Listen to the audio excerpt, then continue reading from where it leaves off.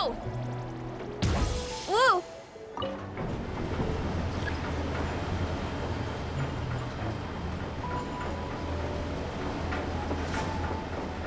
This should be all right.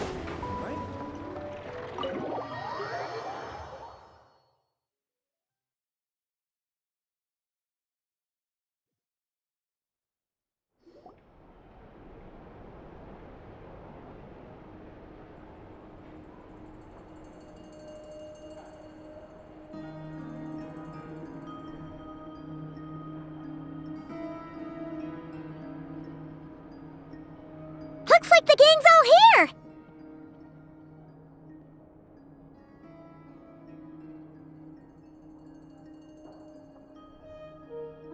Yep, all ready. How about you two? Green and good to go? Paimon's ready!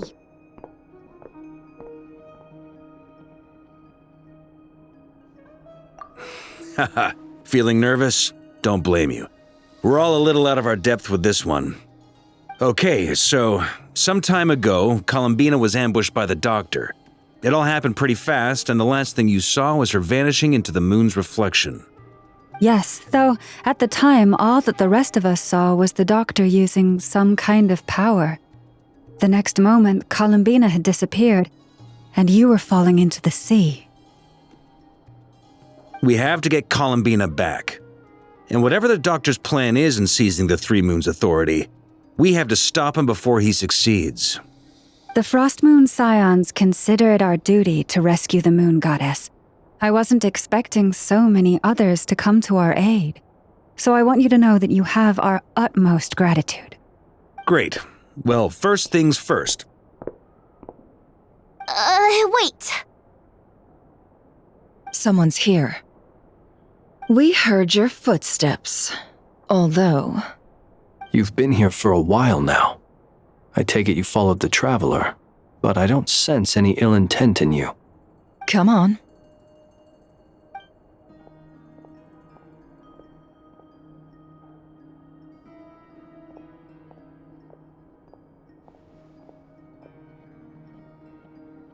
I figured it wouldn't take you long to notice me. I come bearing news from my lady, the Knave. Dottore went through the motions of returning to Snezhnaya, but it was obviously a facade. However, he has not returned to the Kuvaki Experimental Design Bureau, nor has he made an appearance in Nasha Town. Well, in that case, he'll be in his lab way up north. I always wondered why he applied for his own private pad. He was planning this all along. Tell them that Sandrone and I will go on ahead. If they still intend to pursue this matter, they should meet us at the research center in the northern tip of Nodcry. Nice of Columbina's two best friends to think of us. We appreciate the heads up. Our sincere thanks to the Fatui for your aid. Lady Damselette may have left our organization, but at least some of her colleagues remain genuinely concerned for her well-being. Not to mention that the Doctor's increasingly cryptic conduct gives us great cause for alarm. We have crossed swords many times before, but it's not personal. We're just on different sides. We don't lack humanity. And so, as fellow friends of Lady Damselette, it's only right that you should be in the know about this. Arlecchino's situational awareness has saved us a lot of trouble. I'll leave the map here with you. If you do decide to head to the research center, please proceed with caution. And remember, at least while you're in Nodcry, Lady Arlecchino's subordinates are your comrades if you want them to be. This is very accommodating of you. We can't thank you enough. Just doing my duty. I shall take my leave now.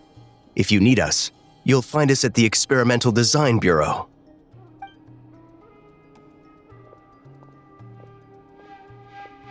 So, the Doctor's left the Experimental Design Bureau and headed to some research center up north. Marionette seems to think he's been planning this for a long time. But when did it start? Before he even arrived in Nodcry? It seems his loyalty to the Tsaritsa is lip service at most. Behind the scenes, he may even be working against her. Whatever his motives, we know that he's decisive and incredibly ruthless. Facing him unprepared would be a recipe for disaster. At this stage, it's difficult to predict his next steps. I suggest we split into 2 groups. We need some people to stay behind and guard Nasha Town. Well, as much as I'd love to help, infiltrating research labs isn't really my area of expertise. But at least take Cool Your Jet's Ducky with you. It should be some help during the battle.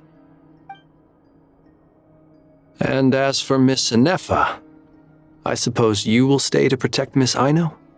Detecting operational logic. Protect Aino. Priority. High. Just in case, Servarka, I think it would be best if you stayed behind as well. You can leave the research center to us. I mean, I would have said the Knight of Berea should probably be out on the front line, but okay, fine. Leave Nasha Town to me. Be careful out there, okay? If things get out of hand, fall back right away. Yehodo will be on hand to assist you. In my absence, she can handle any intel gathering work. You got it, boss. You guys make sure to get back here in one piece, all right? We will. Things are moving fast. We'd better head off soon if we hope to keep pace.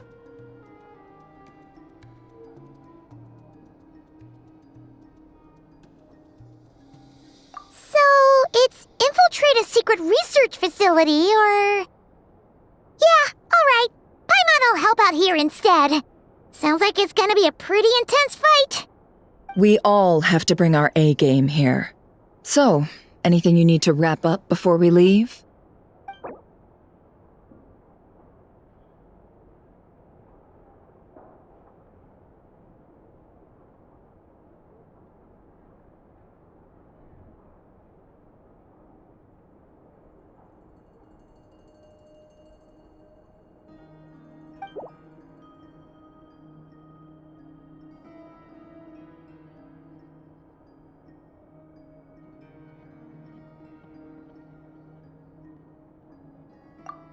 You'd better get going. Very well.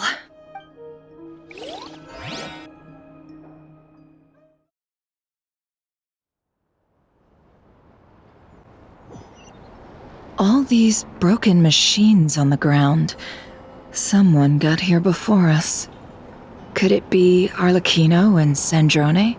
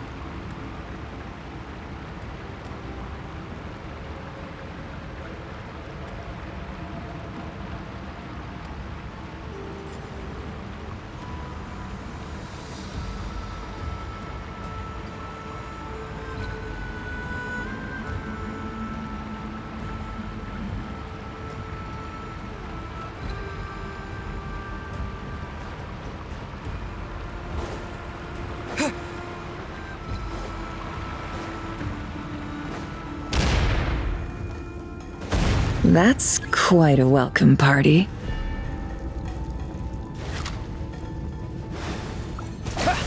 Bombs away! The deception ends here.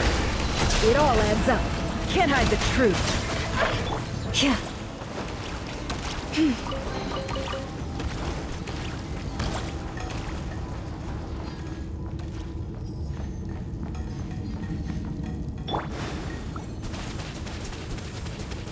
Go!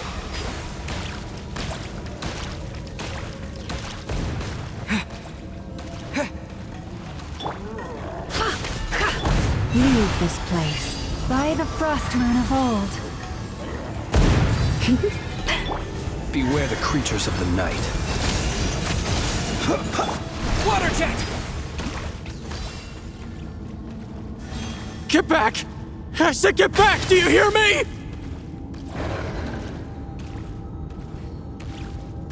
Why isn't it working? No! Don't come any closer! Don't!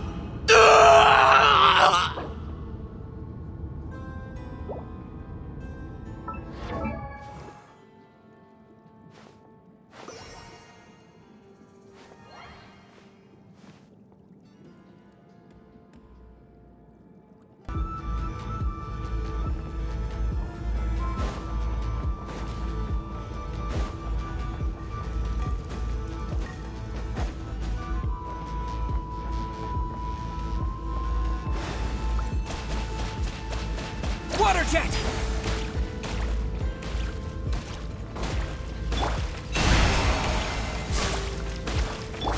No more lies.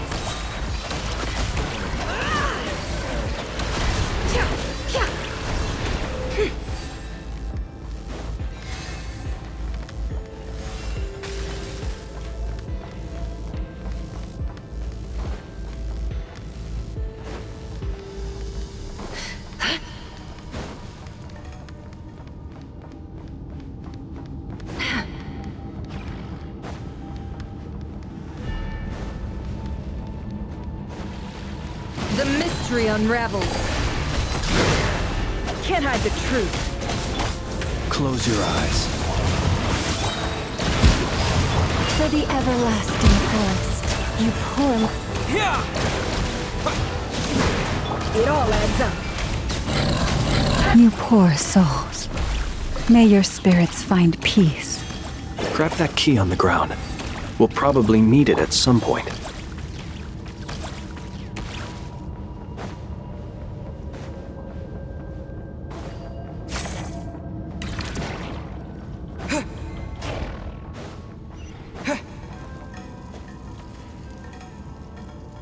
Watch out!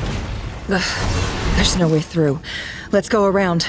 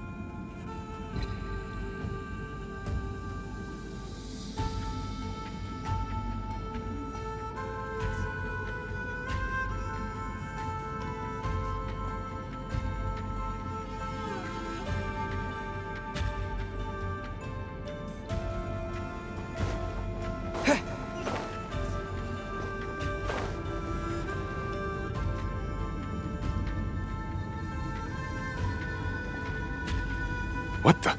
Trespassers? Here? What's wrong with you people? We're looking for the doctor, and we understand he might be here. I see you're fleeing the facility. You looking to settle a score with the doctor? Good luck with that. I don't think you have many chances left. Perhaps. But you might have a chance to live if you start talking. 2 other Harbingers had the same idea as you. They're already inside. But what good is it gonna do? The doctor wouldn't do something like this unprepared. Seems to me that you're not too thrilled about being his subordinate. Also, is it just me, or do I sense monsters nearby? If you'd prefer their company to ours, that can easily be arranged. We need to know what the doctor is up to. Please, if you know anything at all, tell me.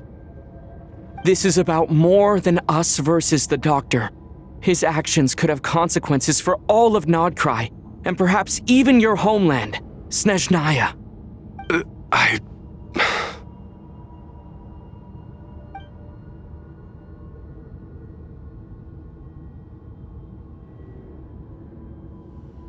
He's building something. Ambitious doesn't even begin to describe it. Feels like this could be the big one. God knows how long he's been planning it. A while back, he told us he'd be returning to Snezhnaya. We weren't expecting him back so soon. This time he brought some gemstones with him, or something. 2 of them. The moon marrow spheres. He stole them from their rightful owner, Columbina. Oh, Lady Damselette? Last I heard, she left the Fatui. Before she went, she told us she'd finished what Her Majesty asked of her, and wished to focus on some personal matters. I remember thinking that leaving us might not be the best choice. I mean, I always looked up to the captain the most, and... Back when this all started, the higher-ups dispatched 3 units to Nodcry to execute their plan. They were led by the Doctor, Marionette, and the Damselette, respectively. I was a part of the Damselette's unit to begin with. She never really interacted with us much. In fact, she seemed sort of detached from everything. Not because she was distracted, just felt like she was indifferent to the world around her. Like she had no stake in anything that happened. She always seemed like she was staring off into the distance. Almost as if she didn't see anything worth living for in the present, so she had to look further afield. That's right. She always used to stare up at the sky. The Doctor used to stand nearby and watch her. Apparently they got along well at first, but somewhere along the way, she grew wary of him, started avoiding him as much as possible. After she left, everyone in our unit merged with the Doctor's. He's similarly indifferent to the world, except when it comes to the moons. He seems to have big plans for them. Right now, obtaining the 3 moons is his #1 priority. He even said if he can only get his hands on 2 of them, he'll create a 3rd one himself. How would he create an artificial moon marrow? Maybe the knowledge he gained from the Hyperborean phantoms has something to do with it.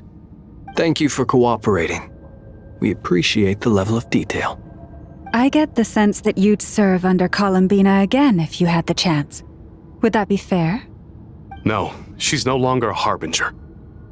As a member of the Fatui, my loyalty will always belong to the Tsaritsa. I'm only telling you all this because I don't completely trust the Doctor. His actions do not align with the goals that first brought us to Nodcry. I understand. We'll do everything within our power to stop him. The Knaves unit is based at the Kuvaki Experimental Design Bureau. Maybe you can seek refuge with them. Well, now we know what's going on here. Artificial moon marrow. He's likely well on the way to completing it. Dottore's technological capabilities are far more advanced than I thought. I fear this could get ugly. Everyone, prepare yourselves.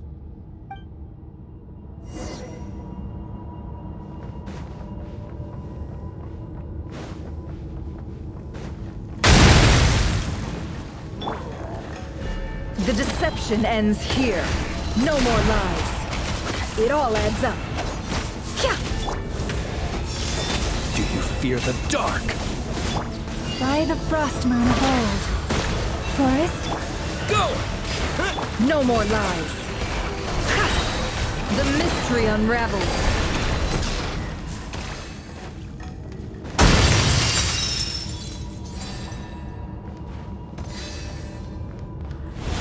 Wipe out! Be silent. Observe. Do you fear the dark? Branch into song. It all adds up. Can't hide the truth.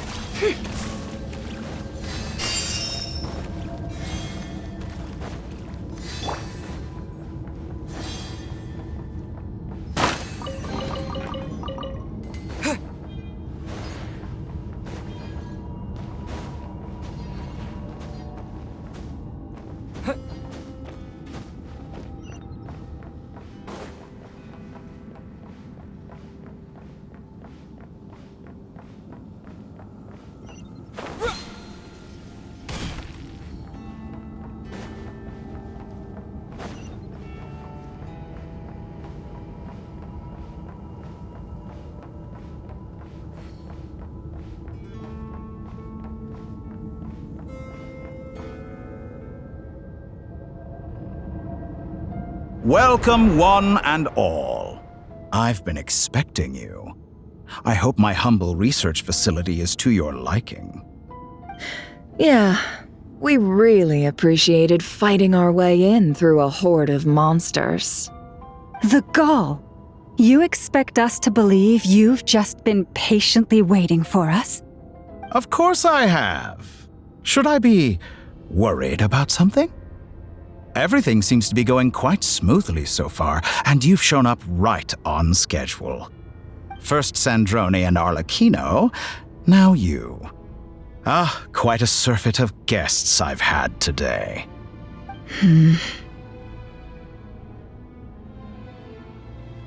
If you were looking for them, I should probably mention that Arlecchino disappeared as soon as she entered the facility. As for Sandrone, why, she stood right here only moments ago demanding answers from me at the top of her voice. Hardly out of character. She never was one for basic courtesy. But I have to admit, I was a little surprised to see her showing concern for someone besides herself.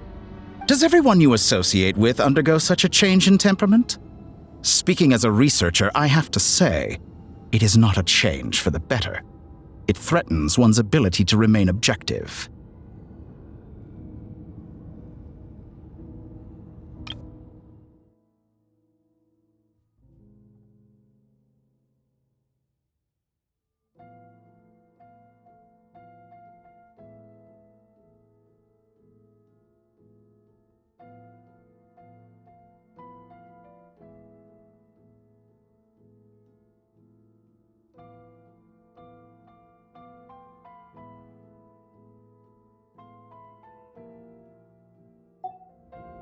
Well, since you ask...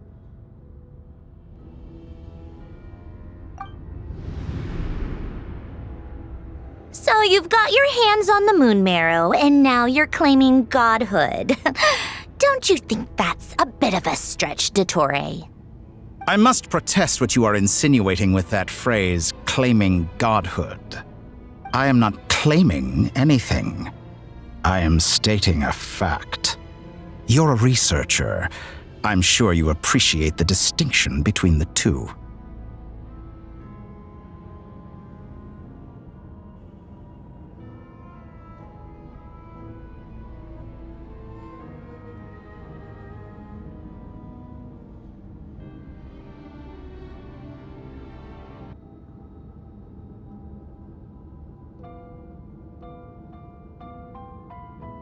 Huh?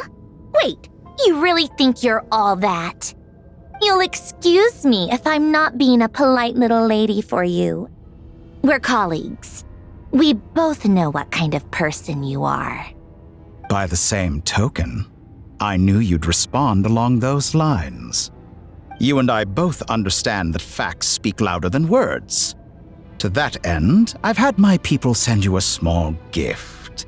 It should go some way toward helping you understand my present position. What gift?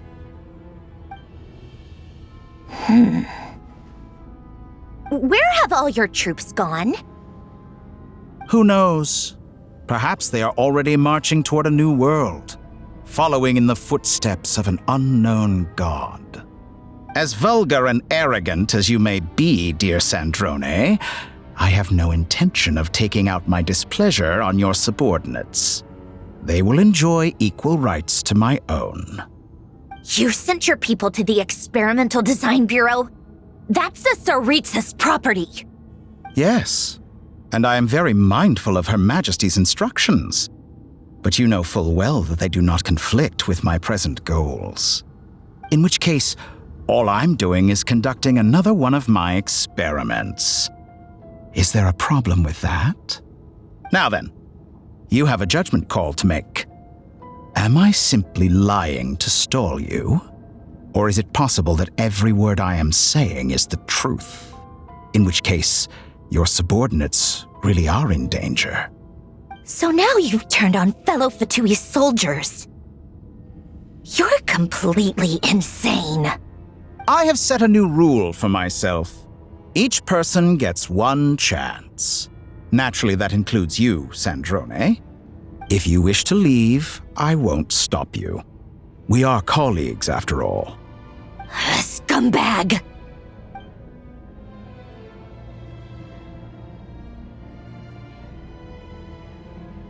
Still, I hadn't counted on Sandrone sparing any thought for the people of this world. Shame. I always found her self-centeredness to be one of her few better qualities.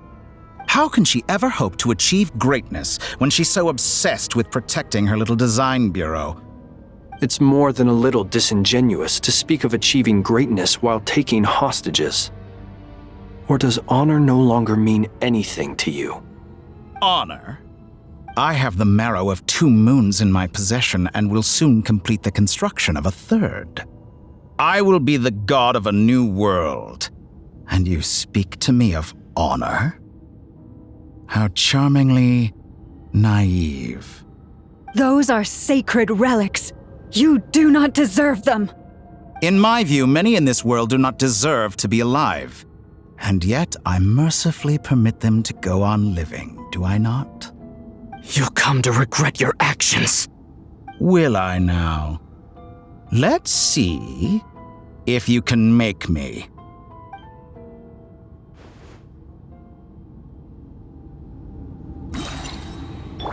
For the everlasting forest, leave this place.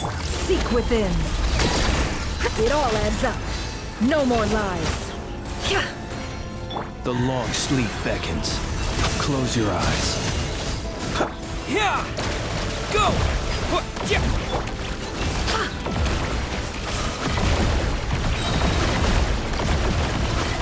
The mystery unravels. You won't feel a thing. With one heart, we pray. Observe. Be silent. Protect us. Go! Arlecchino! Thanks for the assistance. Arlecchino? They see you as an ally? What a farce. You're clearly here to destroy my research, not me. I'd say your research is more valuable than your life. Am I wrong?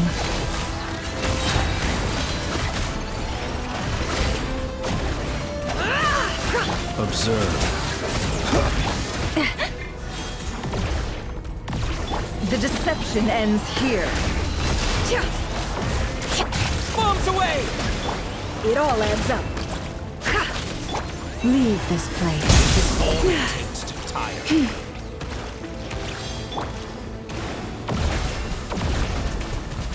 Go! Can't hide Your the truth. actions betray your fear With of one me. You heart, won't feel a we thing. pray. Be silent. Close your eyes. Fear the dark. Go! It all adds up. Overruled. Witness my rise. For the everlasting forest. Seek within. Is that the best you can do? No more lies. Water jet! Observe. Night falls. Yeah! It all adds up.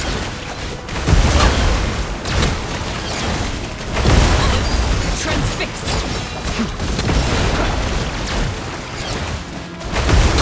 Water jet! Rush as the moon.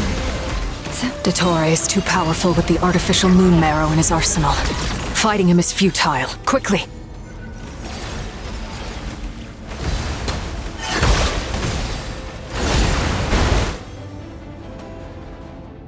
Let's go.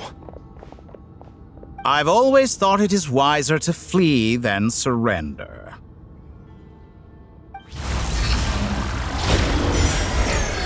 Watch out!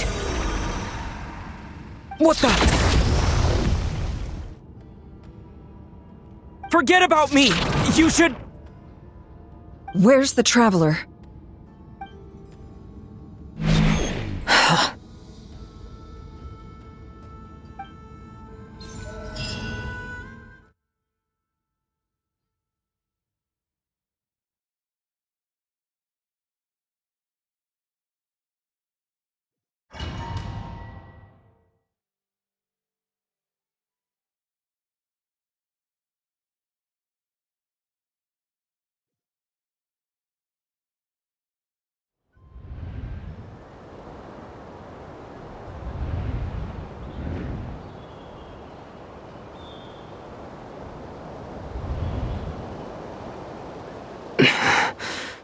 What just happened?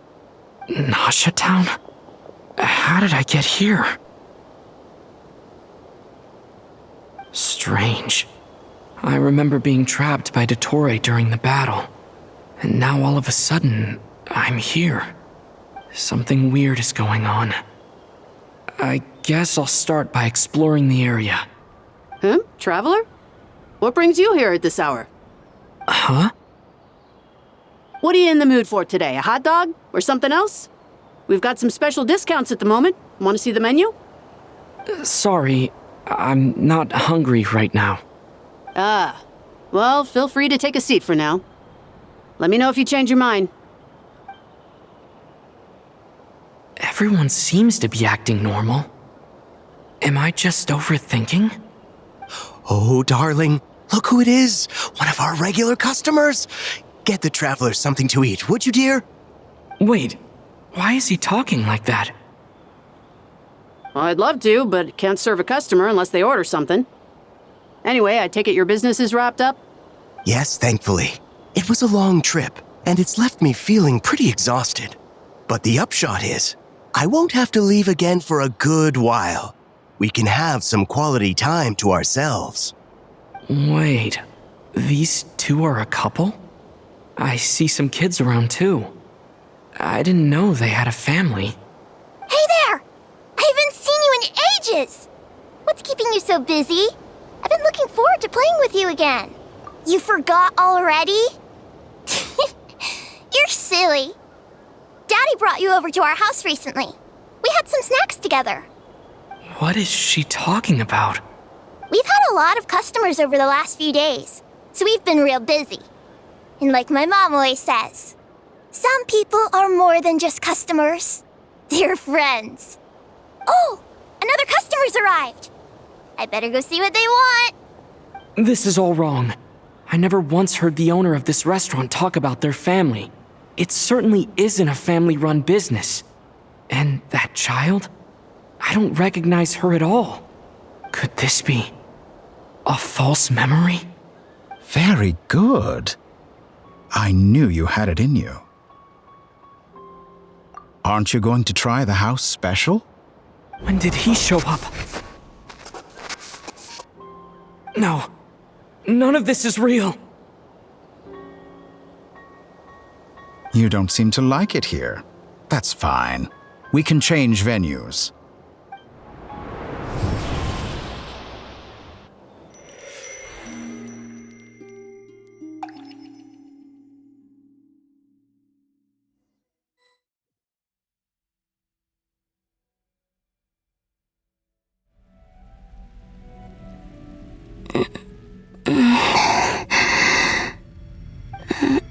I'm still alive. Where is this place?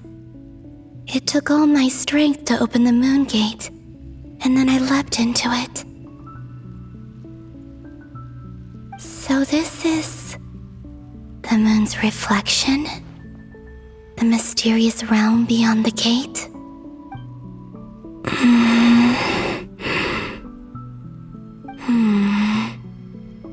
I can't sense anything. I guess I could try opening the gate once more.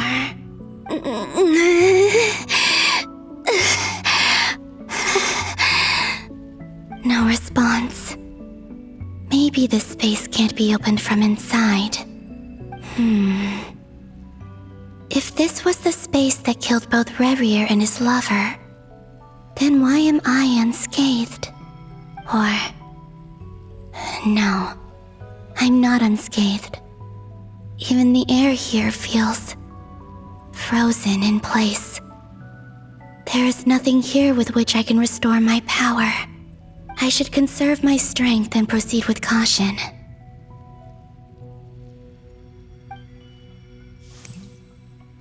I don't believe Dottori's scheming will stop just because I escaped. If there is any chance that I can get back to the others, any chance at all, I must return.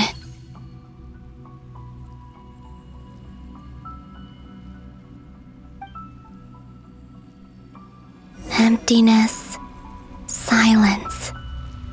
What is this place? Or maybe the real question is, what is it for? What's this? Looks like it responds to my power.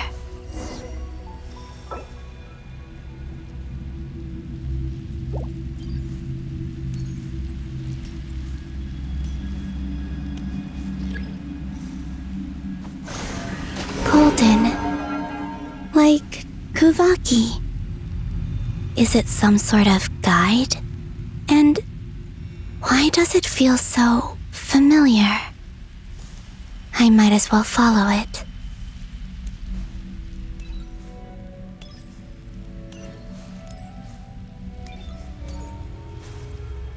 Where does this lead? Could it be the exit?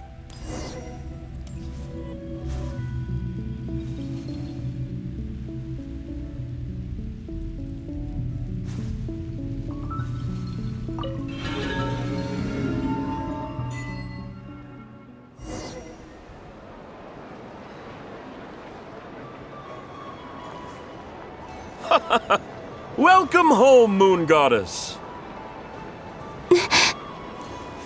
Is this Nasha Town? But isn't Moon Prayer Night over already?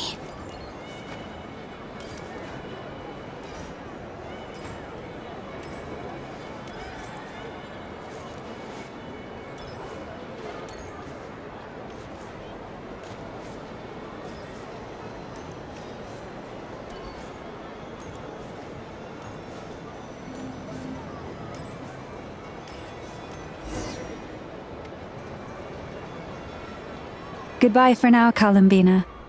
I hope you have a wonderful night. I will.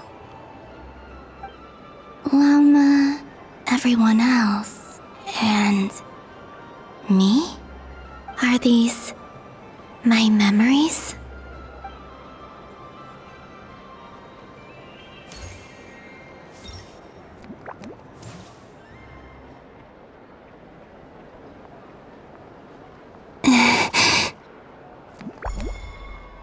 I can't touch them.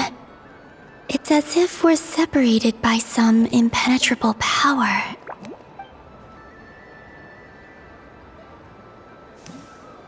Over here! Over here!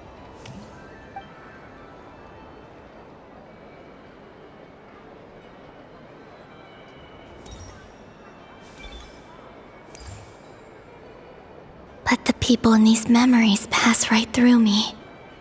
Just like when I disappeared. If only I had known what would come to pass after that. Even so, I should still take a look around.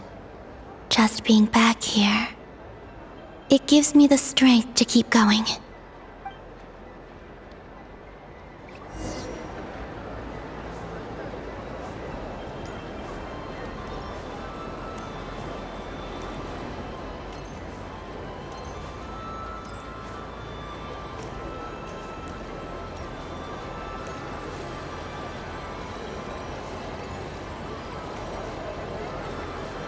Welcome home, Moon Goddess. Oh, you're the genuine article. Alice was right. This Moon Prayer Night was worth watching after all. Oh, yes. That was the fortune-telling stall run by Barbeloth from the Hexen Circle.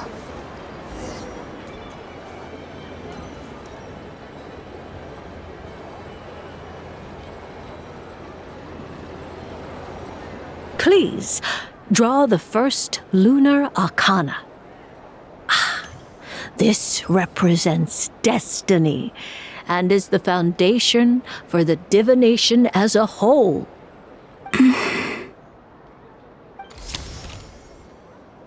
My destiny. I believe the card I drew was the moon. Now that I think about it, Barbeloth's divination was absolutely right. It's almost time to draw the last card. The one that represents the future.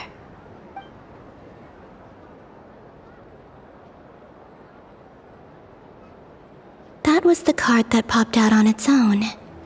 From here, I think.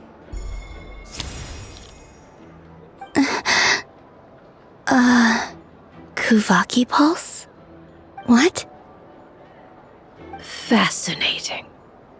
I've never encountered this before in my role as a diviner. What's going on? Did that card leave the deck? Because of my influence? All I did was try to touch it, and then... Maybe this memory space is not untouchable after all. Are there weak points in the barrier? Or is it possible that there's more to this space than my memories alone? This card is death. I need to get to the bottom of this. I'll try touching something else.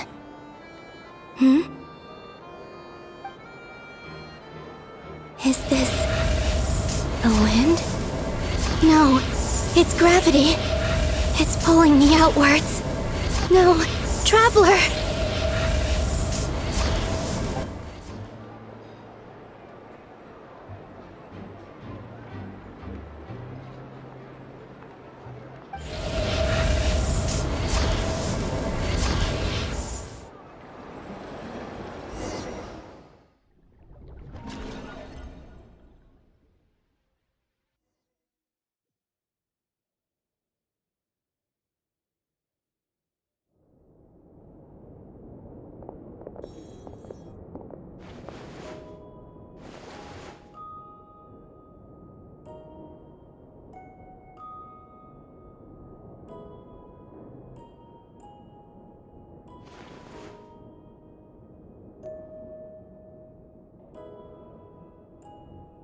Haimon, listen to me. From the bottom of our hearts, we are so sorry. We completely understand how you must feel. The Traveler is trapped, and we all feel responsible for it. Don't say that! Paimon's not a little kid! You didn't leave him behind on purpose! There was nothing you could do! But... He's all alone in there! What if something happens to him? What are we gonna do then? We've barely spent any time apart since we met. Is he gonna... die? We must find a way to rescue him. We were all involved in the operation where he was captured, and we do not abandon our comrades. That being said, it won't be easy. Through conversation with the others on our return, we've arrived at a basic idea of what we're up against. Dottore's lab has clearly been in operation for a lot longer than we realized. We found many monster samples stored there. In all likelihood, they were materials he used to research his latest technology. We also know that through his contact with the phantoms of Hyperborea, he gained knowledge about the moons and certain Hyperborean technologies. Using this knowledge, he then fashioned an artificial moon marrow to serve as a replacement for the frost moon beyond the sky. Unlike Columbina, Dottore is not being rejected by Teyvat. And even with 2 of the 3 moon marrows, his power far exceeds all of ours combined. Once his 3rd moon marrow is complete, Dottore will have completely seized the authority of the 3 moons. Teyvat's most primordial powers will then be in his grasp. Does that mean... I'm afraid so. No one could have predicted this level of insanity, not even from Dottore. And unfortunately, his insanity is coupled with an intellect and ambition that not even his peers in the Fatui can match. This is dire. Sounds like the world is done for. The 3 moons' authority can influence the very fabric of time and space. I dare not imagine what a monster like him would do with that kind of power. The trouble's already begun, I'm afraid.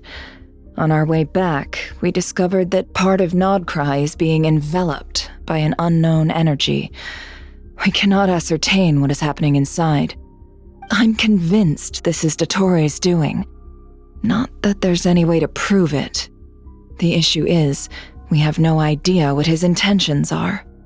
The only thing more frustrating than facing down evil is knowing that it will surely come, but not knowing when. The doctor is guilty of numerous crimes in Mondstadt as well. One of our knights, well, former knights, his father was murdered by Dottore. His ideology and methodology are a danger to everything in his path, from individuals to entire nations. He does not feel guilt, even when he acts against his own people. He doesn't see them as his own people, that's why. People like him see everyone else as beneath them. Right. He views other people only in terms of how they can benefit him. That's the basis of all his social connections. Granted, he's hardly the only harbinger to pursue their own interests, we all do, and Her Majesty is gracious enough to permit it. Still, her mercy has its limits. Dottore's actions have gone beyond even what the Fatui could have imagined. Usurping divine authority to become a god. For a servant of the Tsaritsa, that goes beyond being disloyal. It's treason of the highest order. We can't expect him to heed the Tsaritsa's will once he gains the Three Moons' authority. Even we harbingers consider him the most self-interested among us. Poor Traveler. Of all the people to get caught by... We have to go save him right now! Please! We gotta find a way! Paimon, I promise you, we are with you all the way. I get how you feel. I do. But it's gonna take more than strong emotions to take down an enemy like Dottore. What we need now is more information. Right. We can't even guarantee he's still at his research center. Before we can think about mounting a rescue operation, we need to confirm the Traveler's location. I'll find a way. Paimon knows, but... She's so scared. If anything happens to the Traveler, he might be the strongest person Paimon knows, but he's still human. He feels pain and bleeds just like anyone else. Then think things through before you stick your neck out. Unless you want to lose your head. Sandrone. Miss Sandrone, you're okay? Put the stuff over there, and be gentle with it. Am I okay?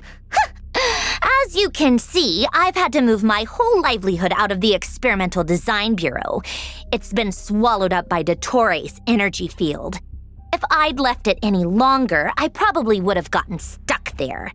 Ugh, Dottore always goes a little loco when he finds a shiny new toy. Not that he'd ever admit that.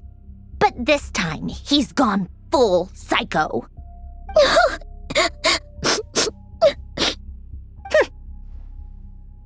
Just go ahead and cry already. Sorry. Paimon's not trying to make it scene. It's just... She can't. Oh, Paimon. Let it all out. There's no shame in it. When you're overwhelmed by fear and despair, crying can help get it out of your system. You'll feel better for it. Okay then, while the baby of the group is having a moment, how about the grown-ups get to work? Give me your hand. You've made a discovery? Polonia, scan.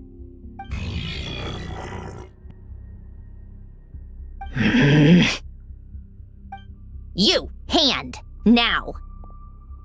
Oh, I thought you'd never ask, my lady.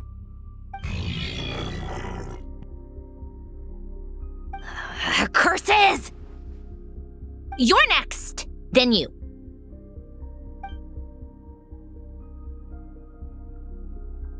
Dottore, you son of a... He's done something to us! Everyone who entered his research center has been implanted with some sort of curse. I don't feel anything unusual at the moment. Does that mean it hasn't activated yet? Is there a way to figure out its purpose and what might trigger it?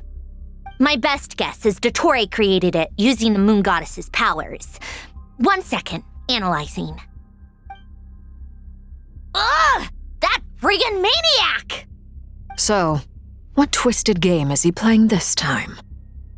The moment I analyzed the energy composition, Some encrypted text appeared in my mind's eye. And when I deciphered it according to the Fatui standard encryption protocol, I got the following message. Feel free to run, or you will perish in nod cry. He's mocking us. Yep, he loves to toy with people. Only in this case, there might be more to it. But I didn't detect any murderous intent or malice either in the message or the curse's energy. As if this is him at his least malicious. Or perhaps all people are cowards in his eyes. Maybe he thinks the threat alone will be effective. What a despicable person. And he has the Traveler in his grasp. If I may, as unhinged as Dottore may be, he has always exercised great patience with the objects of his interest.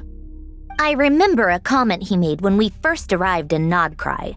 He said, "This world is, on the whole, an exceedingly dull place. But at least there are a few intriguing features, such as the gods or the Traveler. Presumably, they interest him because they're unknown quantities. He wants to understand as much as he can about them." Agreed. The Traveler is Tevat's fourth descender. All Harbingers are aware of this. Since Dottore took such pains to capture the Traveler, he is unlikely to kill him right away. Okay, but we still have to do that rescue operation. Of course. I also think we need to read between the lines with Dottore's message. If he's encouraging us to run, that means we mustn't leave Nodcry under any circumstances. My guess is, his curse will only trigger if we leave.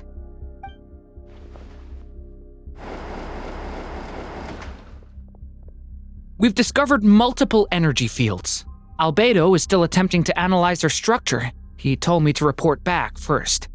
Each field is slowly growing, swallowing up more of the surrounding area in the process. And the pace of their expansion has increased since we first examined them. He's probably trying to swallow Nodcry whole. His nefarious ambition knows no bounds. If this continues, the whole of Tevat will be in trouble, not just Nodcry. The loss of Columbina could not have come at a worse time. Do we think she's truly gone for good? She entered the space beyond the Moon Gate, knowing what became of Rerir and Thalindus. I'm sorry, but I fear the odds aren't good. Don't be ridiculous. If I know her, she's busy finding a way back as we speak just so she can annoy me. She isn't dead. Whatever has become of her, the fact remains that we are two comrades short on the eve of a decisive battle. We need to find out the Traveler's location, but there is also other work to be done. Agreed. Whatever Dottore is planning, we have to get the local populace somewhere safe. So, as well as a rescue mission, we have to organize a mass evacuation at the same time. It would be best if someone could approach leaders of neighboring nations and negotiate emergency asylum for Nodcry's inhabitants. Can anyone handle that? Snezhnaya is one option. I'll see what I can do. This would be so much easier if the Traveler was here. No! Stop thinking like that, Paimon. Paimon will join you. She's pretty well connected thanks to the Traveler. Maybe it'll come in handy. Either way, that's what the Traveler would do if he was here.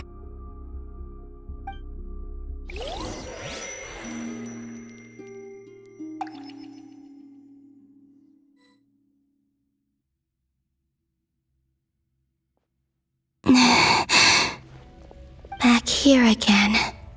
That gravitational force that pulled me back. Is this where it came from? When I saw that memory of Moon Prayer Night, I think I influenced reality. Was it just a coincidence? Or, if only I could have sent the others some kind of warning on Moon Prayer Night. Maybe we could have stopped Dottore. I feel so heavy. Does entering that space consume a lot of energy? Well, Even so, I have to keep moving forward. Back to emptiness and silence again. I should try and find my way back inside that memory.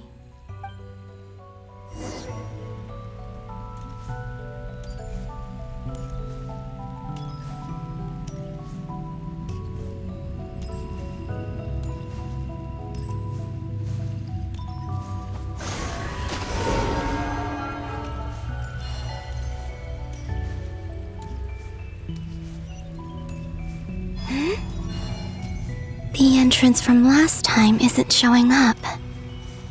What am I missing?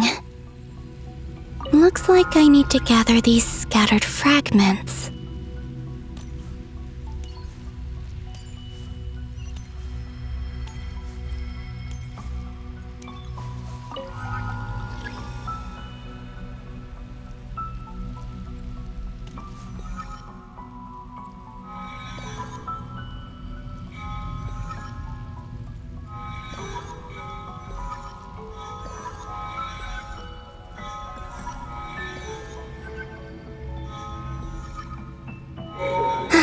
It worked! Hopefully I can stay inside for a bit longer this time.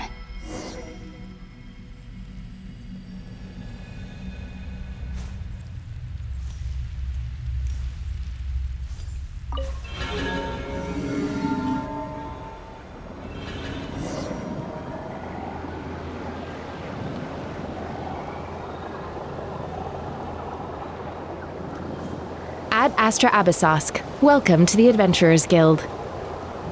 What? This doesn't look like Moonprayer Night.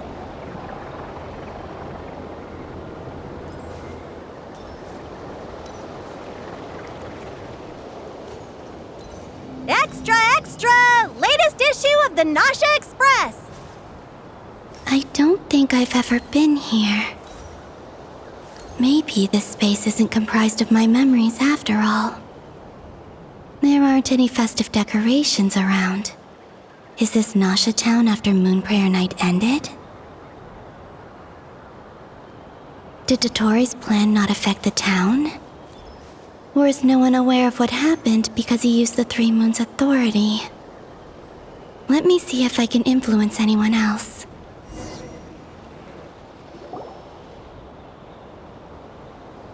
So, what do we do next?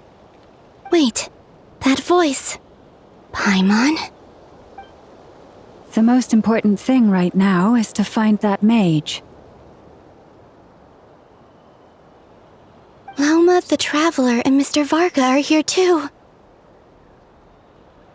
I'd better go pay the Fatui a visit. Traveler!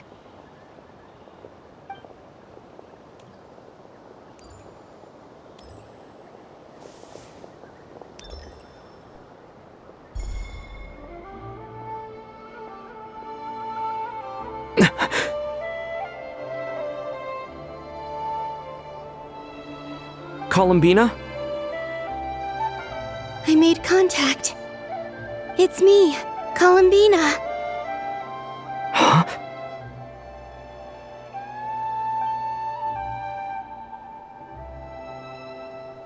Traveler?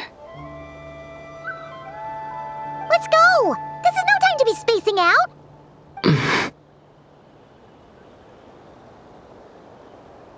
Huh? Wait a moment. This has happened before. Huh? This is what happened when I disappeared. I stood right over there, thinking that no one would ever find me again. It was only when he called my name that I decided to follow them. But did he turn around because he sensed my touch just now? Is it really possible that from in here, I can change the past? If I keep following them, maybe... Huh? It's that gravity again.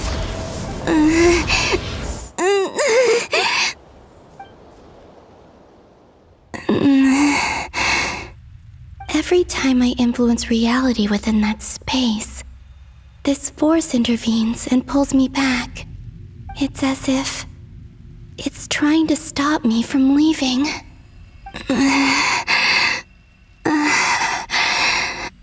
I'm getting weaker and weaker. I'll just have to try another approach next time. Come on, Columbina. Keep going. You have to tell everyone what happened.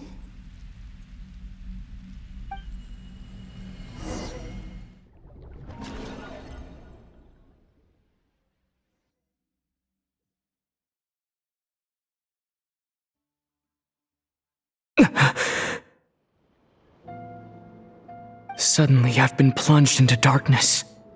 Alone. It feels strange. As if something has grabbed hold of me. Is Toray now powerful enough to interfere with space itself? Look at you, standing so still in total silence. I almost didn't recognize you. Hello there, traveler. He seems to be in a good mood. Wait, what's that behind him? Ah, so you noticed. This is the completed trilune. 2 primordial moon marrows and 1 artificial specimen.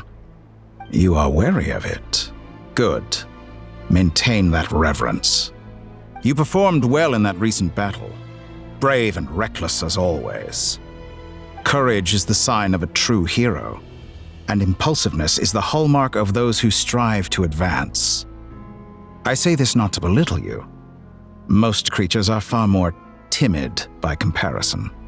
3 moon marrows? Does that mean the artificial one is now complete too? Well spotted. What do you think? For a replica I built myself, I dare say it looks the part. Dottore, are you planting illusions in my mind? I have no interest in fooling your eyes. On the contrary, I hope to show you the true essence of all that you see before you. Is this not a beautiful city? People live in peace and find joy in their work. The streets are safe. People can even leave their doors unlocked at night. You might say it is the Elysium everyone dreams of. All available data indicates your values and worldview conform with the mainstream. This kind of society should be quite to your taste. False beauty is deceitful. Lies are to no one's taste. I wonder, is it your moral standards that are too high, or your expectations of reality? Answer me this. If someone existed in a sweet dream from the moment they were born, a dream in which they never once felt pain, which do you think they would consider superior? The dream or the reality? That's pure sophistry. It has nothing to do with your actions. As I suspected. You have yet to understand all of this for what it really is. What do you want from me? You sound impatient. Do you think the only reason I'm keeping you is because I want something from you? If it's not, then why haven't you killed me yet? No one can stop you if you're as powerful as a god. I'm delighted you recognize that fact.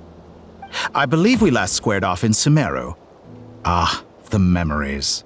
How time flies. You and I have both grown. I'm not surprised that Arlecchino and Sandrone worked with you. You've always a way of slowly but surely ingratiating yourself with all levels of society. People laud you as a hero, but I suspect there's more to it than that. Oh, but to be clear, I don't say that to flatter you. Do you always give your opponent an appraisal before you deal the final blow? Call it a long-time habit. I'm a researcher, and one of my duties is to give an objective assessment of my subjects. But you misunderstand. We are not opponents. Not at this moment. I just want to talk. Think back to Tartaglia, Arlecchino, Capitano, Columbina, and now even Sandrone.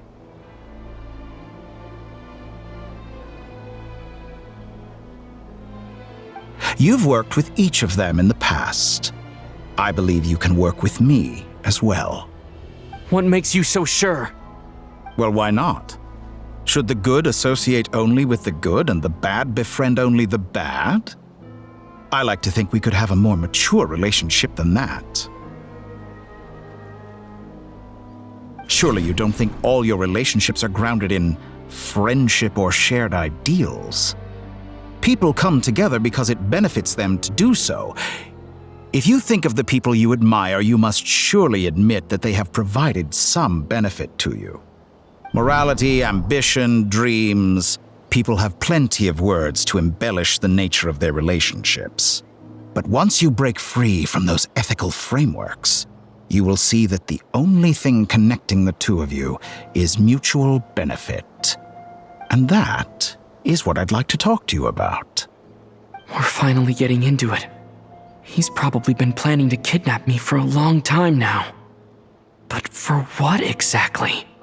He has the authority of all 3 moons. I won't be able to gain the upper hand in a fight. Best if I pretend that I'm willing to negotiate for now. You say you're a god, but you also speak of mutual benefit. What could a god want that the 3 moons cannot provide? Excellent question. But before I answer, I would ask you the same thing. Gaining Columbina's allegiance was a rare and extraordinary feat. But the Moon Marrows are now in my hands, and I have the edge over her. For this artificial moon is not being rejected by Tevat. Her identity and lineage may have been a thing of glory in the old world, but they were also shackles that prevented her from ever integrating into Tevat. I, on the other hand, you may view me as a thief, but I have overcome that limitation. So what is it that the 3 moons cannot grant you?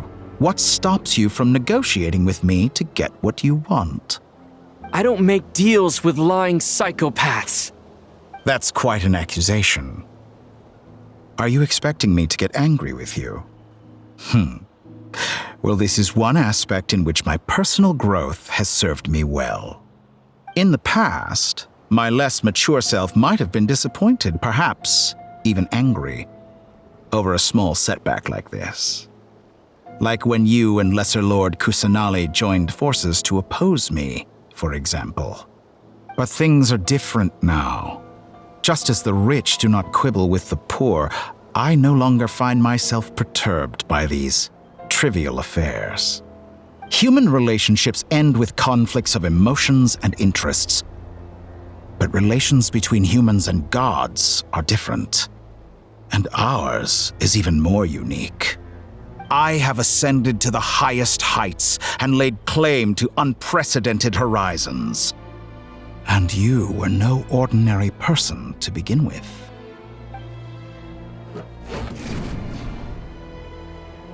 Allow me to show you the world, Descender.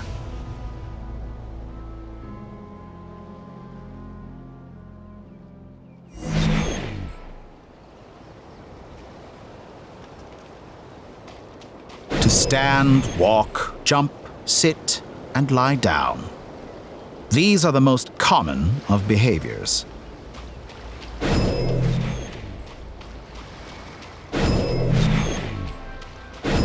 Have you ever wondered why we were born following such laws? Who stipulated that we could not fly instead of walk?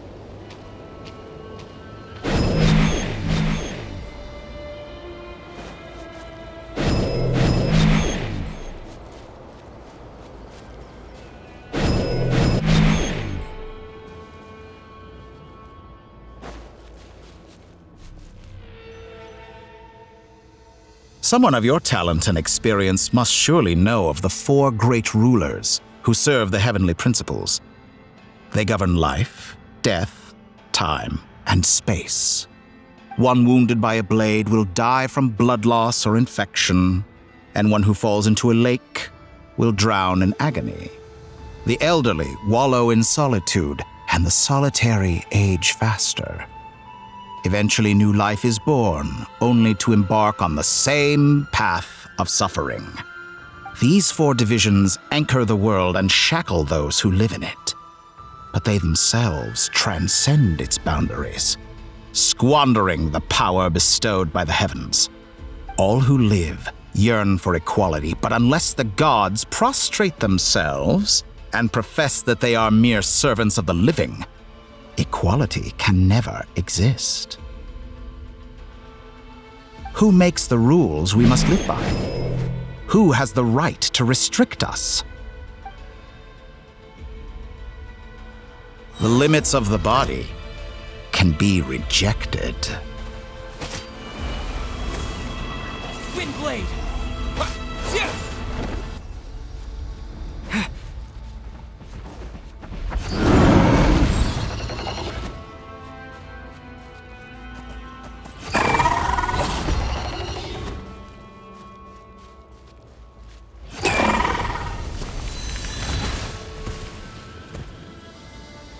How does it feel to be among those with absolute power? You cannot conceive the extent to which your flesh hinders your mind and spirit.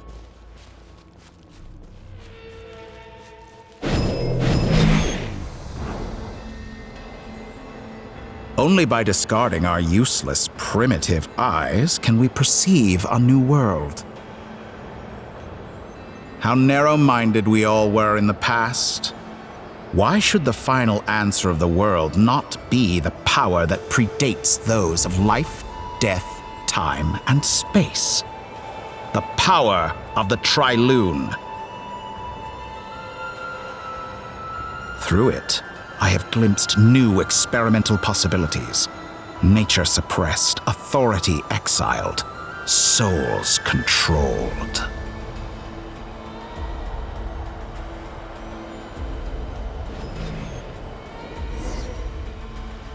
You know, I heard recently that a group of critics reviewed countless stories and drew an interesting conclusion. They found that it is more often than not the villains who strive tirelessly to push the boundaries of progress. In fact, long before this, someone voiced a similar idea in an academia editorial. I felt a great affinity with this perspective. I have never been afraid to step up and play the role of the villain. Fanatics are trampled down for their transgressions, and those who transcend are rebuked for their audacity. And so, the majority of creatures are too timid to follow my lead. But all sacrifices made during my experiments have been worthwhile, as you can now see. I can offer you something new, something unique, precisely because I am a villain. Think about it. We are eternally bound through mutual interest. Can you truly say you would never turn to malice if it could give you the life you dream of?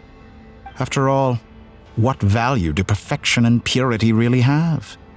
They are fragile and feeble things, utterly tedious. I say, better to be governed by a flawed humanity than a gnosis. The true seeker of knowledge is the villain who undergoes countless tribulations in pursuit of their goal.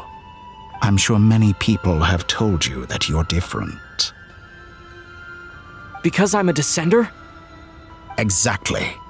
Very clever. But what has that got to do with you? I do not conceal my wicked deeds, my selfish desires, or my greed.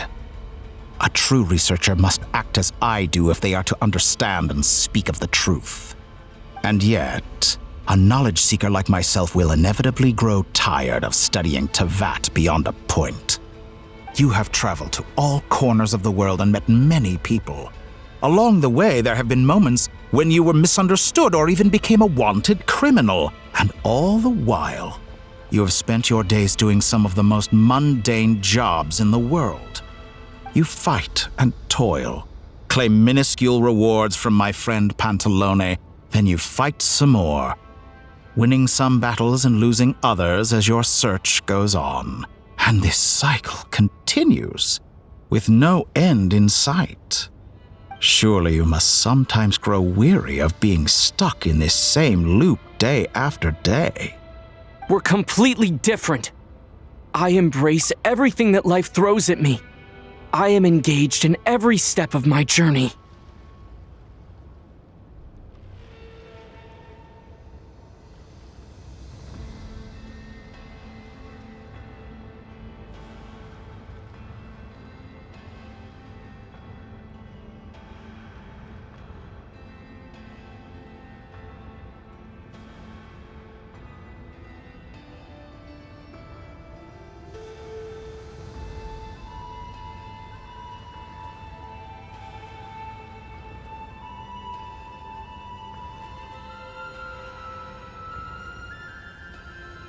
How does that make us different? I too embrace what life brings, researching everything that interests me.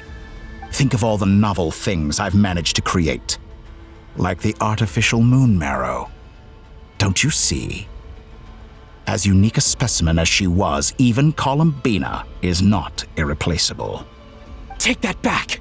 She's gone because of your actions! I didn't say that to anger you. Though admittedly, I don't see what there is to be angry about. Anything Columbina could do for you, I can do better. I know what your ultimate goal is. You wish to walk the path your sister walked, and seek answers from her at the end of that journey, don't you? Someone like you could never understand what it feels like to care about another person the way I care about her. Perhaps not. But that doesn't mean I can't help. I could find your sister right now, bring her before you, and make her give you the answers you seek. Don't be so presumptuous. You'll never begin to understand the situation between us. Oh, no. This is no presumption. I'm only offering what I know is possible with the power of the Trilune. But it seems like you would sooner continue with your journey through this world. Why? Do you truly desire this journey? Or is it simply a necessary process from which you cannot escape? Think of all the time and energy you have spent, everything you've had to endure just to make it this far. Is this really what you want?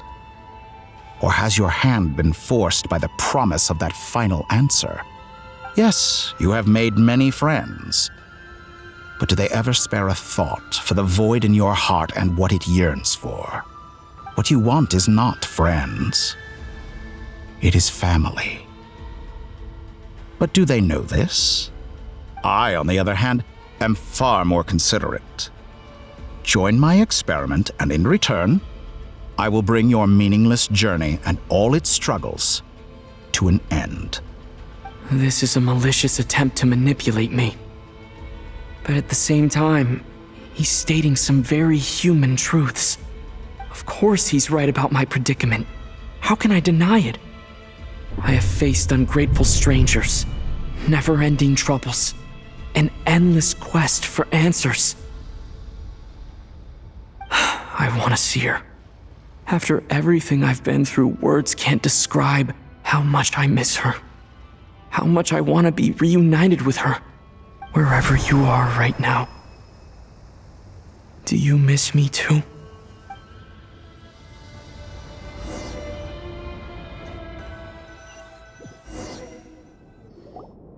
All right, everyone. Our next mission is clear. We need to contact all the major organizations, explain the situation to the public, and then begin the evacuation. The residents of Not Cry are quite dispersed. The two most populated areas are the Southern Isles and Pyramida. Miss Lauma, I will leave Hisi Island and Nasha Town in your hands. I will liaise with the Fatui and Pyramida. Agreed. We will reach out to Natlan and Snezhnaya. Anyone found north of the Experimental Design Bureau should follow the Fatui to Snezhnaya. As for those dwelling south of that line, I will ask the Voynich Guild to help persuade them to leave. Then I, Mr. Varka, and the Frostmoon Scions will escort them to Natlan. The Voynich Guild has dealings with the Curatorium of Secrets. I will send them a letter vouching for your credibility. Yehoda, you should help Lauma. This is too big of a task for one person. My wish has come true. You're willingly lending me your most capable employee for the day. Well, good for you if all this only takes a day. Of course, if it takes any longer, I'll be charging a fee. Boss, wait! Don't I get a say in this? Oh, I'm sorry. Something to add, Yehoda? Well, no one's more important to me than you, boss. And remember how Lauma healed your eyes after that big battle? I think that's worth at least 2 or 3 days' work for the Frostmoon Scions. Are you completely incapable of acting in your own self-interest? Or do you simply devalue your own labor? Are you sure you don't want to come with us? Who will see to our other work if we're all busy evacuating residents? Sandrone insists that Columbina is still alive, and we have a traveler to rescue. There's much to be done. But boss, I'm just worried that... Well, Nefer, I'll link up with you once my tasks are complete. What makes you think I'd need you to do that? I'll need it. And considering the way you approach certain matters, I think you'll be better off with me present. That's quite enough. Just focus on your work first. I bet we're in for an uphill battle here. But we can help out too. Inefa and I are gonna help Nasha Town's residents carry their stuff. Loading schedule. Store essential local research data and technology samples, then escort the people to Natlan. Understood. I will execute this to the best of my abilities. Great stuff. Thank you, ladies. I've contacted the Lightkeepers. A colleague of mine will join us shortly. I will persuade them to conduct a thorough search of the region to ensure that no civilians get left behind. As for me, I guess I'll be making an early return to Sumeru. I think it's important that someone informs the Dendro Archon of what's going on in Notcry. Roger that. Someone should inform Mondstadt, too. Mr. Duran, can I trust you to handle that? I think you fly faster than any of us can run. As an added incentive, get there fast enough and I'll see about getting your gliding exam waived. Really? Ha! Mission accepted, sir. I intend to stay behind and help Miss Sandrone with her research. She has some alchemy-related questions that she'd like me to explore. She recognizes your expertise, then. I wish you a fruitful collaboration. Thank you. In truth, I was surprised to hear her express an interest in subject matter outside of machines. I believe she has been investigating some Fontanian technology recently. She made a point of bringing the relevant materials with her when she left the Experimental Design Bureau. She's sorting through everything in her room as we speak. I should mention that we have one other friend who isn't present. He hasn't made his position in all of this clear. But if we know anything about him, he's likely investigating on his own. Paimon's been very quiet today. But I know how close she and the Traveler are with the Natlanese. She should come with us to the border. Okay. Paimon will do her best. Make sure to heed Sandrone's warning. Many of us have been cursed by Dottore. As such, under no circumstances should anyone cross national borders. Remain within Notcry. That aside, personally I have faith in Columbina. Things look grim, sure, but who knows how it'll play out. Same goes for rescuing the Traveler. Both of them are important allies and friends. We'll be counting on you to gather intel on them, Miss Nefer. Ah, wonderful. You're all here.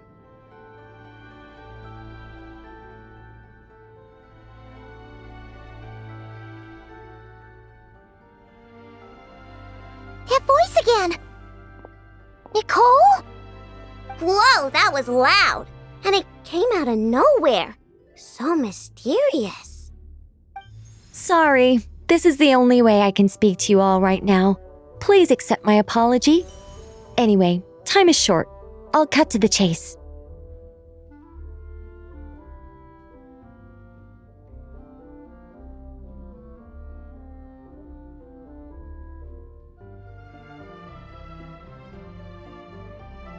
We're still facing quite a catastrophe here at the world's borders. Alice has roped in every Hexenzirkel member she can get a hold of, except for me. She told me I had to come and help you all out as a matter of urgency. I quote, "You love talking, don't you? Well, now it's finally your time to shine. Take these. Make sure the whole party gets one each. You'll be in charge of making sure everyone stays connected." Huh? Is this a Dodo communication device? Scanning. Unknown device. Analyzing. Unknown device. Conclusion. Cute. Affirmative. It is cute and good. I believe that I quite like it. This is no ordinary Dodo communication device. It's my very own special modified version, specifically... sorry. I almost went off on another tangent there.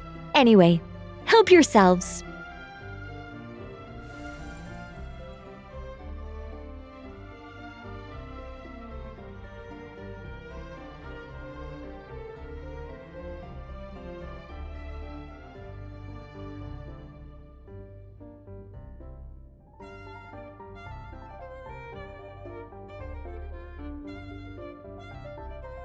It will allow us to communicate over long distances within Nodcry. No more worrying about shuttling messages back and forth. What astounding technology. Am I right in assuming that it relies on your personal abilities to function, Miss Nicole? Yes, exactly. Right on cue, Albedo. I'd love to brag to you all about how it all works. But no, next time.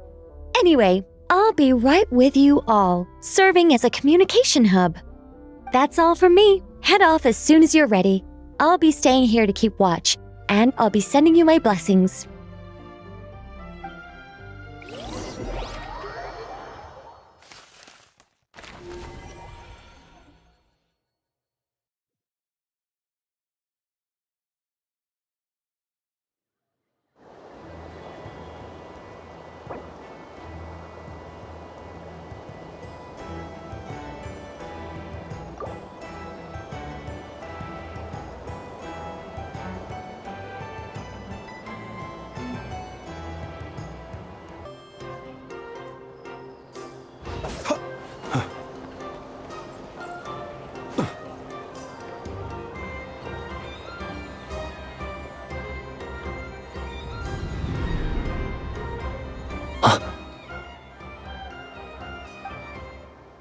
Sir Flint.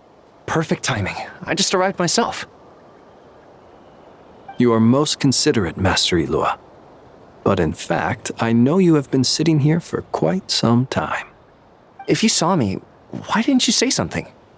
I was curious to see how long you could sit still for. Also, shouldn't you have managed to sense me approaching? That would be a first. You always seem to appear out of thin air without making a peep. Also, how many times do I have to tell you not to address me as master? I don't qualify.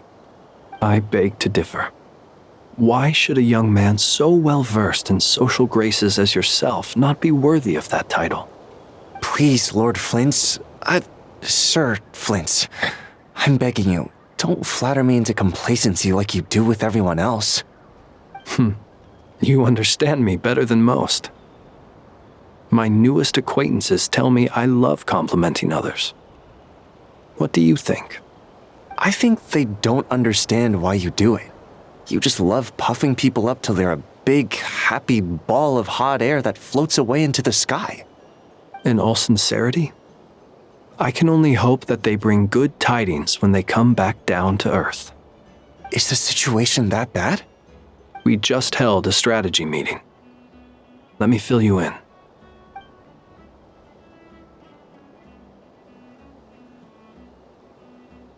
In short, we need everyone gone from Pyramida. We also need a team of Lightkeepers to scour the more remote regions of Nodcry for civilians to evacuate. I only hope we have enough personnel. We do. Old Man Nikita will definitely help, and we can recall anyone out on patrol to focus on this instead. Good. I'm sure you and the others will make short work of this. Now, don't forget, once you've completed this task, make sure you and the rest of the team evacuate to either Snezhnaya or Natlan as well. Flint? If you've got something to say, Master Ilua, why not guess what I'm thinking right now?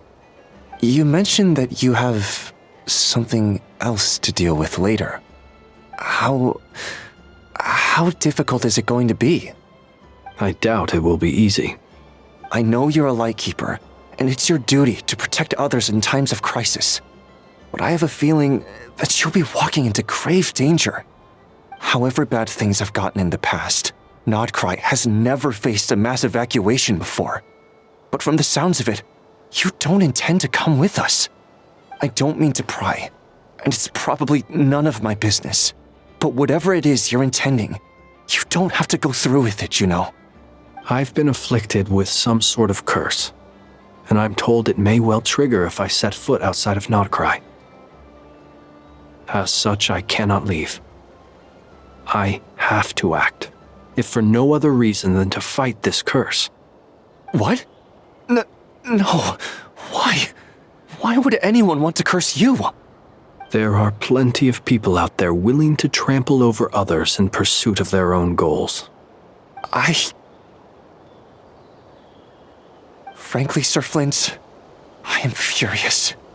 You're making light of what is an incredibly serious situation. Indeed I am. And? And what? I told you, I'm furious about this. Nothing I can do about it, I'm afraid. Things happen, and we just have to deal with them. If you find yourself feeling angry, perhaps start by drinking a big glass of water. Hey, you mean you're completely unmoved by my anger? I'm devastated. Then allow me to express my sincerest regret. Come by the lighthouse sometime. We'll catch ourselves a few fish, have a little barbecue, play some cards, and bask in the sun. Maybe I need to spell this out. Lean in a little, Flint. Oh my, this doesn't bode well. Word is that you were caught up in a real horror show recently. People were amazed that you returned safe and sound. They've been debating whether you're even human. I've returned safe and sound from plenty of crises. When you say people, do you mean other people, or do you just mean you? Fine. I'll be frank. You're not human, are you? Heavens. Now that's a horrifying thought. You know what? Forget it. We'll revisit this once it's all over. A sound plan. Albeit a little ominous sounding. Just promise me you'll come back in one piece, all right? For you, Master Ilua. How could I refuse? Also, please pass my regards on to our colleagues. Tell them, thank you all for your assistance. Please put safety first as you proceed with the operation.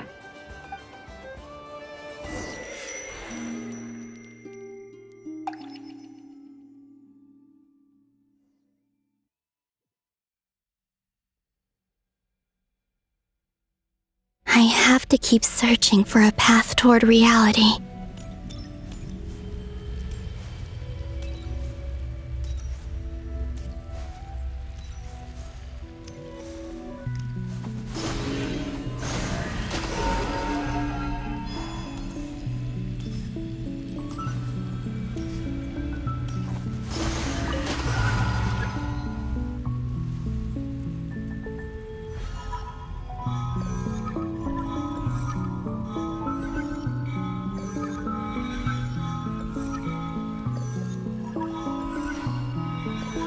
This should do it. The last 2 times I tried to influence reality in this space, it consumed a lot of Kuvaki. I'll try and be more careful this time. I need to leave key clues behind using less power. I hope everyone still remembers what I said on Moon Prayer Night.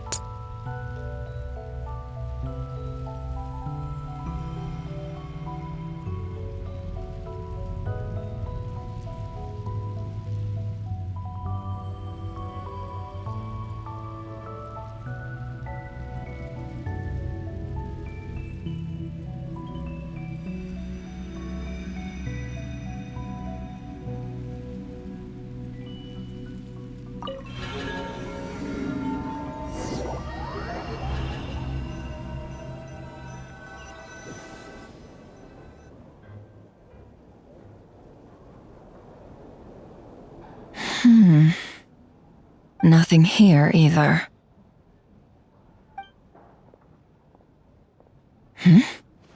Flint? Prince? Ah, Miss Nefer. What are you doing here? Unless... I just spoke with Itlua about arrangements for the search and came for a walk nearby. As for you, why would... Huh. It appears we think along similar lines, and neither of us likes to accept things at face value.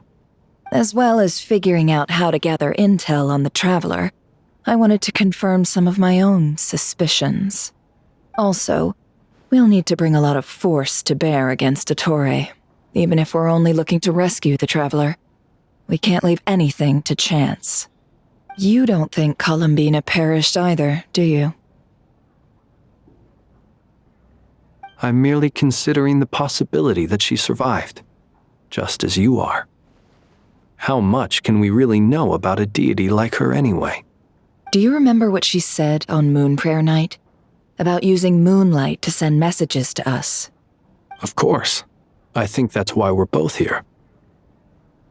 Where have you checked so far? I've been focusing on the outdoors. Anywhere the moonlight shines. I checked most of Nasha Town, but didn't find anything. I checked the Curatorium of Secrets, and a few rooms where I thought I might find some leads. But no luck here either. The only places I haven't looked yet are the rooms in the flagship. But process of elimination isn't the only thing that brought me here. Oh, really? What's your other reason? After all that build-up, our mystery ally never showed up even once!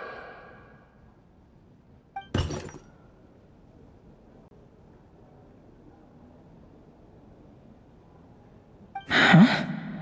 Am I imagining things?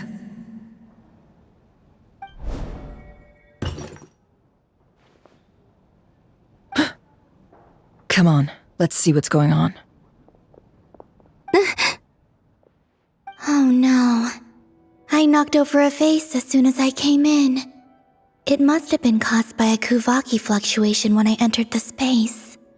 Although, it seems like I'm not about to be pulled away this time. It looks like as long as I'm careful with my actions, it doesn't count as influencing reality. Anyway, is this the flagship? The Traveler mentioned that's where he was staying. I only went into the lobby last time, so I've never actually been here before. How does this space work? If nothing else, I can now be sure that it is not simply memory. He mentioned where his room was. I think it's this one.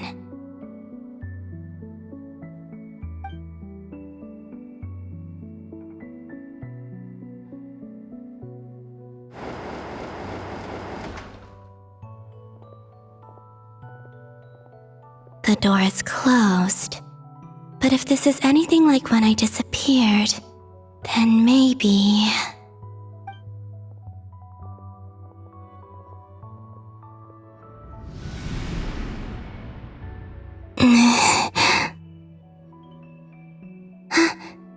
I'm in. He and Paimon aren't here at the moment.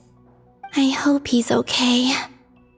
I wonder what happened to him after that battle with Dottore. Best not to dwell on that for now. I need to try and leave them some clues.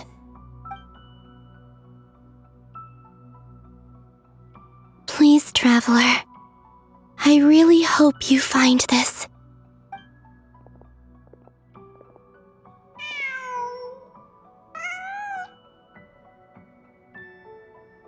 Huh.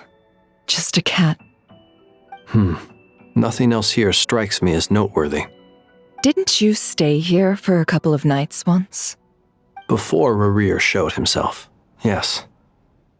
It's also where the Traveler and I first met. Did you notice anything unusual during your stay? I remember thinking how much noisier the flagship is at night compared to the graveyard. Other than that, no. The Traveler and Paimon were most congenial neighbors. This is where they've been staying, yes? Over here? That's right. I wouldn't usually condone breaking and entering, but we can make it up to them later. Focus now. I have to write a message on the wall using Kuvaki, just like I said on Moon Prayer Night. Simply open your windows on nights when the moon shines bright, and the moonlight will naturally flow towards the words I have written. Here goes. I'll need to carefully control my strength.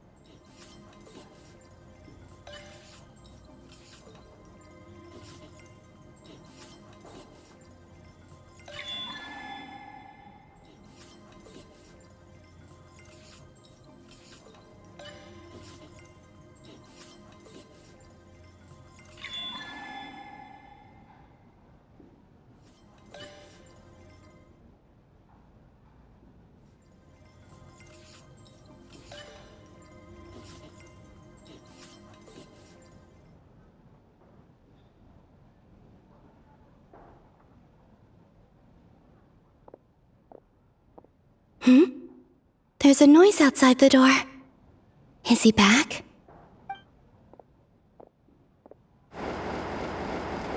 Please, you have to see these words.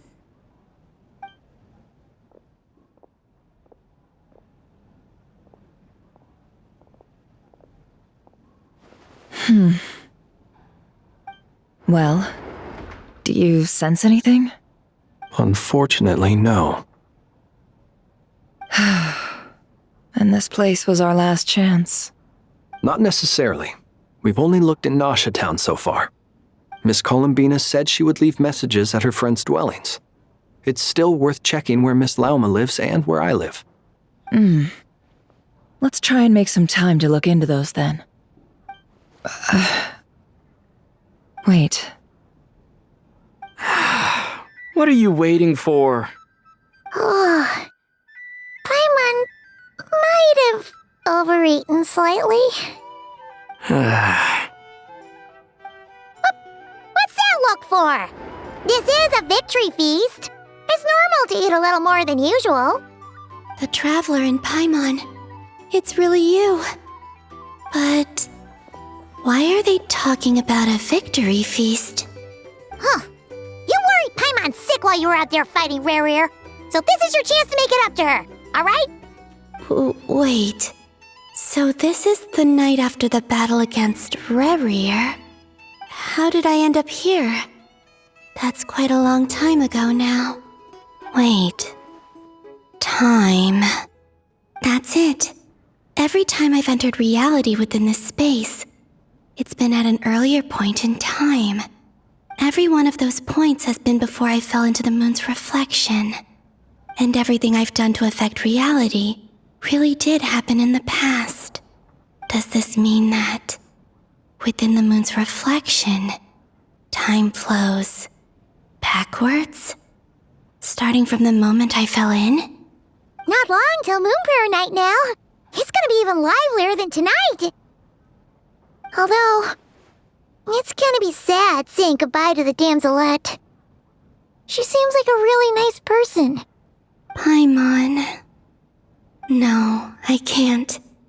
Even if I make contact, they probably won't understand what's going on.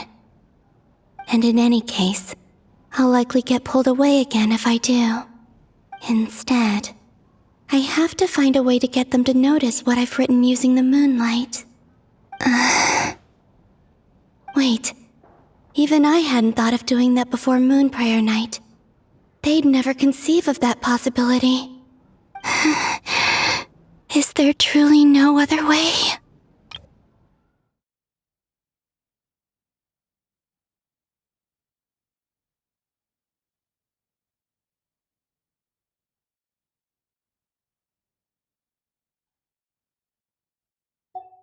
Don't lose heart. We'll find a way somehow. Huh? Oh, you say that, but the frost moon is beyond the fall sky. If we wanted to go visit her, how would we make it through to the other side? We might not have all the answers now, but I'm sure we'll find a way one day. Huh. Guess someone's gotta be the optimist. The present. The future. That's right. There are still things I can do. What's your plan? Flint's, when you were staying next door, did you ever open the window? No. The rooms here are dark and damp, and there's such a buildup of dust on the windows that the moonlight can't even get in. I didn't think it was worth the trouble. The moonlight? I think I see where you're going. One moment. I'll see if the owner is available. Don't bother.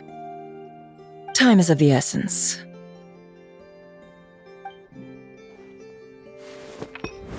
Time. Even if no one sees what I've written at this moment, maybe someone will remember what I said after Moon Prayer Night. I need to write down as much information as I can. And maybe one day...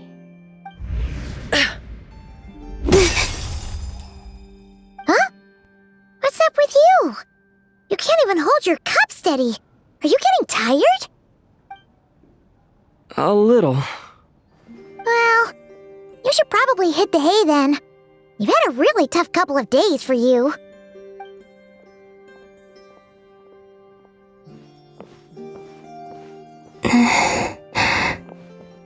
You truly have. You helped defeat Rerir, helped me reclaim my name, and you helped the others organize Moon Prayer Night. Wherever you are right now, I'm sure you're still fighting against the injustices of fate. This is all I can leave for them. How I wish I could stay here. But it's time for me to go. I hope to see you again in the next time, and if the opportunity presents itself. I will surely return to your side. Huh. Columbina. She's alive. Not only that, but she's left us an entire wall's worth of clues. She even wrote down what would happen on Moon Prayer Night. It's just a shame we found it too late. I am here. Time in this place flows backwards. I am constantly moving forward. It sounds like she's found a way to influence the past using Kuvaki. But her future is our past. So, these words have been here ever since we defeated the Reihir of Solnari. We just never discovered them. Which came first, the chicken or the egg? Do you ever mull over questions like that? Only when I'm in a good mood, and at leisure. Well, I never do. Everything that has happened already belongs to the realm of fact. As a business person, and especially an intel broker, what I do is extrapolate from those facts to try and read the future. An admirable philosophy. It's a means of survival. Let's go. We have a wall's worth of clues to share with the others.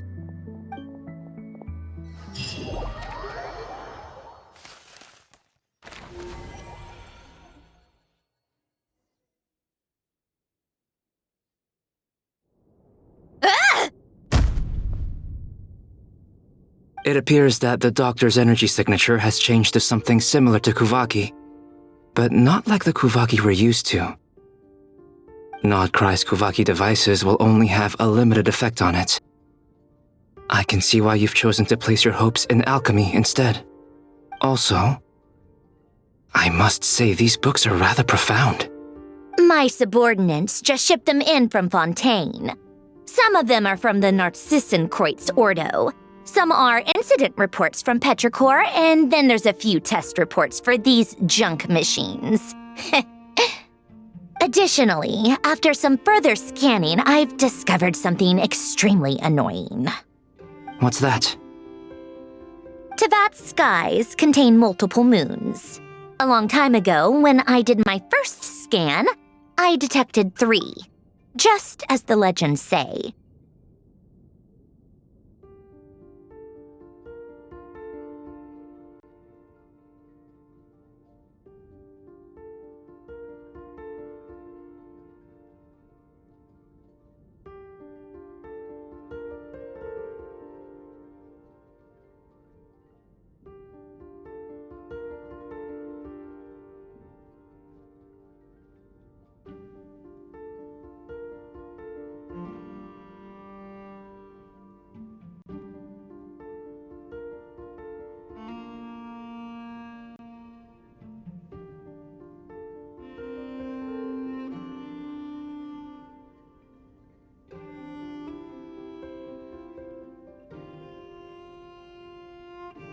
But when I checked again just now, I detected 4 moons. So there's 1 extra? Yeah. Originally, I thought that if I could still find 3 moons, that would at least mean Columbina's still alive. But then it occurred to me that apart from the frost moon, Tevat's moons are just husks. And husks surely shouldn't show up in the scan, since they're not alive. It's weird, isn't it? If we can't even distinguish between a dead and a living moon, how are we supposed to know whether a moon goddess is still alive? Or does this mean that the moon marrows are equivalent to the moons themselves? It's certainly possible. In which case, the 4th moon you detected may be Dottore artificial creation. So he wasn't bluffing. He really built his own moon marrow. Ugh! I'm so mad right now! It's easy to get overwhelmed when you have too much on your plate. Maybe you need to relax. Perhaps try going for a walk. Or simply take a few deep breaths. Nothing can calm me down at a time like this. I need more time, and I need progress.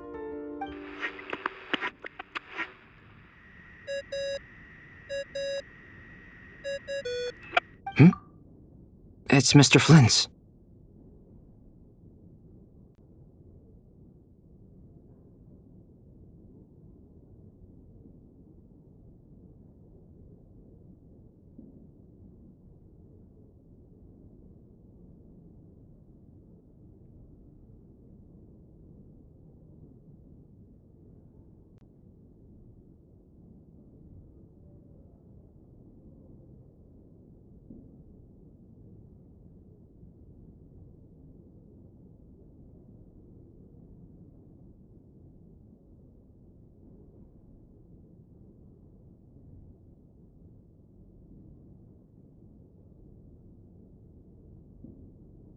I really hate that ringing tone. Ugh. First the 4 orthants of the Narcissenkreuz, then moon marrows. Now what? Oh, sorry if we're disturbing you. Might I ask what's troubling you? What do you want? We're busy. Are you still at the Curatorium of Secrets? Yeah. Look, everyone else is still out, so there's no hurry. Plus, I'm busy, so I would appreciate if you gave me some space. Even though we have crucial intel to share? Fine, I'm listening. Do you intend to share it via the Dodo communication device? Ordinarily I would, but this is a unique situation. I think it's best that we discuss it in person. See you at the Curatorium.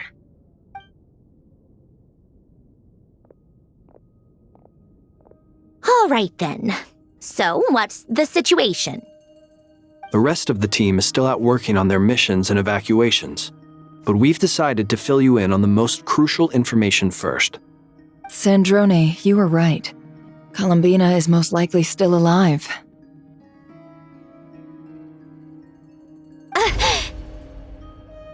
That's the best news we've received in a while, by a long way.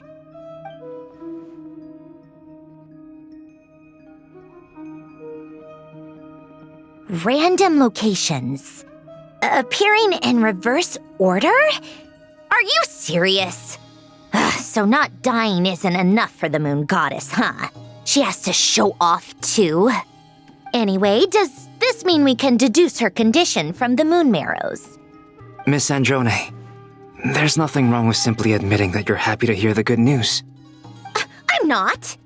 And she's the least of our problems. We're facing a huge crisis. If she can't control the flow of time in there, she's just gonna keep moving backwards. Different points in time won't intersect, and she'll never find a way out. Let's say life begins with a drop of water. When did time begin? The moment this planet came into being? No, that's not right. Her final destination would be the moment at which the space she is in was created. But it doesn't seem like we can influence that space from the outside world. So how can we help her? Also, if she's alive, Rerir and Thalindis might be too. But as far as we know, neither of them have come back out. That space may not have an exit at all. I'm afraid I must concur with Miss Nefer in this. Can't exactly argue with that. Let's leave it there for now. I've taken notes on everything you said. Will it help with your research? I doubt it's gonna help with breaking Dottoro's energy fields. But who knows when it might come in handy. Better to have it all written down than try to remember everything when I need it. All right, I need to get back to my research.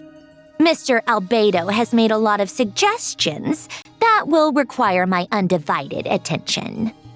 Sure, I'll stay here. I have things to work on.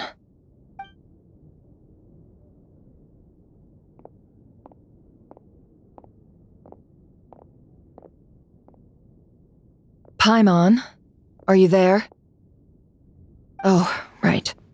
She went with Varka to Natlan, didn't she? Good thing we've moved her and the Traveler's luggage in here. Speaking of the Traveler, where could they be? There's a note from Paimon. Paimon here. Not in at the moment, but if anyone needs to borrow her stuff or the Travelers, go ahead and help yourself. Paimon won't be mad. Also, Traveler, if you get back before Paimon, make sure to get some rest. Paimon misses you a lot, but put your health first, alright? How sweet. Well, since you offered, Paimon, don't mind if I do. This is the Traveler and Paimon's luggage. All the items they use day to day are here. It's well organized. I wonder which of them is responsible for that. What do we have here?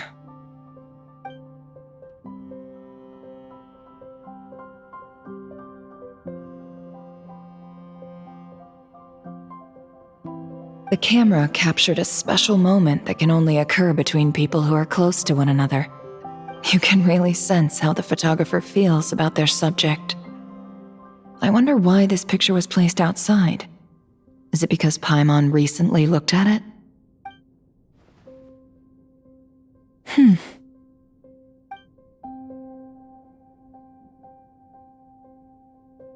This must belong to the Traveler. Perfect. I'll use this. Hang in there. We'll find you.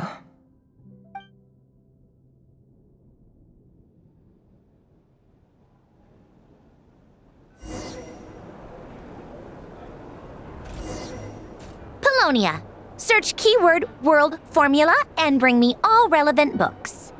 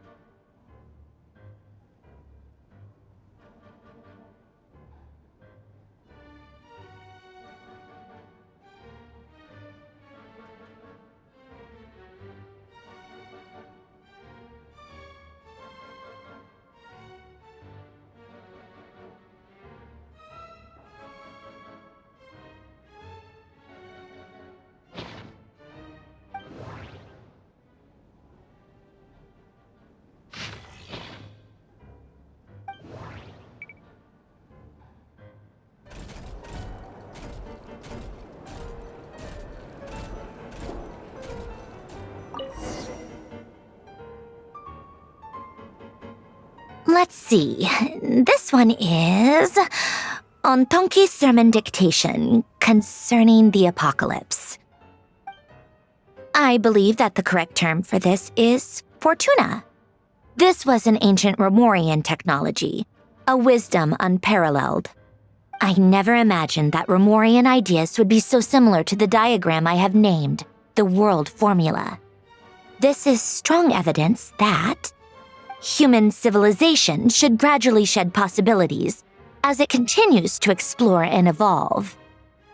The end of humankind may well be upon us right now. The sparks of civilization shall run out, unless we consider introducing variables from outside the system. Variables. Surely that can only mean one thing. Descenders? Dottore likely captured the Traveler because of his descender status. But the Three Moons' authority comes from the world itself. Why would Dottore need anything beyond that? Where does this variable factor in? The world formula calculates the fate of an entire world. Introducing a variable would therefore give us...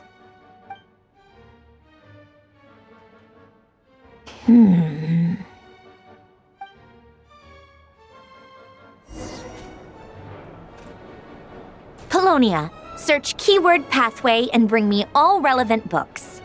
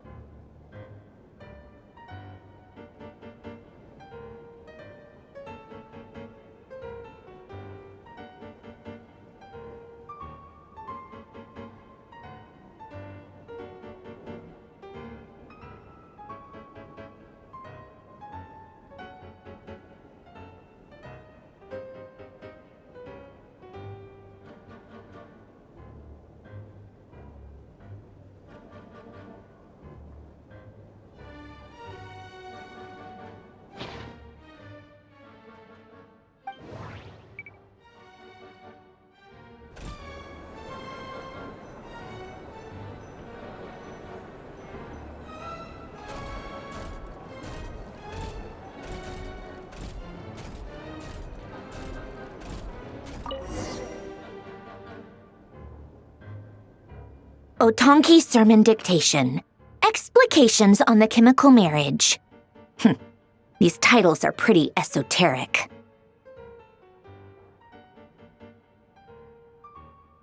Observe and compute the pathway displayed in the guidance diagram. Deconstructing and reversing its effects could generate potential ideas. So, it's one of Renee's draft lectures. Deconstructing the pathway. I suppose that could lead to a breakthrough.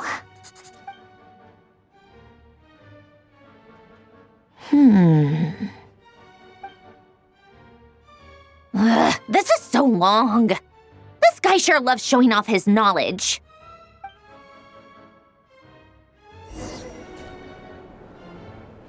Polonia. Search keyword tree model and bring me all relevant books.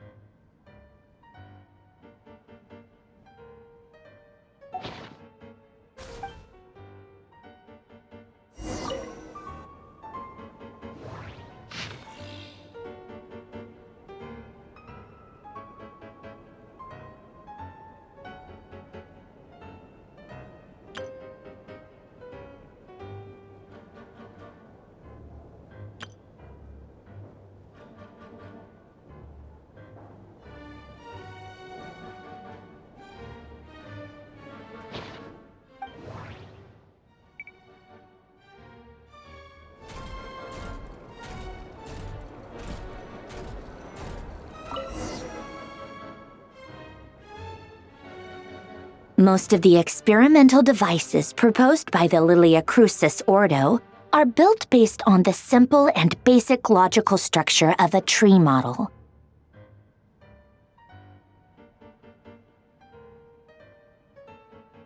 Lilia Crucis. Guess they were trying to cover up the name of the Narsissenkreuz Ordo? When Duke St. Germanus departed, he said, "It seems that there's no going back." Alas, he is only a genius when it comes to machines. In all other things, he is but ordinary. Excuse me? I'm sorry. That's just ridiculous. What kind of book is this? Great Detective Herlock, The Alchemist and the Clockwork Saint? Isn't this a novel?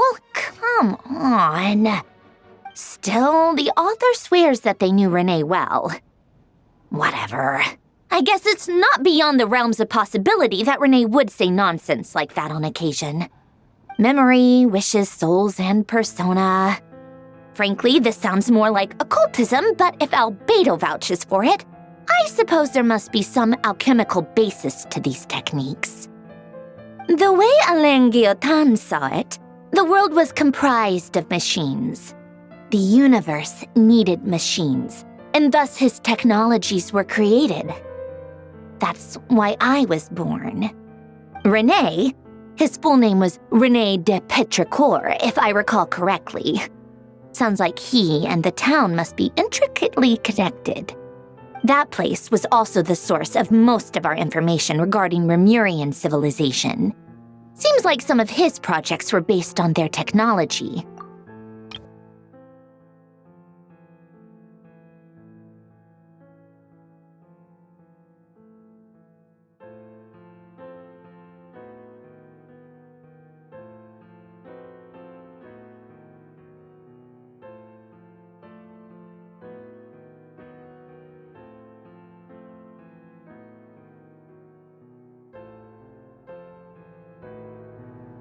The cutting of souls and storing them in vessels. These seemingly unrelated techniques underpinned Renee's research. Assuming that the 4 orthants correspond to alchemical categories. The chemical marriage model? Alain would have scoffed at that. He never would have let those theories or parameters anywhere near his mathematical formulas.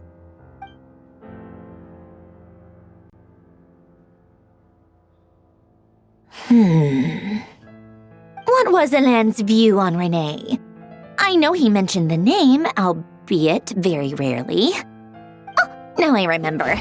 Alain's old notes are here too. They mentioned Renee once. Renee seemed most out of sorts when he spoke to me. A lack of sweet foods has dulled his mind, I should think. Either way, his words are not to be believed. Yep, that sounds like Alain. My subordinates actually did a half-decent job digging out all these materials. Makes a change. Good for them.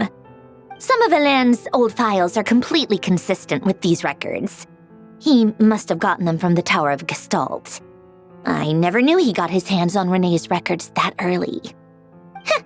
He may have kept them, but he never even attempted to use them.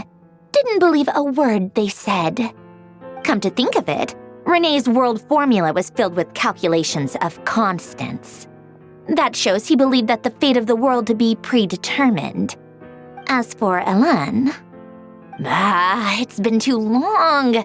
I forget what he said. What would he have said? A guy like him, fervent believer in machines, but not headstrong enough. The world can be changed. It is worth persevering.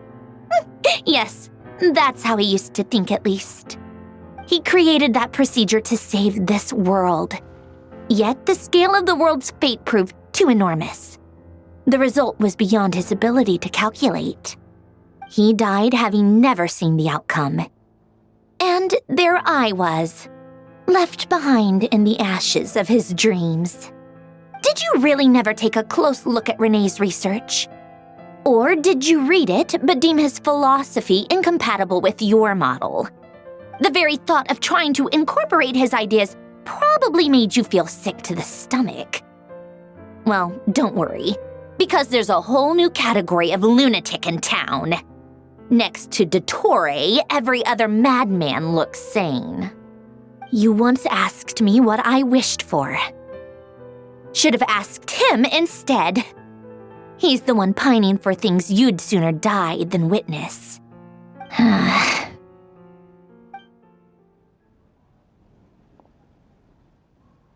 Even the tiniest variable can make big waves in the present. Now then, allow me to put these incompatible fragments together in your stead. First, establish and verify the existence of the Great Circle. Absolute nihil on one end, absolute reality on the other. Now, search between these two extremes. Then, the construction criteria. Variables. The sparks of civilization shall run out unless we consider introducing variables from outside the system. Input variables. Traverse the world, space-time, and civilization. Then extract the essential nodes from the records to determine which variables they point to. The primordial power that differentiated itself from the void. The power of light. Yes, light. Records. Hyperborea. This is horrendously complicated. After all that, I'm still missing a few variables. I need to think this through again. How do you think it looks, Polonia? Like the frenzied scrawlings of a madwoman? Fine, keep it to yourself. It's not like you can talk anyway. I'll assume you gave it a passing grade. I jest. But true madness does often start with trying to save the world. What would Arlecchino and Columbina think if they saw this incomprehensible hen scratch? They'd probably have me institutionalized. So would Rosaline. She's been dead for a while now. When I close my eyes and think back, I can still see her face. And that enormous dress she used to wear. Such a bizarre choice. What possessed her? Oh, and the clack-clack of those heels used to drive me insane. No one's asking me, obviously, but I hope you all know that I never wanted to save the world. I'm not crazy. I don't have delusional ambitions, and that's a clinical fact. The world needs a solution, but I don't need the world's validation. It's the world begging me for answers, not the other way around.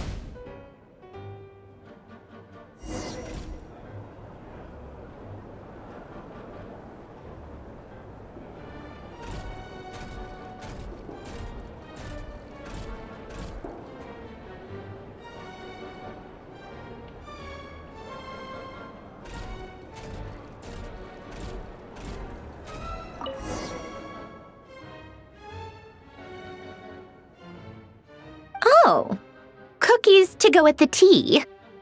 Let's see. They must be from that person who brought those documents. I see they're from Hotel de Boer. Something's written on the box. We are proud to present this homage to the Fortress of Meropede's fun-filled mill collection system. Fortune cookies. Have a lucky start to your day. Sounds like a dumb gimmick to me. Be early to bed and early to rise. Get plenty of sun and drink plenty of water. Then things will surely go well for you. What? Are you kidding me? Somehow I doubt that an early night and a glass of water is magically gonna save a world on the brink of existential peril.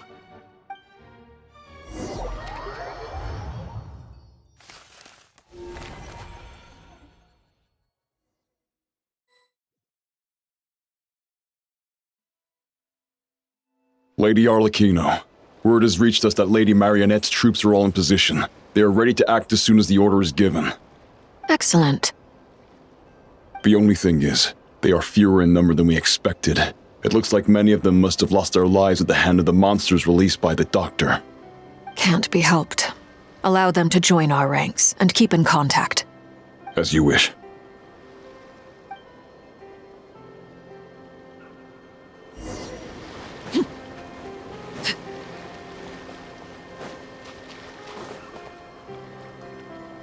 It's been a while, Arlecchino. You look well. Did Dottore really have to build his lab right on the sole path between Snezhnaya and Nodcry? Had to go on a huge detour to stay out of its line of sight. Sounds like an arduous journey. I assume you've brought word from Her Majesty? Of course, all part of the job. Firstly, the Tsaritsa has authorized Fatui Internal Affairs to review Dottore's case. They will reach a formal verdict on whether he has turned traitor and whether he poses a threat to Snezhnaya. While they're working on that, I've been ordered to come and receive the refugees from Nodcry. They are nearby. My team will escort you to them shortly. Great. Aside from that, Her Majesty has a message for you and Sandrone personally. Huh? Where is Sandrone? She stayed behind to work since I was making the trip anyway. It seemed sensible to have one person on standby at base while the other came out to meet you. All right, guess that's just how she rolls. In that case, tell her that the Tsaritsa's decree this time is pretty awesome sounding. I think she'll like this one. Still, I wonder what... Wait, what's that? Did one of our troops turn into a monster? Take him out.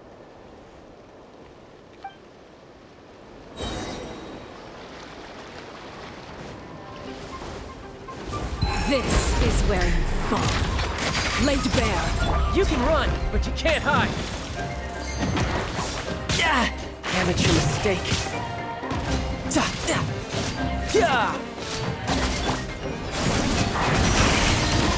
You've gotten stronger, Arlecchino. Nice. Stop that right now. I appreciate the praise, but I am not fighting you today. I knew it.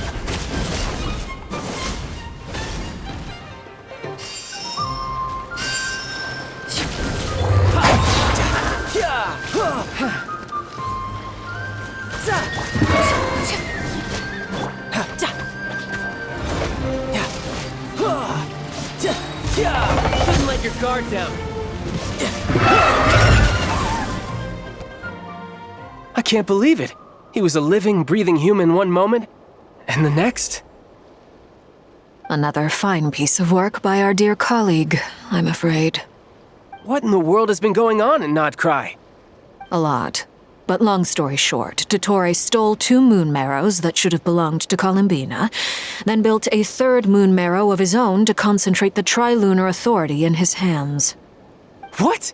What do you mean he built a moon marrow? People build roads and houses, not moon marrows. What's his next DIY project? He's gonna build a god? You could stand to be less surprised.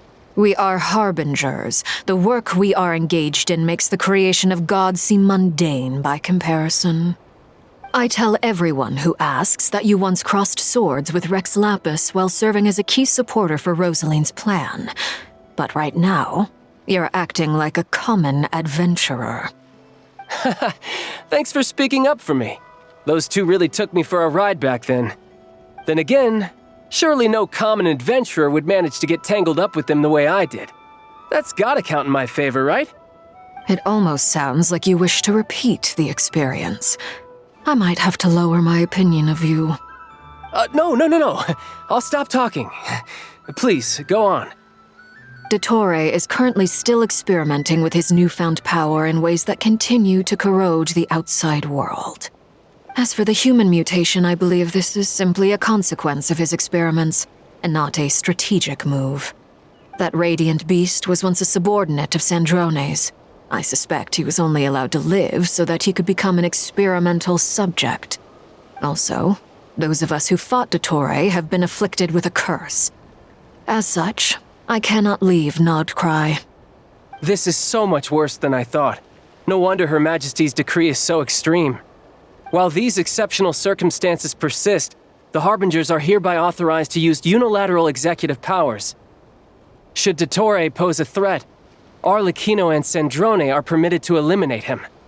My thanks to Her Majesty. I will pass these good tidings on to Sandrone. Her Majesty has also declared that she will refrain from launching an attack on the now evacuated Nodcry due to the presence of unretrieved research material. A wise decision. By the way, how's my old partner doing? I'm assuming they're with you? Partner? You mean the Traveler? I'm afraid I have bad news. He was captured after our failed assault in Dottore's lab. His whereabouts are currently unknown. What? Why? Since when does Dottore have a bone to pick with him? That is indeed the question. I'm not sure he does. He must have some other goal in mind. This won't do. I have to rescue him. You can't. We have no idea where the Traveler is. What am I supposed to do then? Stand here twiddling my thumbs? Sandrone is working on it. The best thing you can do right now is complete your mission. Fine. I guess I'll leave this to you then. One last thing. Tell the Rooster to get the message out to the gods and citizens of every nation in Teyvat. Beware. An uncontrollable pollution is spreading forth from Nodcry. The source of that pollution is a madman drunk on the success of his experiments. The Fatui and our allies will endeavor to contain the threat. However, if Nodcry falls, things are likely to escalate. Considering Dottore is one of our own, all Fatui stationed in Nodcry consider it our duty to stay and fight him to the bitter end. Whatever the cost. Hey, don't be too pessimistic. If it comes to it, I'm sure Her Majesty won't stand by and do nothing. I hope you're right.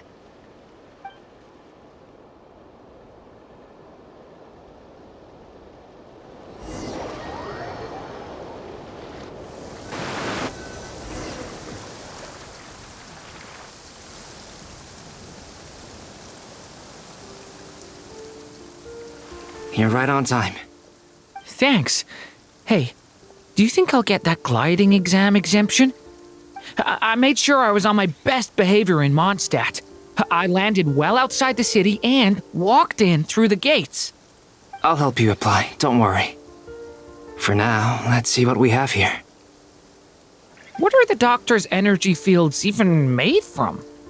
The usual attract and repel principles that govern Kuvaki don't seem to apply to them.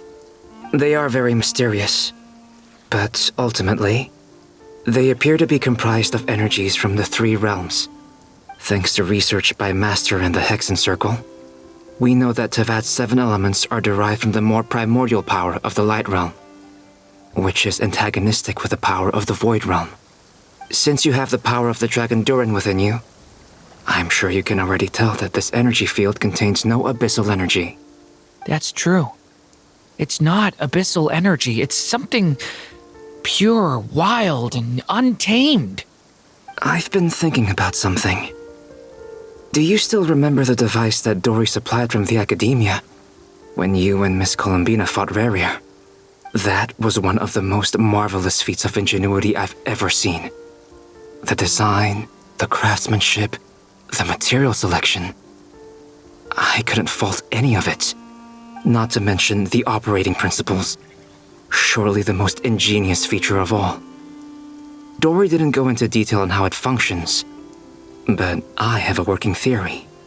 The clue was that Miss Columbina was somehow able to use the pyro energy that you provided, despite the fact that, as a moon goddess, she should only be able to use light realm energy in principle.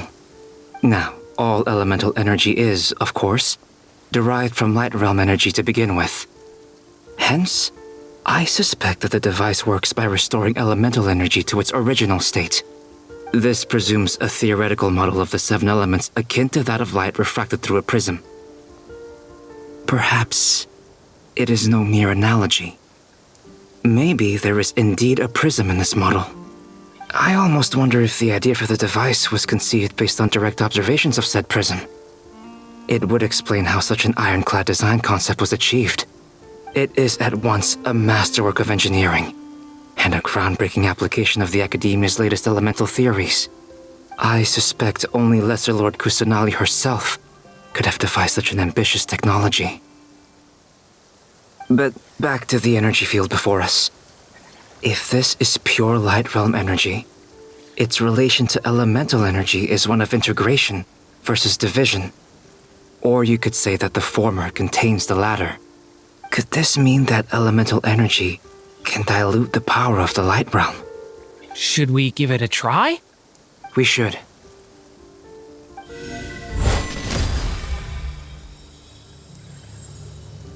Ha! It works! Clear signs of disruption were detected at the periphery of the energy field.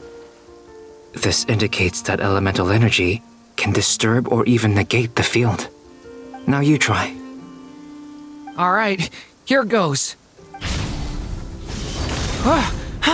It's working! Switch to abyssal energy and attack again. No surprises there. Abyssal power drains the energy field to a significantly greater extent. I now feel confident in asserting that the energy field is indeed pure light realm energy, and that elemental energy can dilute it. But the energy field is huge! How much elemental energy will it take to neutralize it? We don't have to neutralize it completely. We can try other approaches. That's all for theory. Would you like to continue watching? So you knew I was here. Huh? When did you get here? A while ago. But Albedo sounded like he was working on his thesis defense back there. Back in Sumeru. You can end a person's whole career by interrupting them mid-speech. Very thoughtful of you. I'm truly touched. Could I ask you to lend me a hand? With what? A little test. Try using Animo to unleash a concentrated assault with circular blades, with the goal of breaking through at a singular point. Nice! This time it tore through the field. Tremendous. This is a major breakthrough. Should we go through? We probably shouldn't risk having mutually antagonistic energies in such close proximity. Durin, you stay here and watch the entrance. Hat Guy and I will go in to investigate. Sounds sensible to me. Keep your eyes peeled, Durin. Don't worry, I got this. You two be careful in there. What do you mean? Signal. Don't worry, I got... It's based on a new alchemical concoction I developed last month. When 2 bottles of it are smashed on the ground together, they emit a blinding burst of light. If it comes to that, remember to shield your eyes with your hat. Don't worry, I got this. You two be careful in there. Just give me the signal if you need help and I'll dive right in.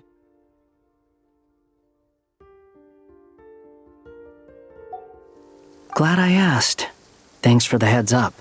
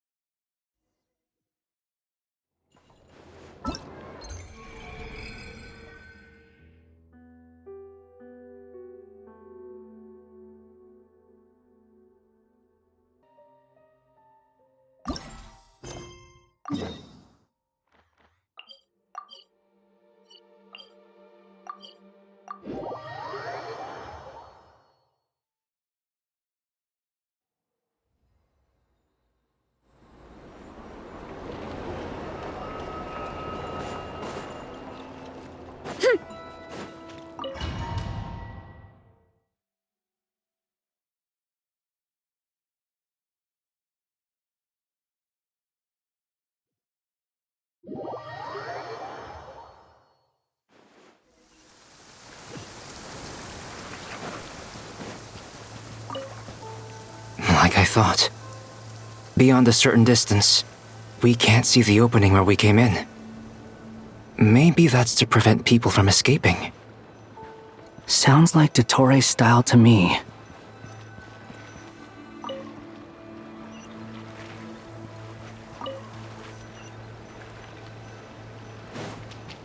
Not much has changed.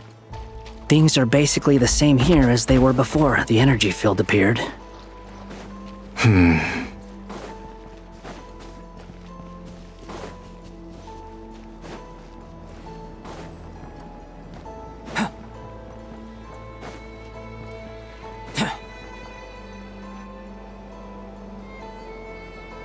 They have no heartbeats and they're not breathing.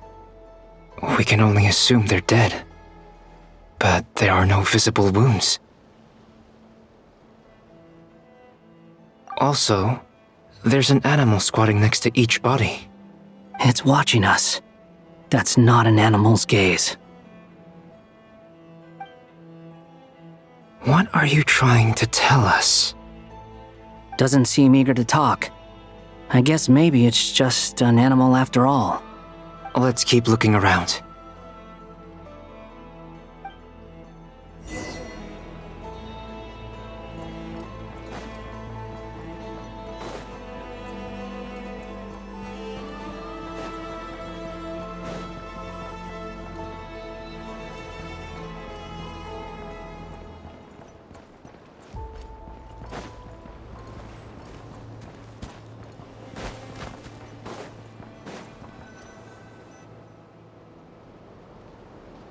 Same situation everywhere.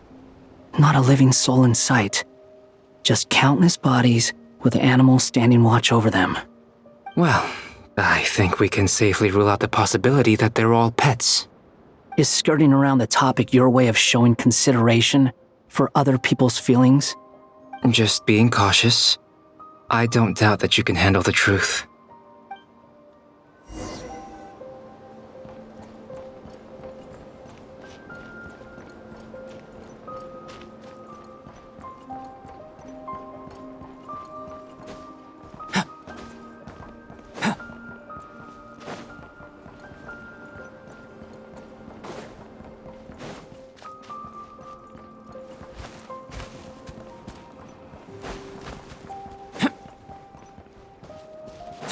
Careful. Please, help us. Please. Over there, I hear a voice.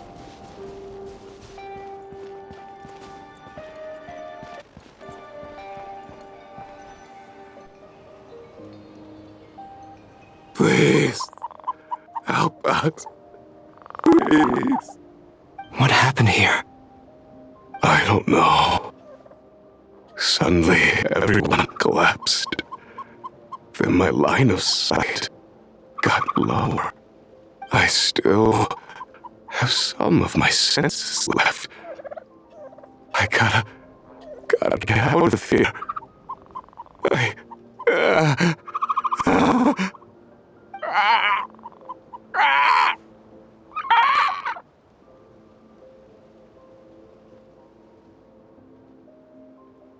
It looks like there's a huge experiment going on inside this energy field.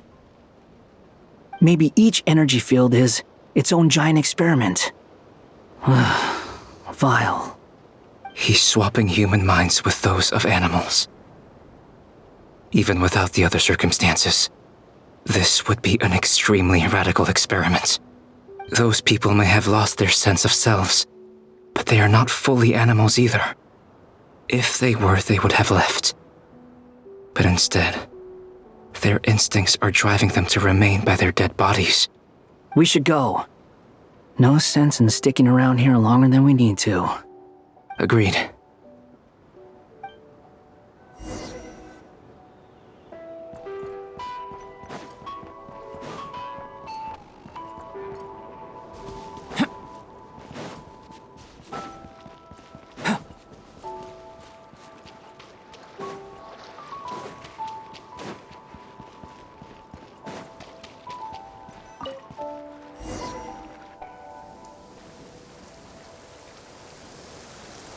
You're back! Everything okay?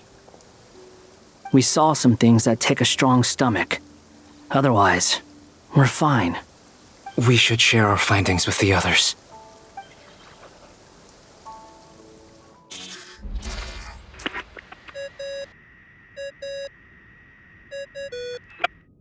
Yes? Who is it? Miss Nefer, it's me, Albedo. We found a way to break through the energy fields. With enough control, it's possible to tear them open using elemental energy. Also, we managed to take a look inside. Dottore is carrying out his cruel experiments on an immense scale. Any residents who have failed to evacuate in time will likely meet a grisly end. Sounds like he's living down to our expectations. Might I ask how things are proceeding on your end? I'm just about to get started. I'll be in touch once I have a result. Understood. Stay safe. I will.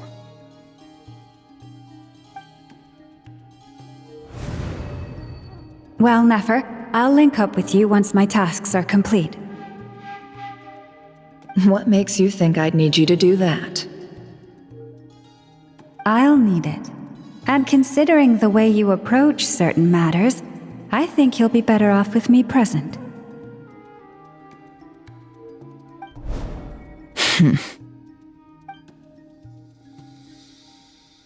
Let's begin. Entering simulation mode. A vast wasteland. Is this the Traveler's inner world? I was expecting something more vibrant, to be honest. Wait, someone's there. What are you looking at? In that case, I'll look at it with you. I want to know all about everything you've seen and experienced. Is there somewhere I should return to? Or should I stay here and be the hero everyone says I am? I don't dislike my current life. Roaming the land, fighting battles, accomplishing missions, earning a living, looking after Paimon. It's not so bad. I guess the only thing that's missing is that you're not here with me. This is the conscious layer, which contains a person's true feelings. It is filled with both longing and kindness. I suppose anyone who lives long enough ends up wishing for someone who can't be there. Maybe it's the only way we can feel truly alive. Time to delve a little deeper.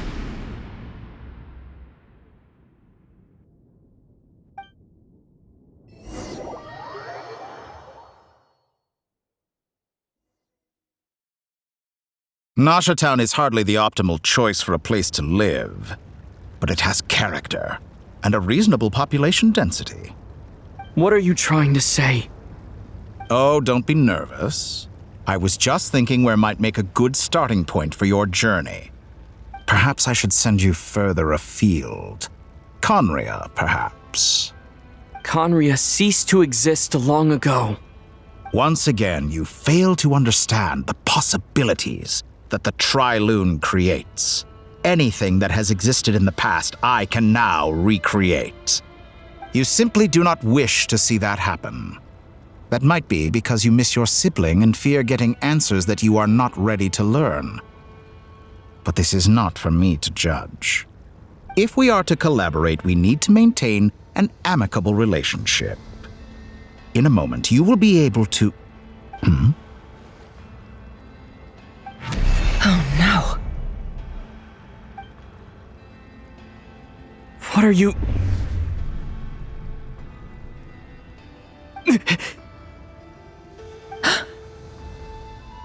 What are you gonna do? Don't move. Something unwanted has crept into... Oh? Gone as quickly as it came.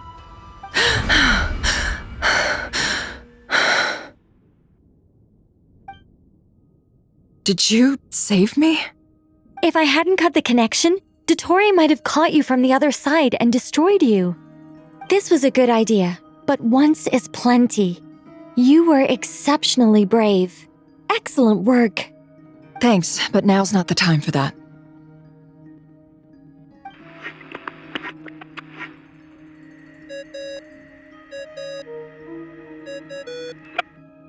Albedo speaking.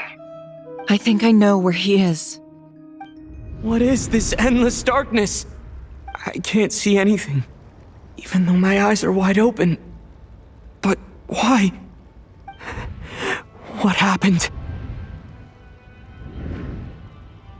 Ah, sorry about that.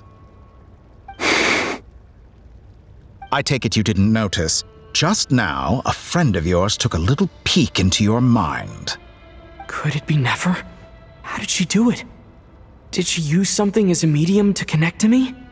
Do you think she's aware of your current circumstances?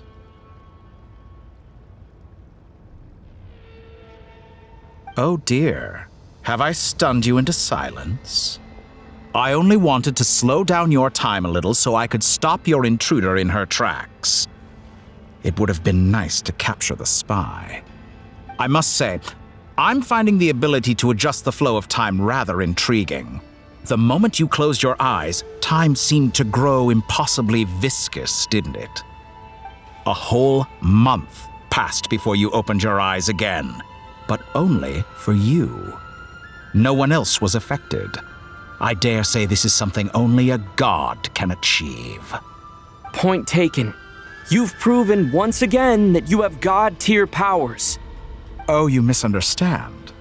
This wasn't about proving a point. I was testing things out. I find I learn best by doing, and I have to admit, time is not the easiest dimension to control. I only wanted to make you sleep for a short while, but it ended up lasting a whole month.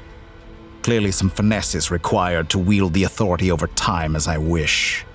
I hope you're not angry with me. It was only a month's discrepancy, nothing too serious. Had I been off by a year, a decade, or even a century, that would have been quite a different story. You could have frozen me for millions of years. So much for collaboration. You aren't showing much sincerity. Millions of years? To what end? I wonder if you don't understand humans all that well. They are very pragmatic creatures who understand only that which they can perceive with their senses.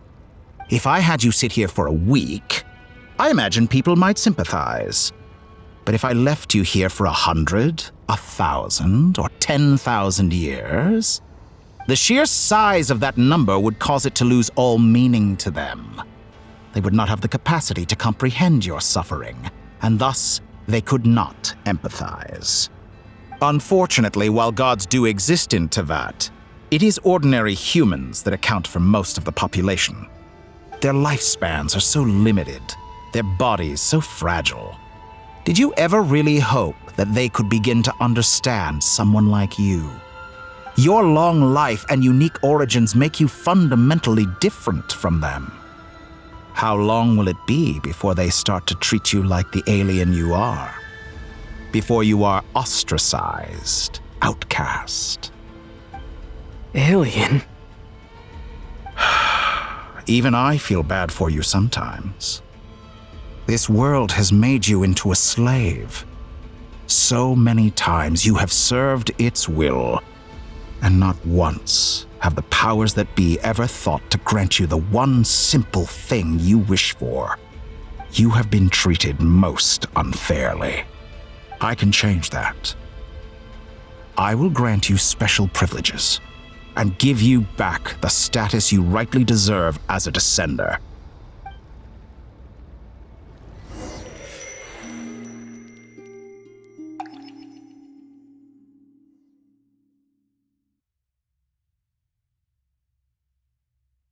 I've entered the past 3 times at this point, but I still have so many questions.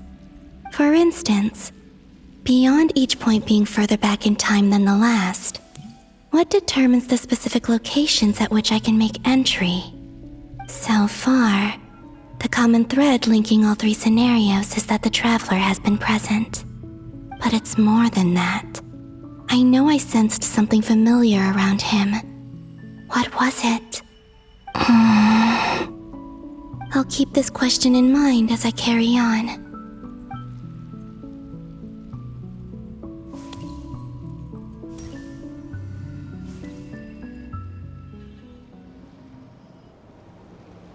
Humans, you never change. Always trying to use powers you neither comprehend nor control. This looks like Star Sand Shoal. Was this before Rerir regained his physical form?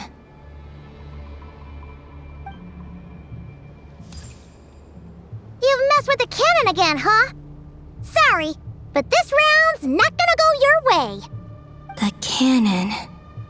That's right.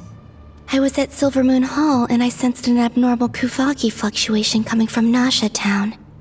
And right after that, came an ominous power emanating from Star Sand Shoal. My body was once torn into countless pieces and hurled into the swirling chaos of time itself. But even so, my life and will were not extinguished. I wonder if I could try to prevent his resurrection.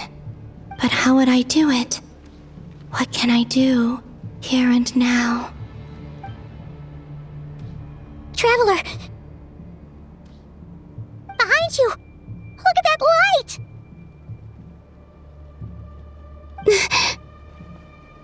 No, I won't make it in time. He's using the Kuvaki shield, like I taught him.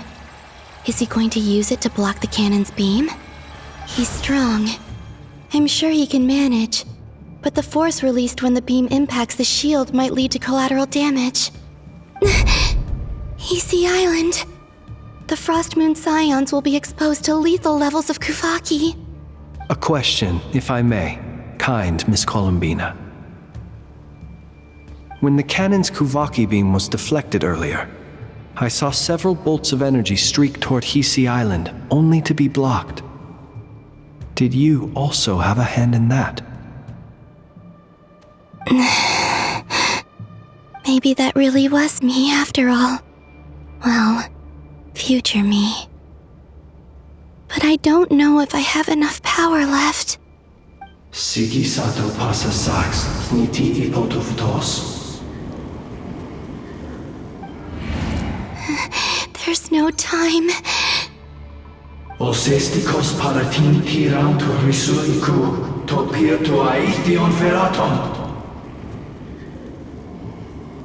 I have to make it.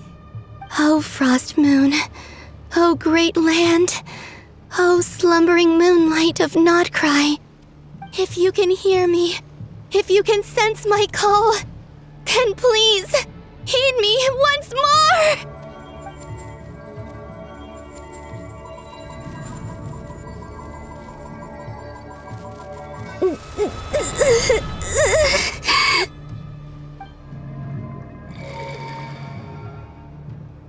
Did it work?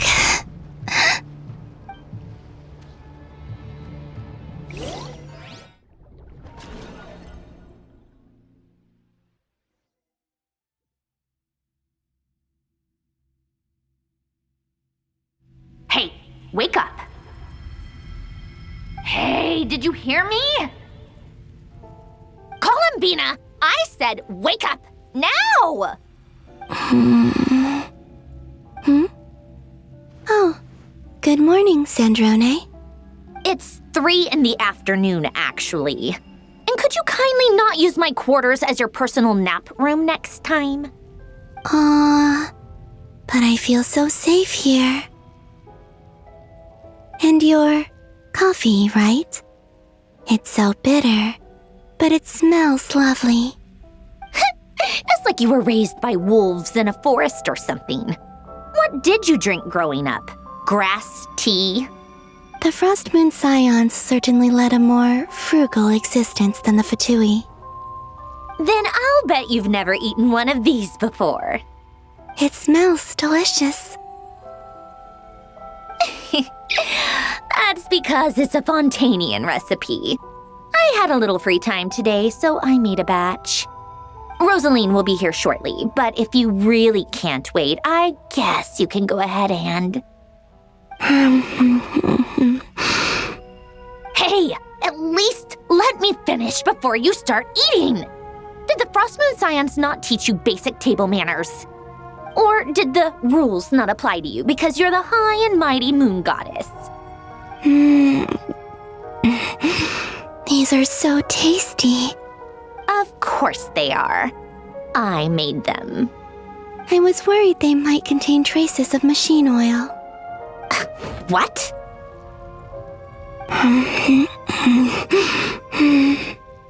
You know, there's something I've always wanted to ask you. Why did you leave your old home and join the Fatui? I mean, I'm sure their food was awful. But there's gotta be more to it than that. Well, life there didn't go quite how I imagined. What were you expecting? You're a god. Your followers are gonna make some demands of you, right? Surely you can just answer a few prayers here and there in return for the free food and drink. How bad can it be? Well, would you help other people just for free food and drink?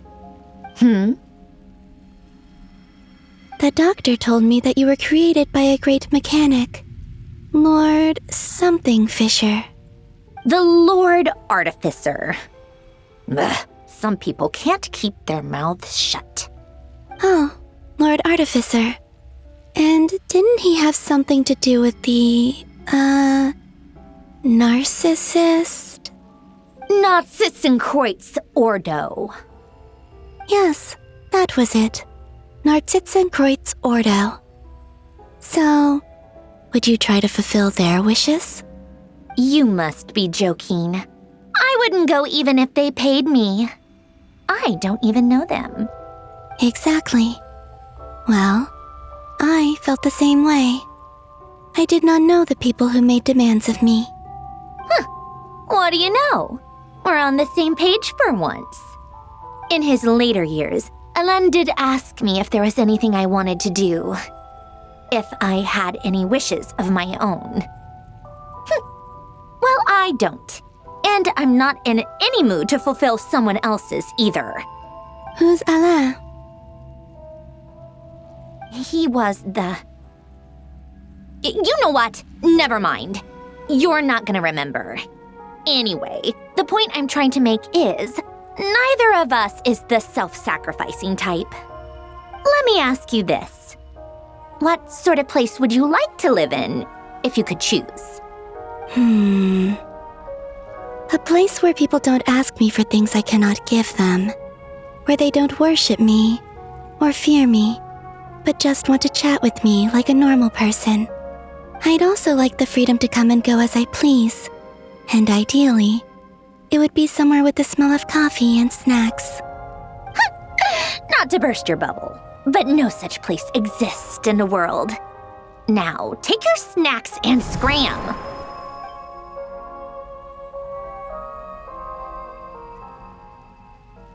Did I pass out? Of course. I'm back here again. I dreamed of events from my past. Sandrone. Traveler. I miss you all so much. Back there. I guess I managed to harness all the Kuvaki energy on Hisi Island. But how did I do it?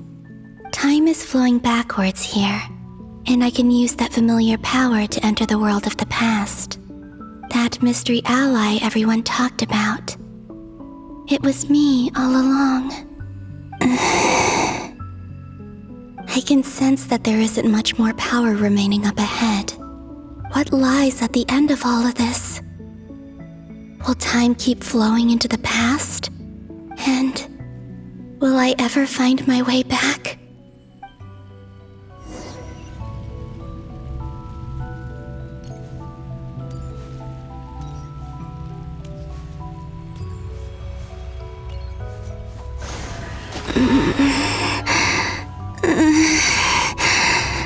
It's getting harder and harder to use my power.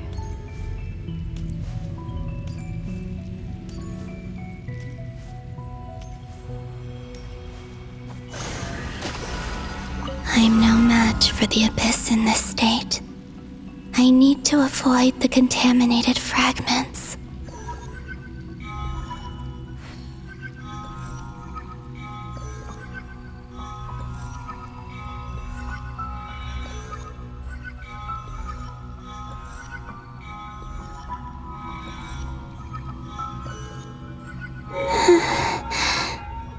Time to go.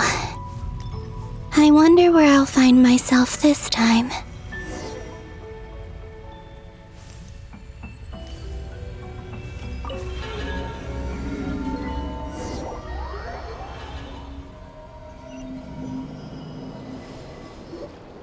The Final Night Cemetery. This is where Flint's is based. Or not! How are we supposed to read through this many files?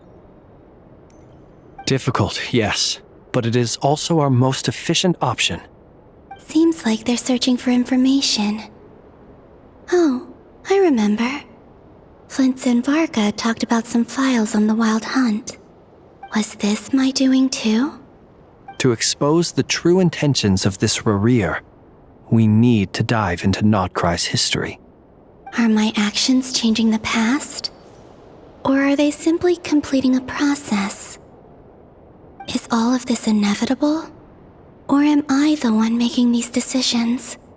If I choose not to help them now, will it change how things turn out? Hope we don't land on our heads then. They're my friends.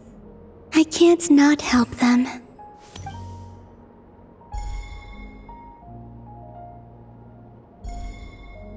Ghost! And the other one was... here. Hey! Another file's moving!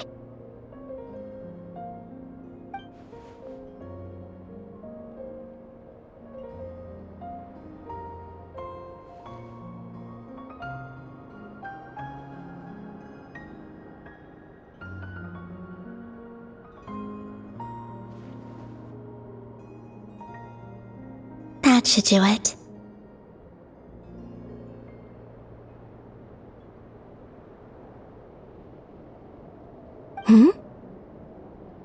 Luanatar? You can sense my presence? Wait!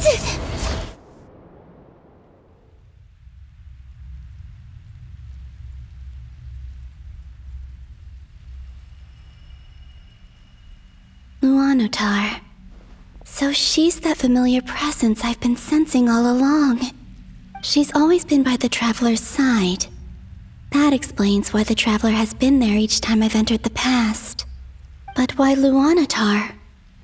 Is it because she has a connection to me as the Moon Goddess's familiar? If so, why not any other Kuhenki? That's...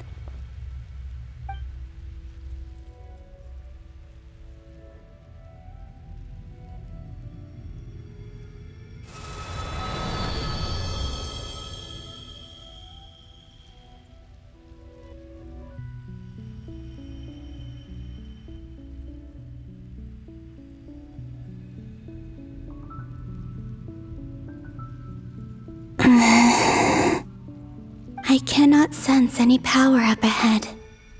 Just a void, stretching out into infinity. This is likely my final chance to enter the past. It's now or never. I have to find a way back.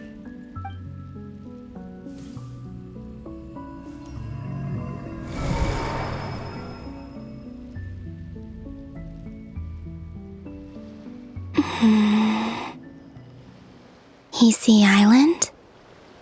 How far back in time is this? Where's Luanatar?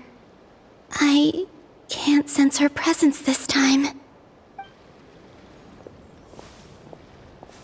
Oh, seeing Anafa and Aino reunited like that sure was heartwarming. Traveler, Paimon. No, stay calm.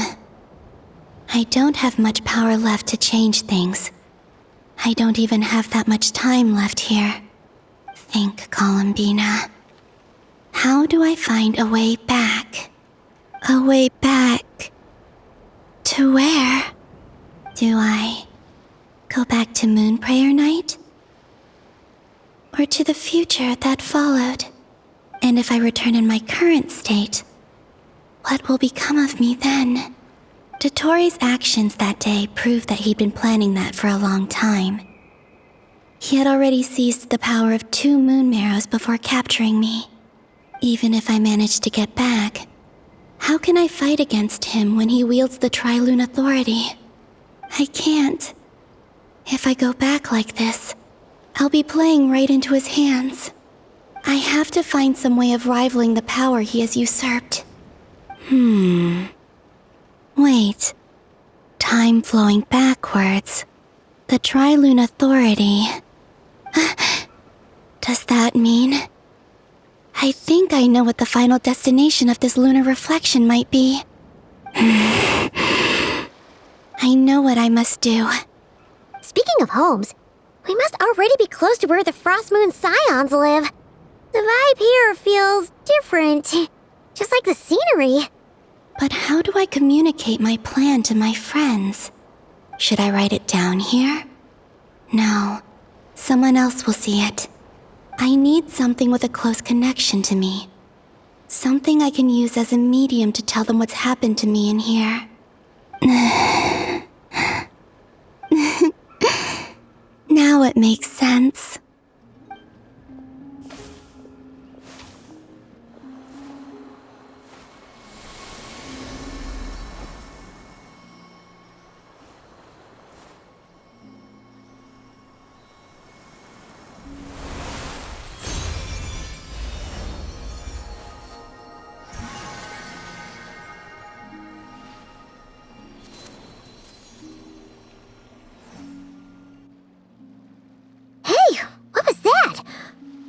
Some sort of breeze blew by, and then the petals suddenly turned into... Huh? It was I who brought Luanatar into being. I gave up a piece of my own soul to create her. That's why I could sense a familiar power from the moment I entered this space. It also explains why she's been present in every past location that I've entered. Because we have a deep connection. Hey there! What's your name? And the reason why there are no more gates to the past after this point is that Luanatar hadn't been born then. No wonder I sensed the trace of a blessing when we first met. But I still didn't recognize the soul hidden within you. Back then, I was just a little lost dove. I had yet to become Columbina Hyposelenia. Go on now. We've got stuff to do. Best you find someone else to hang out with. Hey, you scared it off. I'll be counting on you. Remember to stay by the traveler's side, guide him, and help him in my stead. Oh, and bring him to the garden where the moon prayer blossoms grow. There's a little lost dove there who will need his help.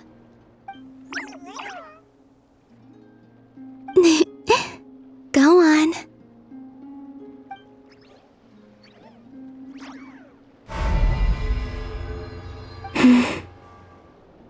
You too.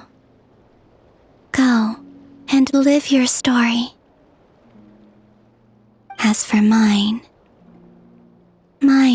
must go in a different direction.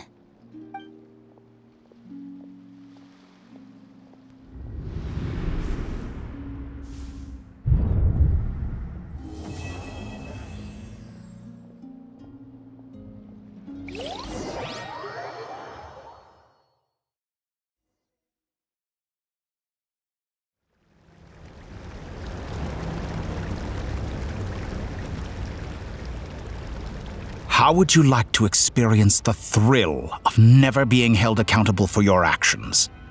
You could crush people like ants without consequence, or tear off their heads or limbs as you please.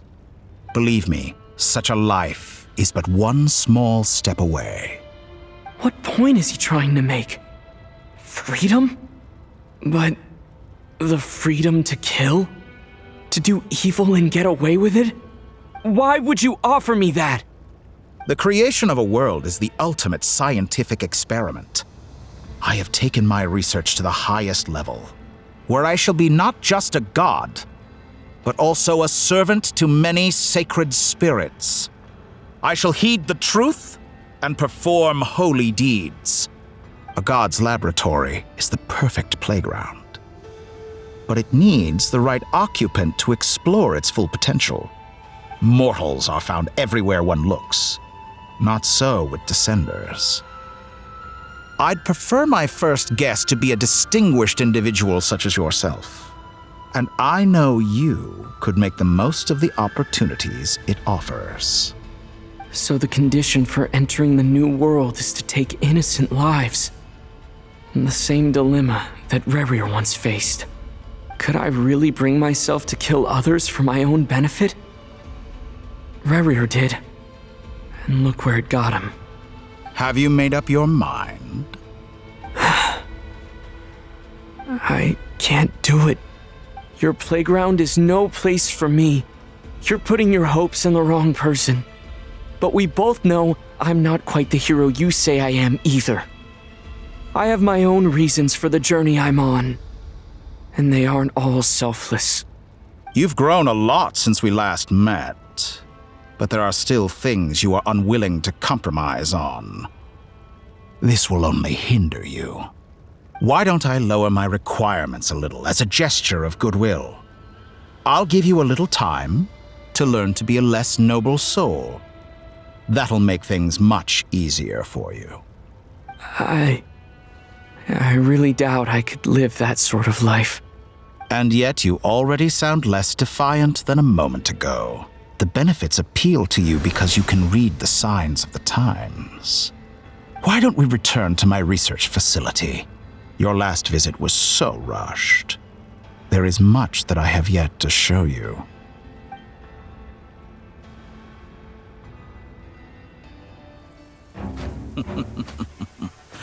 Now to that question, Heroes don't attack from behind. Guess I'm no hero. This is most disappointing.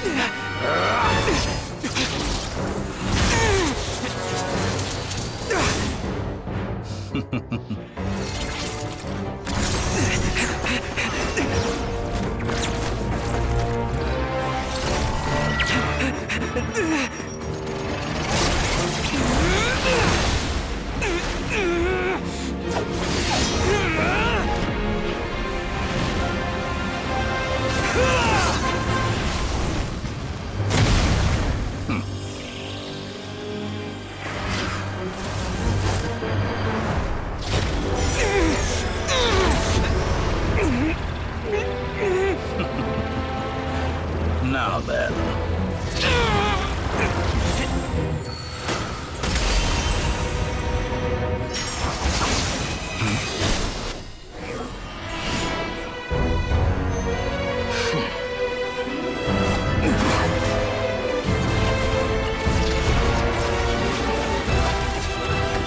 A new face. Interesting.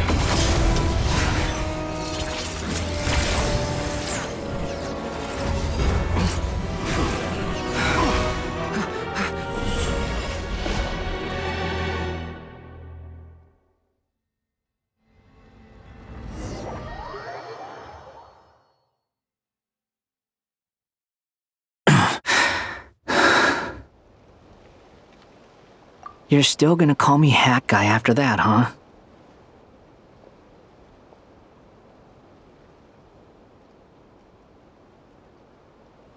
I didn't see anyone else in there who needed saving.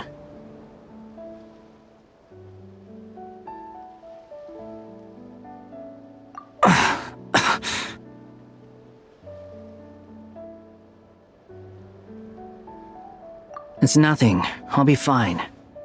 Why are you looking at me like that? Is it that shocking that I'd come to your rescue? I owed you a favor back in Sumeru. Now we're even. Distracting Dottore was tough. I won't lie. He's not gonna fall for the same trick twice. That was my one shot. I'd hoped to use it to take him out. Ugh. I never wanted to obliterate someone more than I do right now. Dottore doesn't recognize me, but his segments were originally made based on an analysis of my operational principles. I expect it's only a matter of time before he figures out what I am. So Dottore doesn't recognize Wanderer because he deleted himself from Irminsul. Did he really miss his only chance for revenge by saving me? Why the long face? Hey, I'm not blaming you, okay? And I'm not complaining either. Rescuing you and killing Dottore are equally important goals. Everyone would be pretty stuck without you. It's best you live to fight another day. How are you holding up? Are you all right? Hat Guy said to put safety first, so we agreed to run as far away as we could after leaving the energy field and only meet up once it was safe. You don't look injured. It seems that Dottore didn't do anything to you. All right. Rescue operation complete. Let's head back. There's a lot more work to be done before this is over.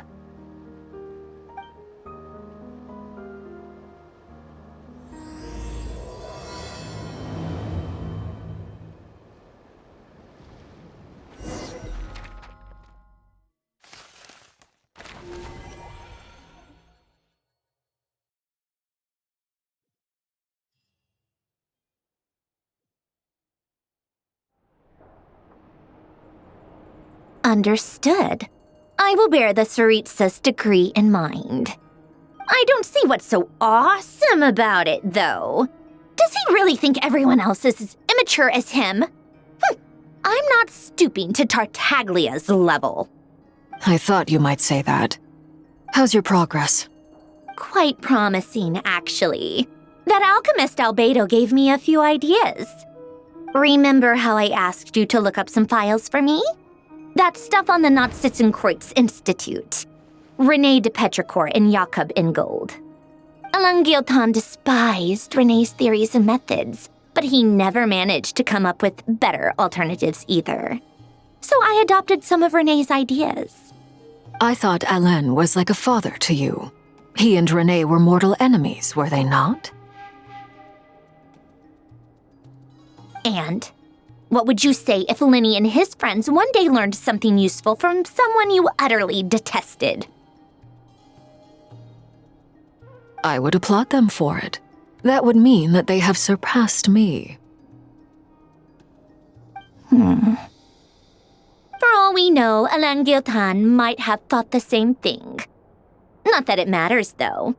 He's dead, and I'm alive. So it's my call to make. Once you die, it doesn't matter how great you were in life.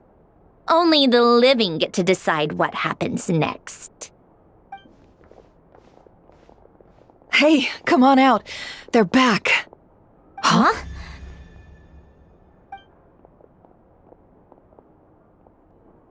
You're back? And your head's still screwed on? And you still have all your limbs? What does it look like? Way to keep your composure, madam. Excuse you. I am perfectly composed.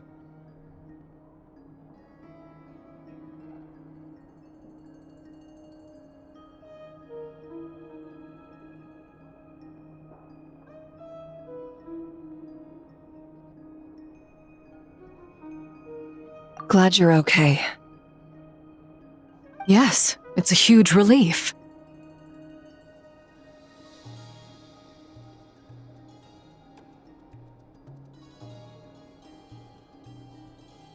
Worry? Oh, yeah, right. You think we, the Fatui, were worried about you? We were worried sick. Hey! The Traveler and I were already friends. You are free to join this mission in whatever capacity you please, much like your tea parties. It's a laugh a minute with you guys. I must say, I was quite surprised when Mr. Albedo told me he would need no additional aid. We discussed this on our way back as well. I am rarely so unequivocal, but in this case, we had full confidence in Hat Guy. He said he knew what he was doing. Albedo and I pretty much had to just wait outside on standby. Meanwhile, Hat Guy broke into the energy field and rescued the Traveler solo. You didn't have to mention that. Well, I'm thoroughly impressed. You are a force to be reckoned with, Hat Guy. Is he back? Is he really back?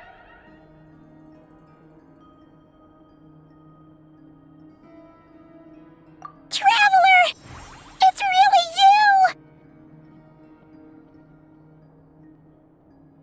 Oh, thank goodness! Paimon missed you so much! You can finally breathe easy, Paimon. It's great to have you back in one piece! Oh. Paimon's been having nightmares the whole time you were gone! Look at them. You know, once you reach my age, there's nothing better than watching a misty-eyed reunion between friends. That's nothing. Same goes when you get to my age, too. I bet Ino and Anefa would be tearing up as well if they were here.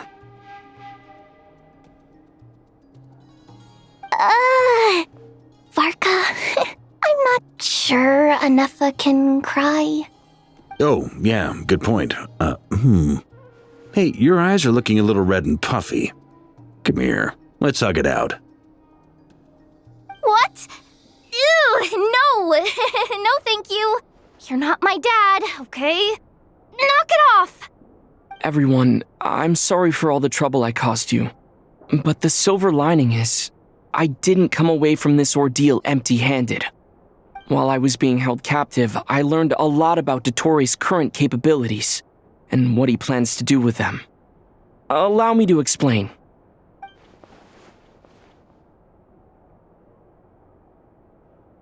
The three moon goddesses were even more powerful than we imagined.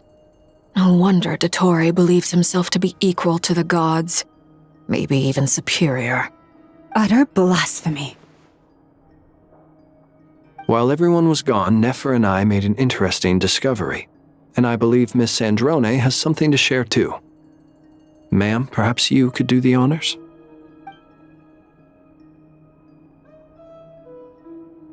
Called it. Getting rid of a pesky troublemaker like her is like trying to clean up after a crumbly cake. It always comes back to haunt you.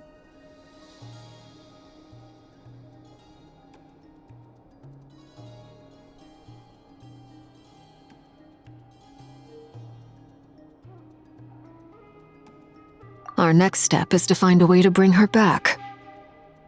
A place where time flows backwards, with no destination in sight. Surely it must have been created for a specific purpose.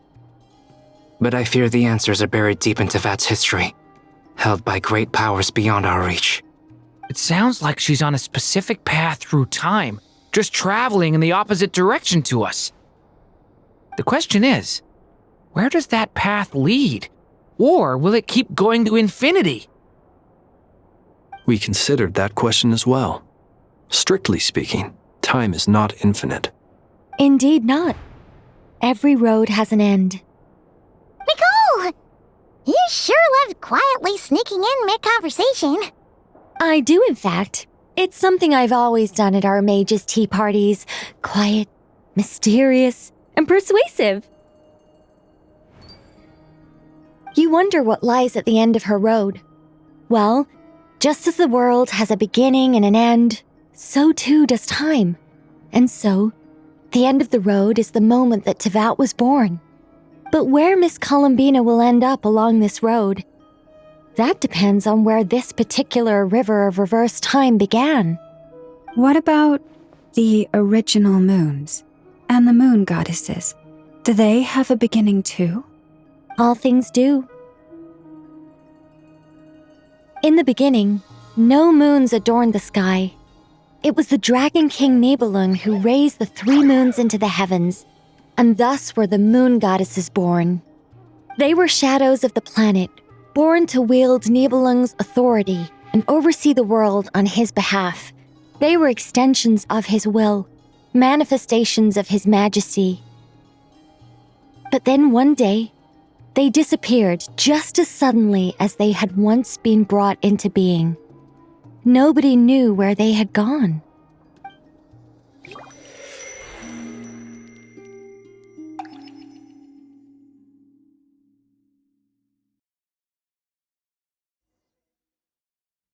Like I thought, no more paths back to reality have emerged since. But how can I be sure that I'm going the right way without scenes from reality to keep me on track? I can't even be sure of how long I've been walking for. The further I travel, the less stable this space becomes. There are even moments where I can sense something that feels like abyssal energy. They can just materialize out of thin air. I have to keep my wits about me.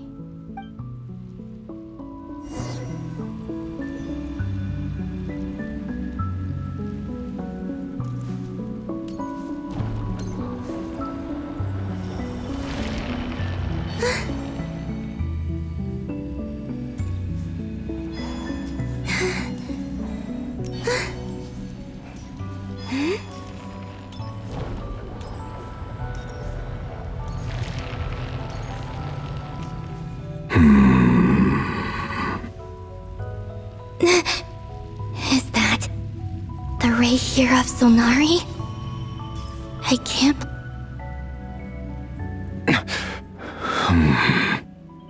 You are the moon goddess.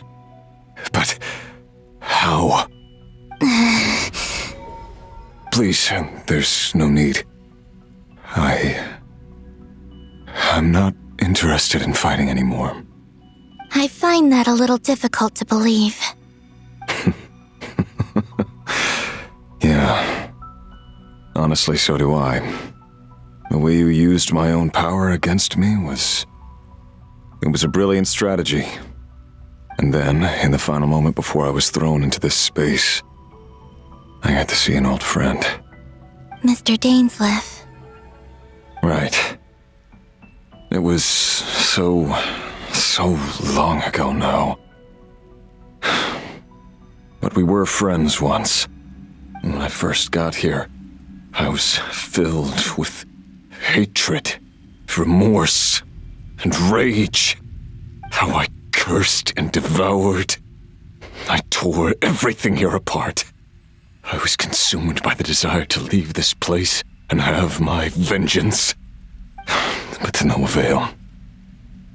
This is a place with no exit. This is the second time I've entered this space. Though I have no memory of the first. I was torn to shreds the moment I entered.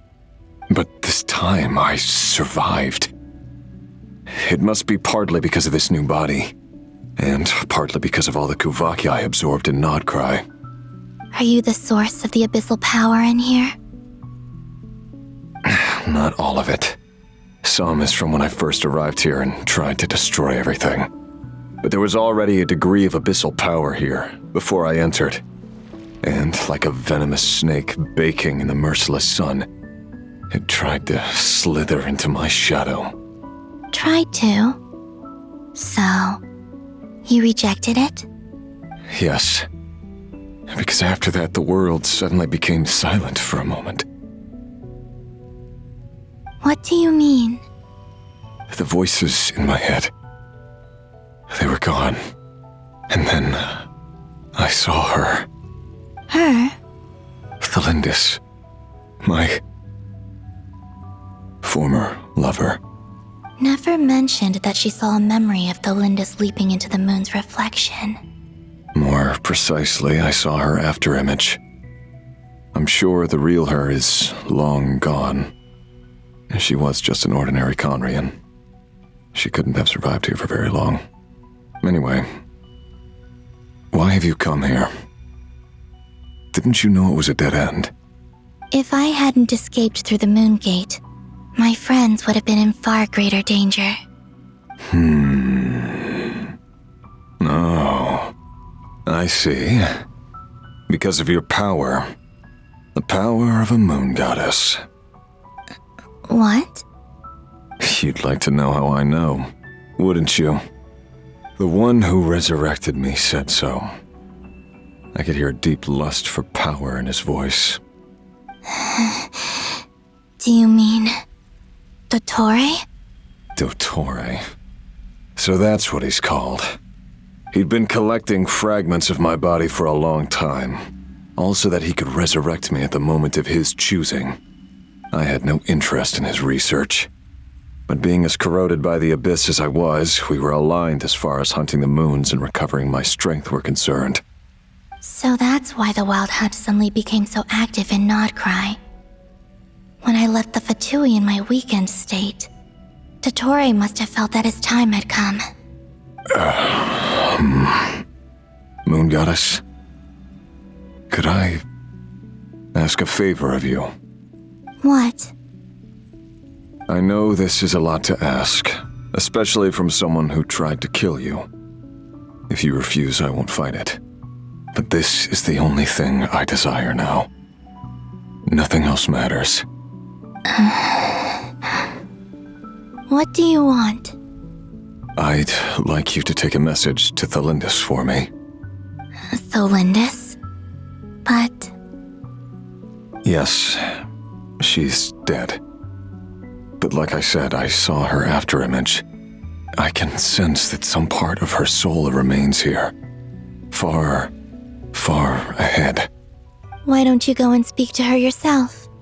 I can't. I don't know why, but I can't move freely in this space as you can. All I can see is a glimpse of her, walking away.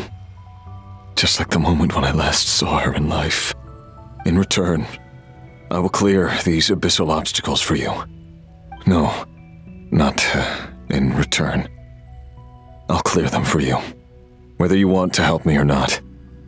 It feels like something I ought to do. Why? Yeah.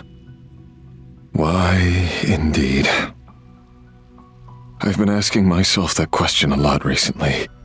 Why did I do the things I did? I'm tired of it all. Tired of the person I became. People used me. And then I turned around and started using others. I hurt a lot of people. I think I grew tired of it long ago. But I wouldn't admit it to myself. And ultimately, that's how I ended up here. What do you wish to tell her? All of it. My past. My mistakes. Everything that happened after we were separated. Is it okay if I give her the abridged version? Yeah, I'm sure there's plenty you can skip over. Just tell her the important parts. Whatever you think that means. Like the part where you relentlessly tried to kill us? It's up to you. Love demands honesty. But my relationship with Thelindis was built on lies. We hid too much from each other. But after living my whole life in the shadows, I don't want to hide anything anymore. I will do my best.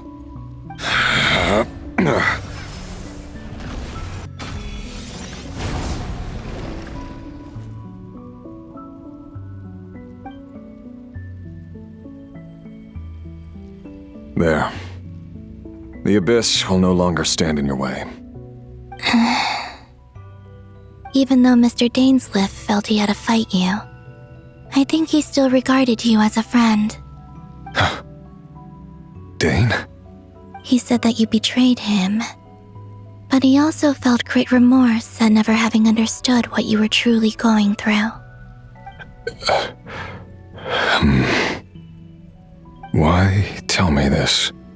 Because if he'd known that someone could take a message to you, I believe that's what he would have said. Thank you. It means a lot. I know this will sound strange coming from me, but don't die, Moon Goddess. I can tell that you're determined to get out of here.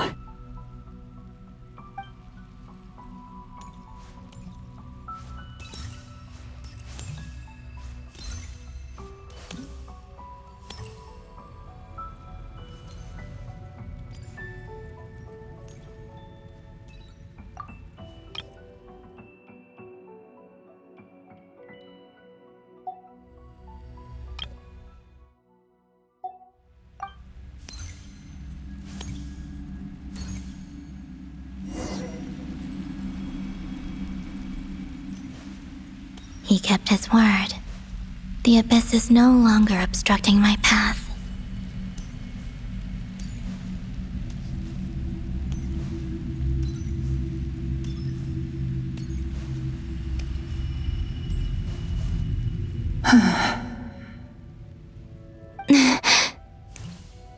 Is that the Lindis? She wasn't far off at all. And yet, they can never meet. Hello, Miss Lindis. Who are you? How do you know my name? I've never seen anyone else here before. You can call me Columbina. I promised Rerir that I'd bring a message to you. Rerir? My Rerir? Is he well? He's doing better than he was. Better than he was, huh? Sounds like he's had a pretty rough time. Others have had a rough time on his account too. In many cases, their time ran out because of him. And I'm not just talking about the children of the Crimson Moon. So, things got worse before they got better. Could you tell me what happened, Miss Columbina? Are you sure you wish to know? Yes. This is my opportunity to learn the truth. No matter how hard it is to hear, I have to know. I admire your courage.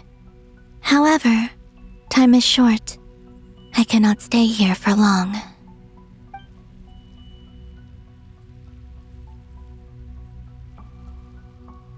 Rerir had seeds of hatred in his heart, and many people nursed them for their own ends.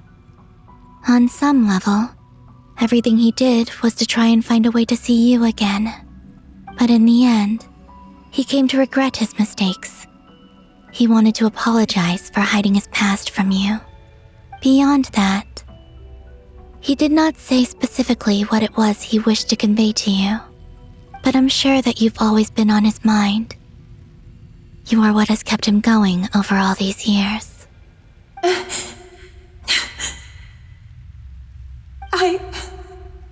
I'm sorry, Miss Columbina. This is so upsetting. I'm not sure how to put my feelings into words. It's all right. I understand.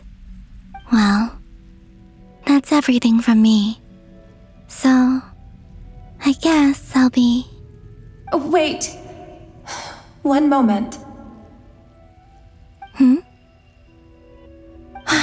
Time flows backwards here. The road ahead only leads further and further into the past. I know. I intend to reach the end of that road. Without a moon marrow, without the 3 moons' power, you won't make it far. Wait, unless... Are you one of the moon goddesses? You could say that. I see. I often think to myself, if life is like a train ride, why haven't I reached the terminus? Where am I even going? And it's not just me, it's this whole place. Wherever it is, it seems like it's existed forever. It's such a mystery. Where is it going? I must seem so ridiculous. I can't answer these basic questions, and yet I jumped right in here without hesitating, only to be torn apart the moment I entered by powerful energy currents. Only my soul remains now. Thinking back, I was suddenly overcome with fear and terror in that moment. Perhaps I too became bewitched by the abyss. I may have been the leverage it needed to control Rayrir.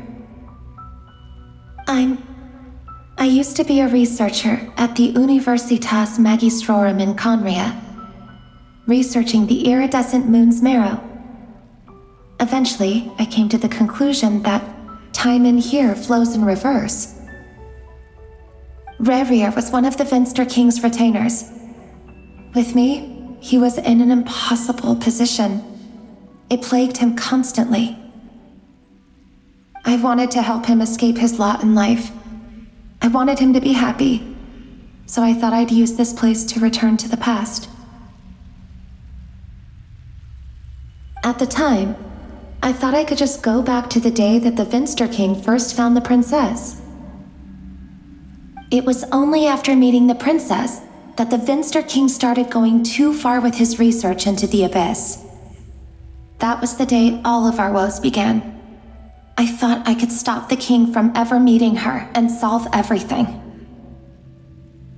I couldn't kill the Vinster King himself, so I had to find another way to save Rayrir. That's why I wanted to go back, to kill the person who had brought new possibilities to our realm.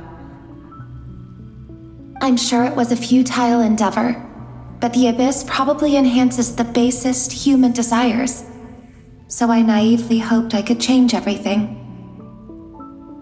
But I was simply too weak, like a speck of dust against the whole universe. Look at me. I didn't even survive the journey here. Not physically, at least. I know I'm never getting out of here, but you're different. You can make it, and I want to help you. I owe you that much.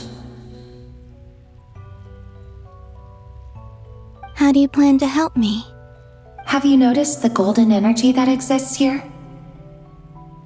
Based on my past research and my observations since coming here, I believe they carry you forward faster. I can share what I've learned and help you understand the pattern in which this energy appears.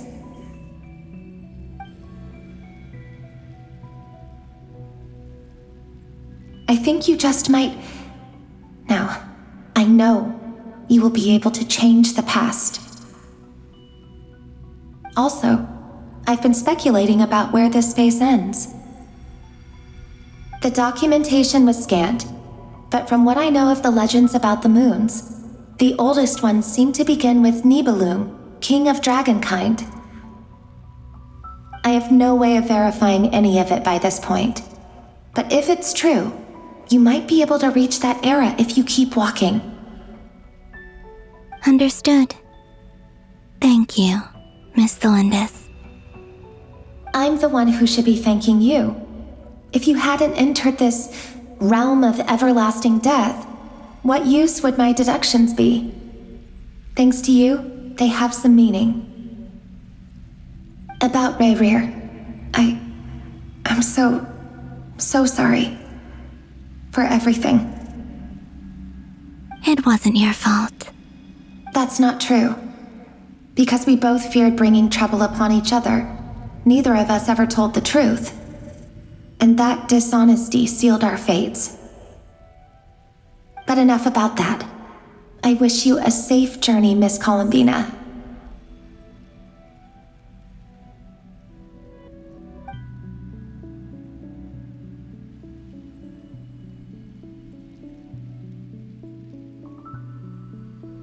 And may the outside world never have to experience pain like this again. Rayrir, You're there, aren't you? I cannot see you because you exist in the future. I expect we'll be trapped in this prison of space-time for all eternity. But please, gaze upon the past, and then sit for a while.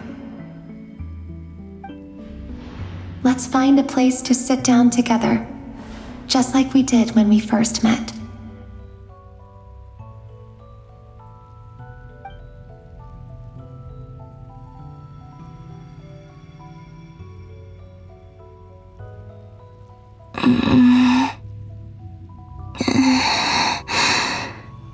How long have I been walking? How much further till I reach the end? Is there even an end to be found? Everything's getting blurry.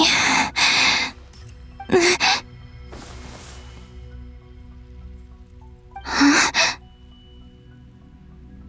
Are you all right, little sister? Have you come from the distant future?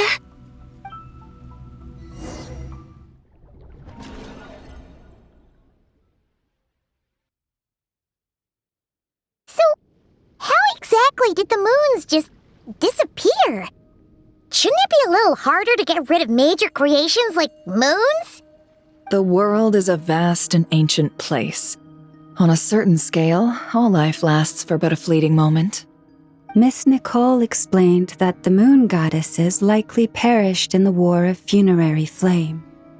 The moons themselves were also destroyed at that time, save for the Frost Moon, from which a new moon goddess was later born. Am I missing something then? 'Cause the stories say that the moon goddesses were born on the moon, but doesn't Columbina say she was born in Nodcry? Huh, you're right! Why do their birthplaces differ? What's the difference between the two generations of moon goddesses? Also, remember what Sandrone said?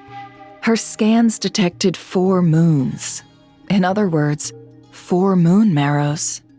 Technically, the result of the scan means that 4 moon marrows were detected and positively identified as moons in that moment.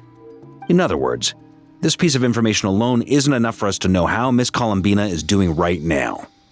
Yep, we have no way of staying up to date on whether she's dead or alive.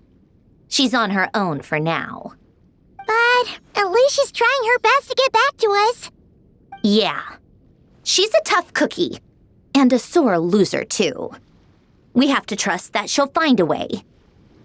Because we really need her power. As much as it pains me to say it, we've got no chance of beating Dottore in a straight-up fight. He's much too powerful. It wouldn't even be close. That maniac is going to devour everything in his path until he reaches us. We need to find someone or something that can stop him before he does anything worse. I'll be frank. Our only hope of defeating this false god is with a real moon goddess on our side. I'm not just saying this because Columbina's a friend and I want her back safe and sound. It's just the truth. And I know that even she was no match for him when he attacked, but I don't have a better solution. We're not giving up on saving her, whether she can defeat Dottore or not. Right. Don't worry, Miss Sandrone. We're all aligned on saving Columbina. No one's trying to argue that we can only justify saving our friend because it will help save the world. This is about multitasking. We want to save both. So, she's more than just a moon goddess to you guys? Absolutely. Duh! She's part of the gang! And you are too, you know. Yes, I know. You don't need to labor the point. I knew that the moment I came running over with my documents that I was part of the in-group. I mean, if Arlecchino can fit in, I certainly can. Anyway, as for how we get Columbina back, I've been working on it constantly. But I think I'm still lacking certain information about the moon. I'd probably get there if I could continue my calculations, but the problem is, I've run out of computing power.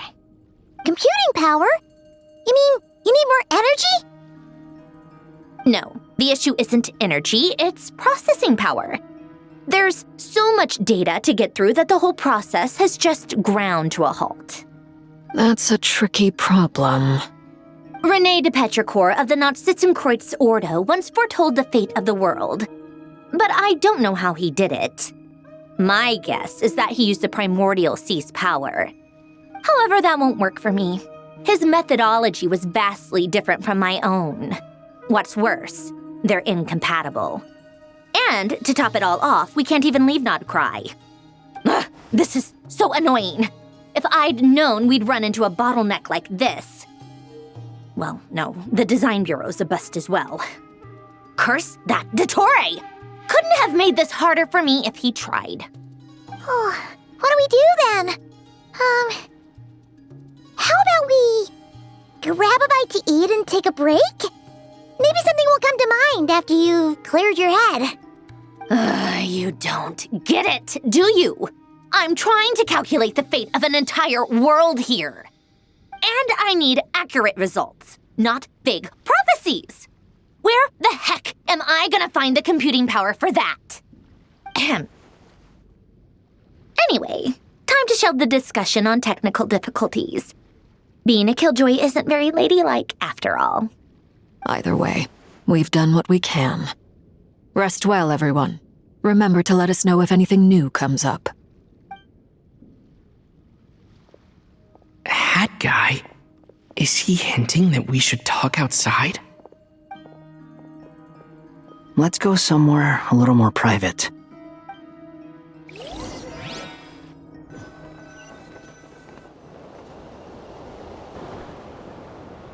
You know that Dory went back to Sumeru, right? Yeah, she mentioned she was planning to head back. Things aren't looking good for Nodcry.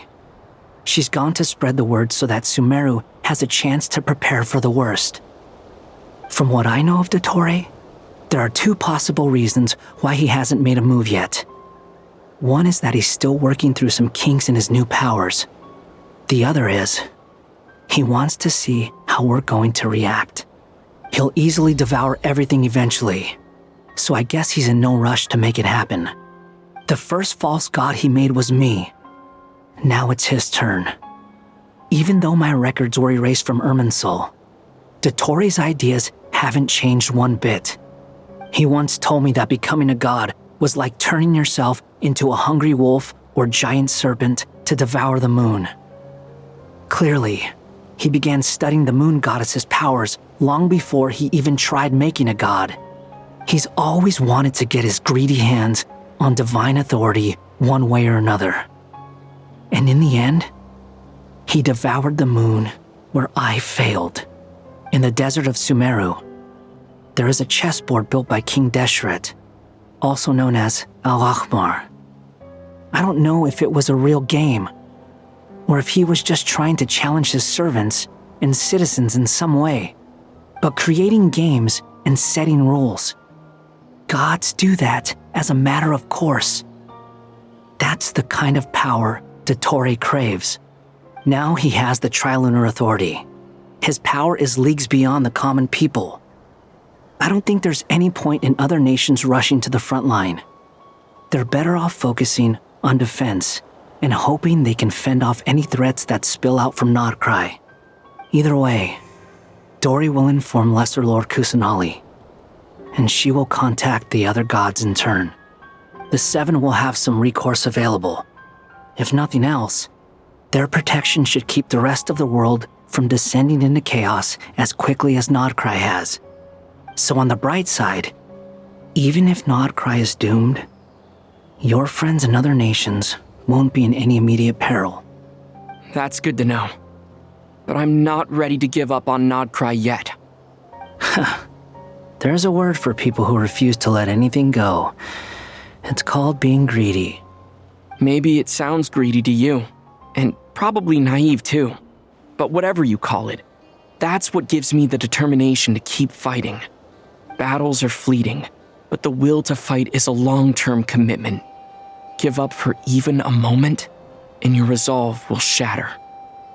Why do you always feel the need to do the right thing? No one is born to be a savior. I mean, who's gonna criticize you if you fail or give up? Don't take this the wrong way, but Dottore said something similar to me. I guess the Fatui attracts people who don't believe in saviors. Not necessarily. It's less about belief for me. I just want to know how determined you really are. After all, I don't owe anything to anyone else here. Only you. You look kinda worried. If your arch-nemesis was about to achieve their ultimate goal, I think you might feel a little worried too. That's true. Dottore is about to become an omniscient, omnipotent deity. That's gotta be a bitter pill to swallow. Still, you're calmer than I expected. Obviously. I have to admit that my past self was a reckless fool who misunderstood not only the point of revenge, but how to achieve it. And as much as I want my vengeance, I know I'm not gonna get it by acting alone. If the world's taught me anything, it's to think before I act. Too bad it never taught me any other virtues, though. So, I am going to destroy Dottore, no matter what it takes. So, what's your plan? I'll get to that. First, tell me, what do you think of Sandrone? Just like Paimon said, she's a friend, part of the gang. How much do you trust her? This is a serious question. Think carefully before you answer. Although she's with the Fatui, she has her own values, and she's helped us a lot.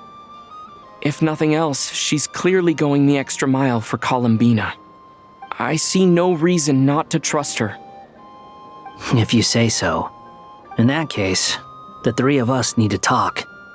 I have some thoughts about her computing problem. It can be solved, but it will come with a cost. How much? If I can afford it, I'll cover it. Sometimes your heroism really backs me into a corner. You know that? Come on, let's go talk to her.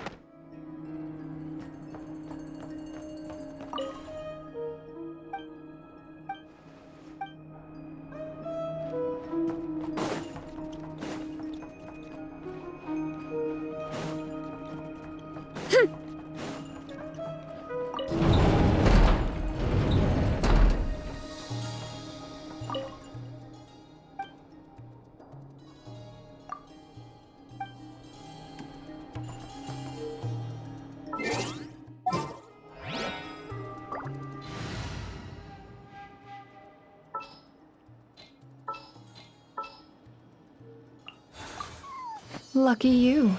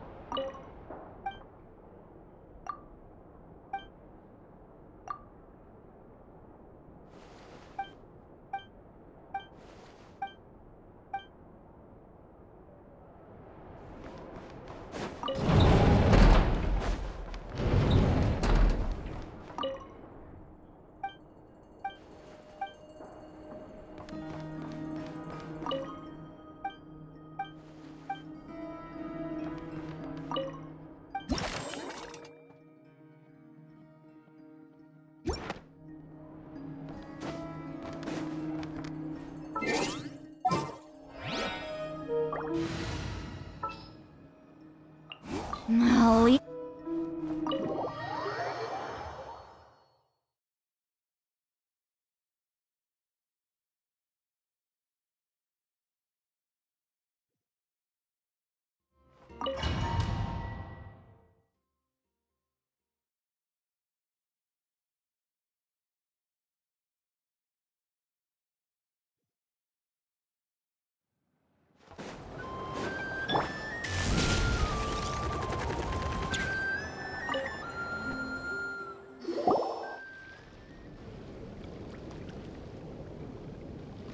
Miss Androne, Traveler. Hey there. Paimon's here too! She was just helping them sort through their things. How did your chat go? That was fast. The call only just ended. Well, you said it was urgent, so we got here as quickly as we could. Albedo, I have some alchemy questions for you. I see. Looks like my knowledge proved useful after all.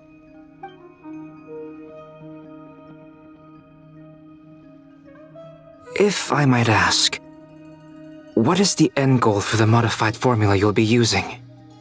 I needed to predict the future of the entire world. But I've run into some teething issues since trying to implement Renee's theory of the 4 orthants.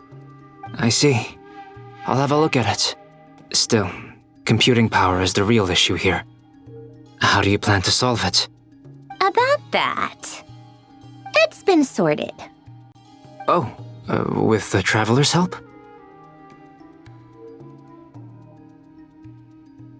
Actually, you're not wrong. He found the person with the solution. Was it Hat Guy? Yeah, it was him. Wow! Go Hat Guy! Seems like all that time studying at the academia is paying off big time. But where is he?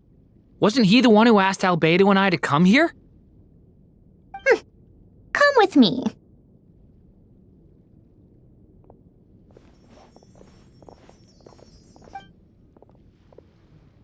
Hat Guy? What's happened to him? Hat Guy! Can you hear us? No response. I guess he's in hibernation. Hat Guy mentioned that he was a puppet. It seems that his functions are currently shut down. I presume this has something to do with the solution to your computing problem. That's right. He and the Traveler came to see me.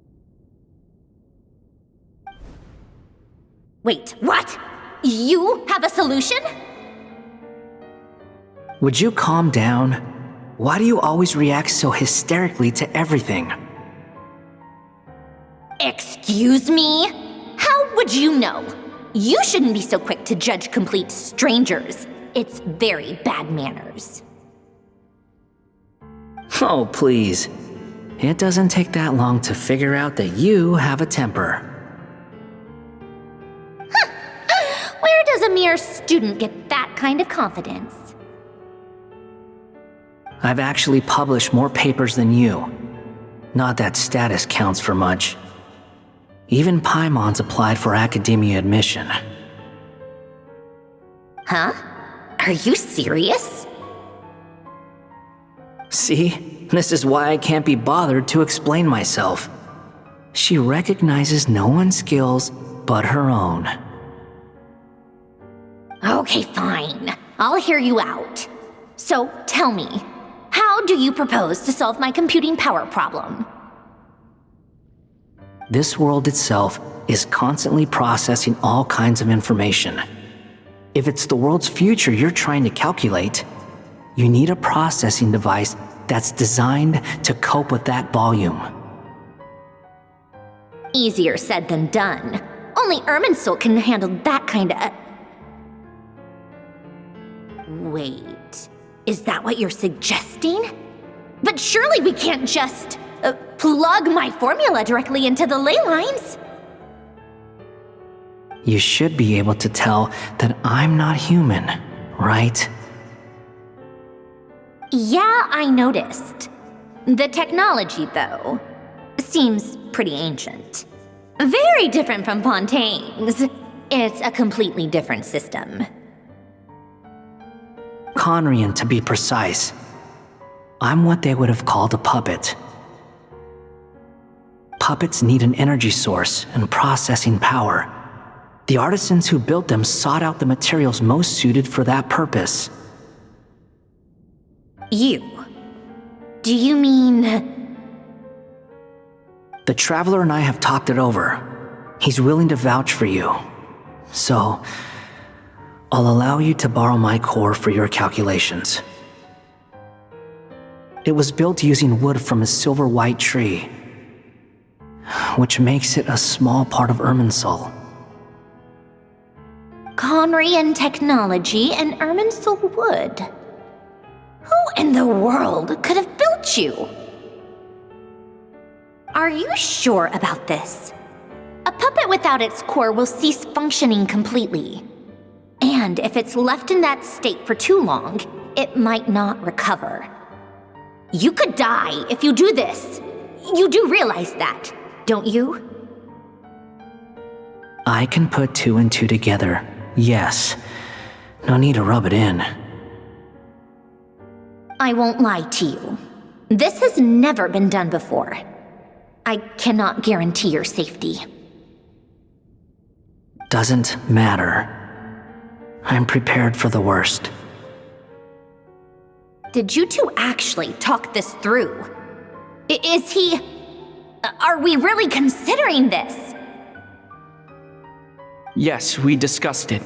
The bottom line is, he trusts me, and I trust you. Let's give it a shot, shall we? Honestly, I have no clue where this kid even came from. But for whatever reason, he lent me his core to use in my formula. I'm very close to finishing my calculations now, and the core is currently in use. So I'm sorry, but I can only show you a sketch right now. This is what the core looks like. A silver white branch. It certainly matches the legends told about Irminsul. Is Hat Guy gonna be okay? He's not gonna die, right? Right? In theory, he should be fine. As long as we put his core back in time.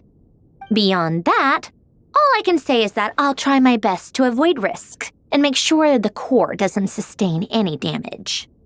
I think I know why you called us here now. Someone needs to watch over his body and make sure it's protected until the process completes. Correct. He said that the only ones he trusts here are you two, and the Traveler. And the Traveler will have other work to do.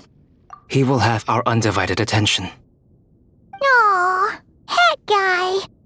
On a more positive note, things are progressing steadily on my end.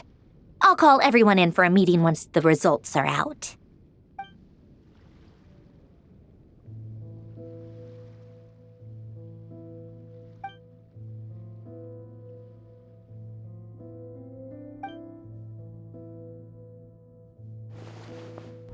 The worst-case scenario with the core removal is either a system reset or a total loss of function. But I'm not afraid. A quiet death should have been my fate long ago. A core is completely different from a heart. It's like another vital organ entirely. I never believed it could be a true replacement for what I sought. But in the end, it turns out the core was more useful to me. Pretty funny when you think about it. It's like the punchline of my entire life. Do you think there's any difference between a puppet and a human? If not, then this would just be another samsara. I have already experienced both a past life and a next life. Part of me wonders whether I'm only capable of making this decision because I've become a real human. What's with that expression? Isn't this a good thing? Sandrone will succeed, won't she? She has to. She will. We all have to persevere until this is over. That's right. And I'll protect you all until the moment of victory arrives.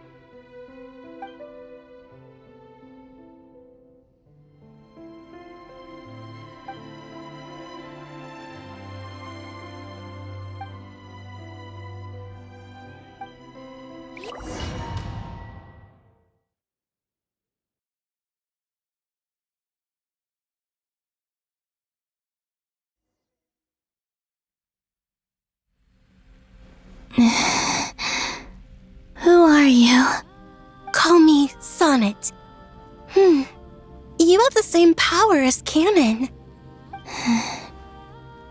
Sonnet. So, you're the goddess of the iridescent moon? Oh, goodness! You recognize me? Well then, what's your name? Columbina. Columbina Hyposelenia. Hyposelenia? What a lovely name. Did you choose it yourself? It was a joint effort between me and my friends. Friends? You mean your friends in the heavens? Huh? Oh, sorry. You must be exhausted. I apologize. Hang in there. Let me introduce you to my older sisters. Do you mean the other two moon goddesses? Arya and Canon? Wow, you sure know a lot. Hey, does that mean that our story goes on into the future?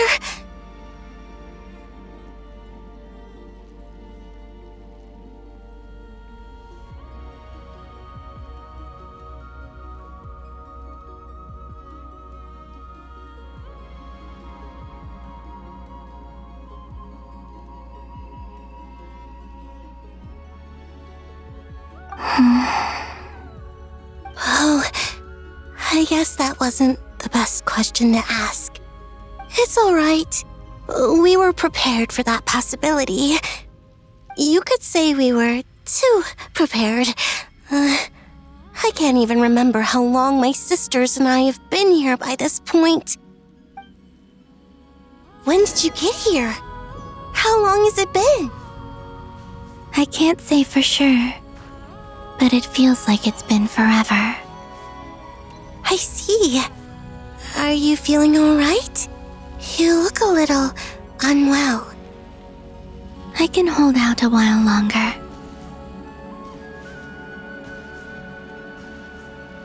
We don't have far to go.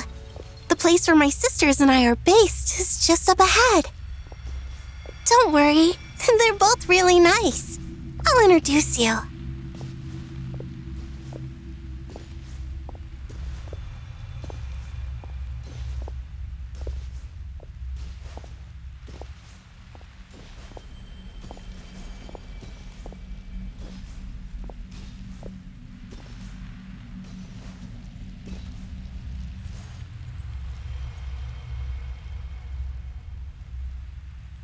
Sisters! I'm back! And look who I've brought with me!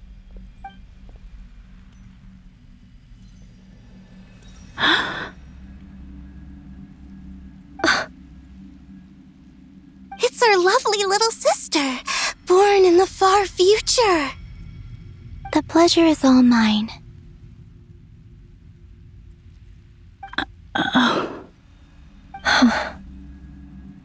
Allow me to introduce you to Columbina Hyposelenia.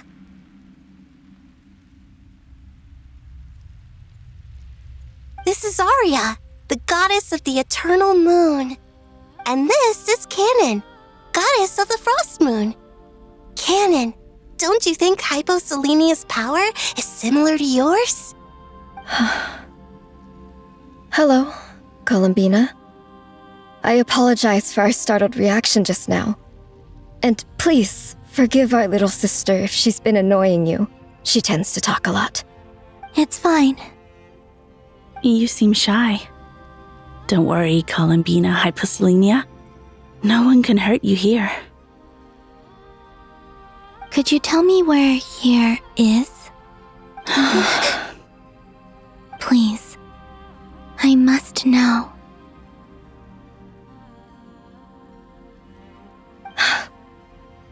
My dear sister, this is where Tevat's original ruler, the Dragon King Nibelung, imprisoned the moon goddesses. What? You're scaring her, Canon. No, I'm fine. Please, continue. Nibelung, our original master, created us in the distant past to maintain Tevat. But he left this world and traveled into the dark universe beyond, to explore worlds vaster still. Day and night, we fulfilled our duty in the heavens, until the day that the first descender arrived. The great ruler of the firmament. The heavenly principles. Is that what later generations call them? I see. But we did not reject them at first, nor did they seem to harbor ill intent towards this world. We coexisted in peace. They were like a guest in our home. Slowly, however, we came to realize that our guest had a growing desire to change and dominate the world. And you didn't stop it? No. There was an order to the rules they set up that Nibelung never taught us. We wanted to know if this order would bode good or ill for Tevat.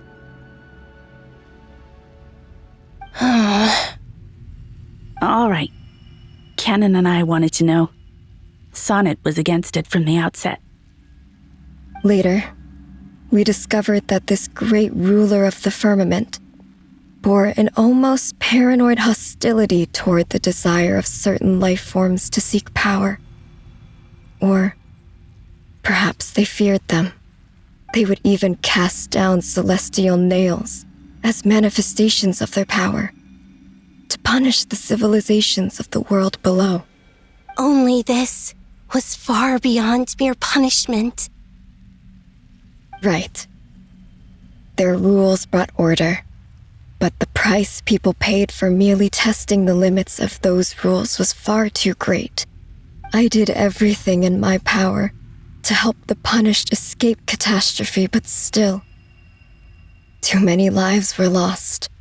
The ancestors of the Frost Moon Scions were some of the ones you helped. But just when we had decided to take countermeasures, the Dragon King, Nibelung, returned. And so began the War of Funerary Flame.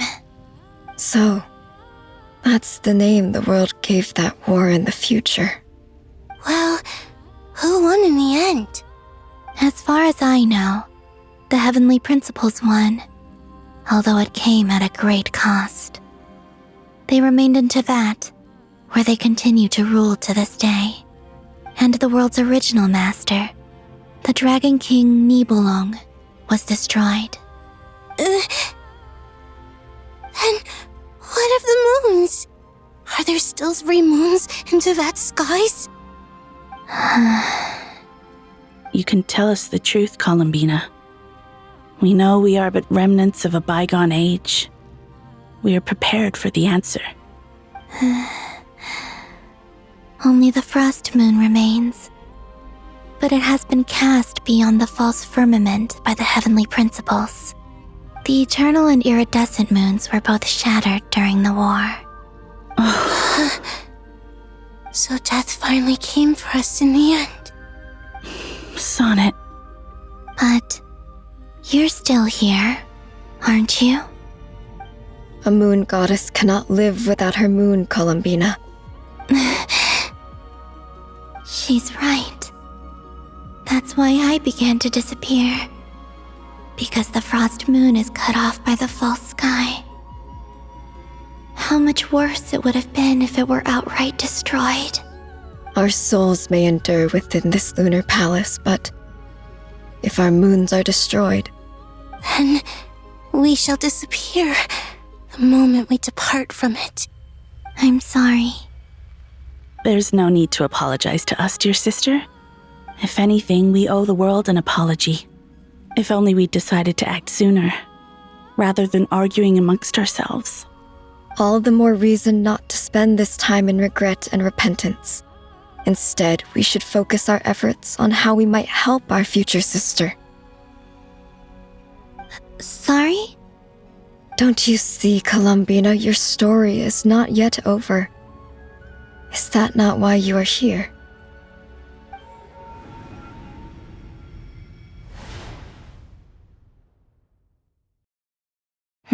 It's done. Initiate numerological array. Continue running primary process. Calculate the world's fate through extrapolation, and identify nodes of potential change. Secondary process, scan for moons. Still 4. The number of moon marrows hasn't changed. Wait, let me think. Is it possible that there's something I've been misunderstanding about the moons all along? Variables. Variables in the world. I know where potential variables within the world come from. So what about the moons? Are there any variables there? Like their life or death, for instance. What if being alive or dead makes no difference to a moon? But that's so strange. Even immortal gods can die. Why would the moons alone be? Wait! I've got it!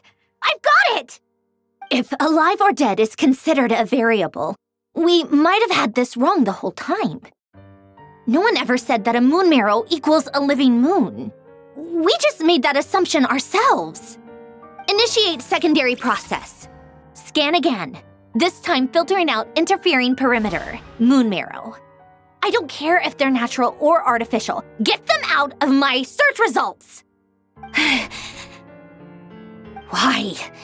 It says 3 moons still exist in Teyvat, even after excluding the moon marrows. But we know for a fact that 2 of them are dead. Redo the scan. Narrow the results to living moons and real moons. No, scrap that. Narrow it down to moons that have lunar authority and remain alive. Why? Why is it still 3? What is this, Columbina? Has the world lied to us? Or are you the one pulling the wool over our eyes?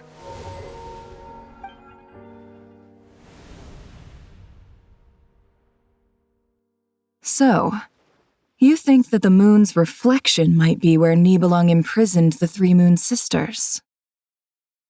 Yes, it would explain a lot, such as why that space would respond to a moon goddess's power, opening the moon gate at her command. It would also explain why Miss Columbina has been unable to leave, and why time flows in reverse there.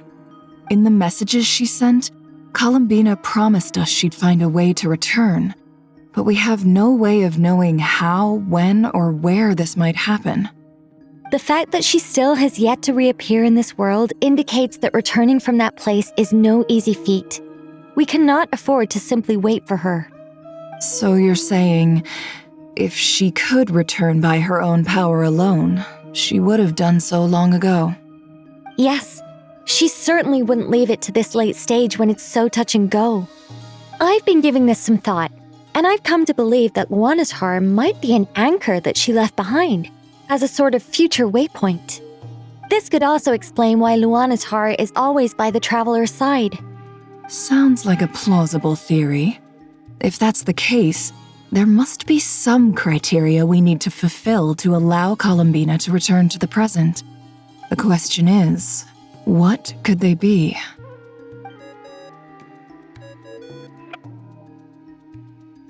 Hello? Listen up! This is extremely important!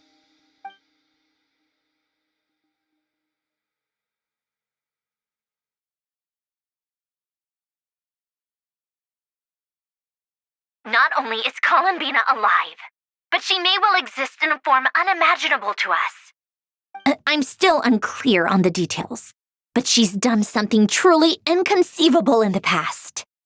And the clue to what she's done lies in the moon and Tevat sky. Truly amazing. Oh, I'm so delighted for her. I'm sure we all feel the same. And I'm sure Columbina is ready to get back here and fight by our side. I'll keep my calculations going and try to find some way of coordinating with her. But that's not an excuse for everyone else to slack off, okay? All of you had better keep trying to think of solutions. How can the dead moon still live? And Luanatar?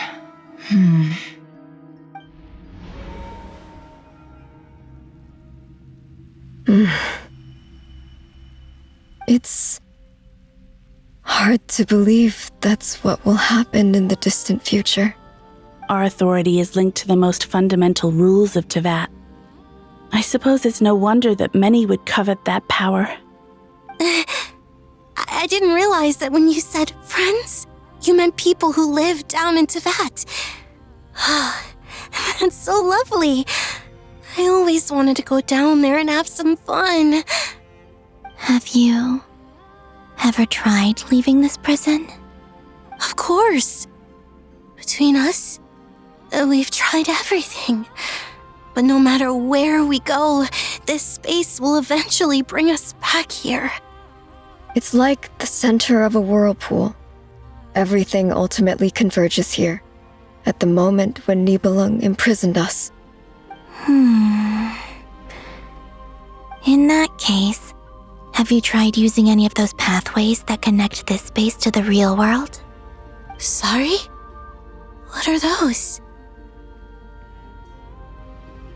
They're passages through which you can make small-scale changes to reality by using Kuvaki. Or am I the only one who can use those passages? Because part of my soul remains in reality. Kuvaki. What is that? You don't know?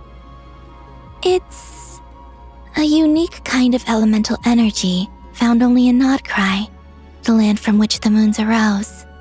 Oh.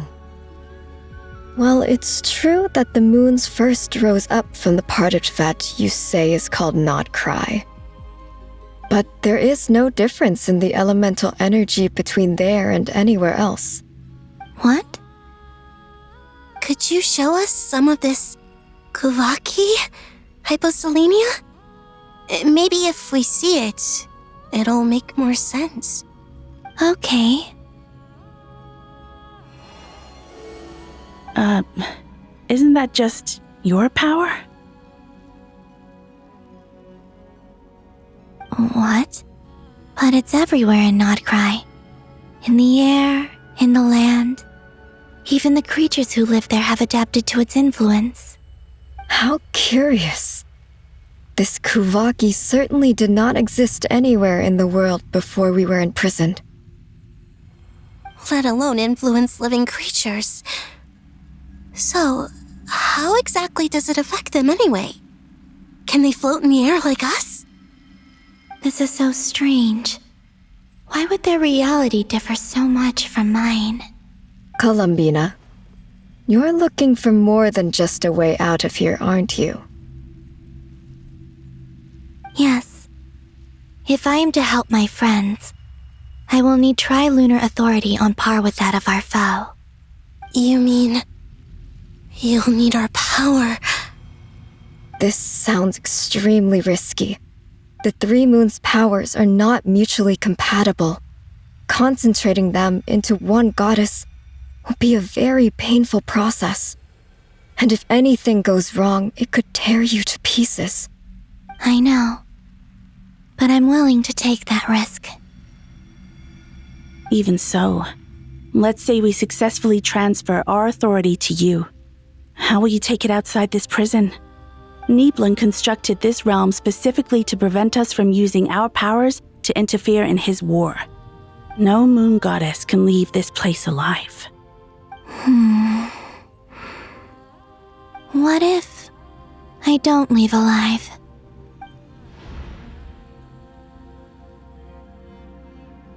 Where do we even start? How are we supposed to figure out what we're meant to do to help Columbina?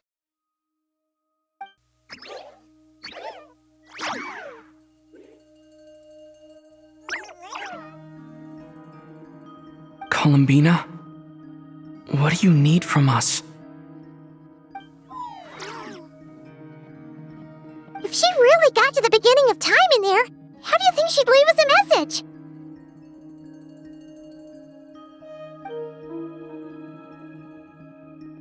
You don't think she'd write it down on a stone tablet somewhere in the hopes that we'd find it, do you? Seems unlikely. Columbina may not talk a lot, but she thinks deeply about issues like this. Let's review what we know. This is the Columbina who fought alongside us against the Rehir of Solnari, and with whom we celebrated Moon Prayer Night. She knows our personalities, our ways of doing things, even our unique strengths and abilities.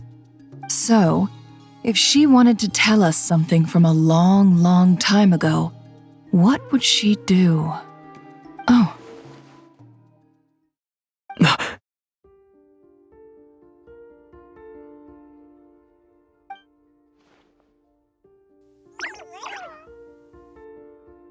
Traveler, you once said that those golden ripples also appeared when Luanatar was born. What if Columbina left Luanatar here, not just as an anchor to the real world, but for some other purpose? If she is part of Columbina, and Columbina knows that I can see past events through her. Oh yeah! Like when you peeked into Rarer's past through his heart! Nefer, wait. If you're right about this, and you can really see past events through Luanatar, your eyes, they'll... Oh, I know. Looking at Rerir's past in Conria was already enough of a strain on my eyes.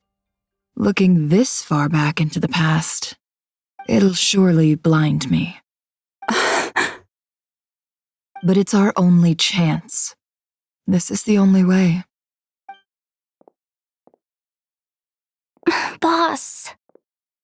We spoke about this once, a long time ago. Do you remember what I said, Yehoda? The day I lose my sight, the Curatorium of Secrets will be yours to run. But... What's wrong? I'd be overjoyed if I were you. This day's come a lot earlier than either of us expected. I need to know you'll honor our agreement, Yehoda. Promise me. Yes, Boss Neff. I promise. Are you sure you don't want some time to think this through? What is there to think through? I should have gone blind after our battle with Rerir. Frankly, it's almost criminal that I got away with it for this long. Then at least let me take some precautions on your behalf. And if you really do lose your sight, I'll visit your office every day and make sure you're well looked after. Oh, please, anything but that. I was actually ready to go through with this. Are you trying to scare me into backing out? As if I could ever scare you. I'll assume you're just joking to calm your nerves. All right, enough chit-chat. Let's do this.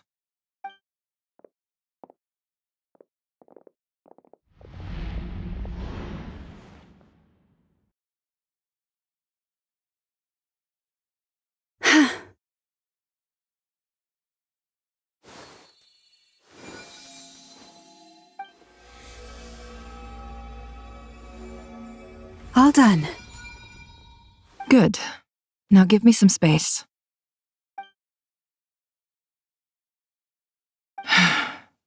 Come on then, little one. Show me what happened in the past.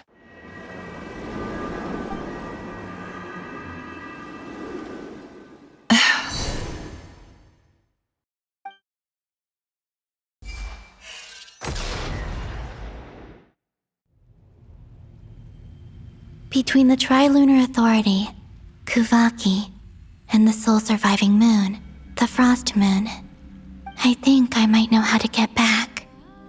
But I will need my sister's help. Time to go talk it over with them.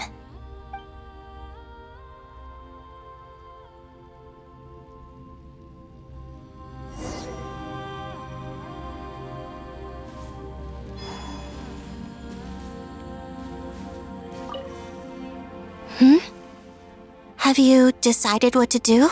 I hope it's not too dangerous. You really scared me when you said that thing about not leaving here alive. Come on, let's go find the other two.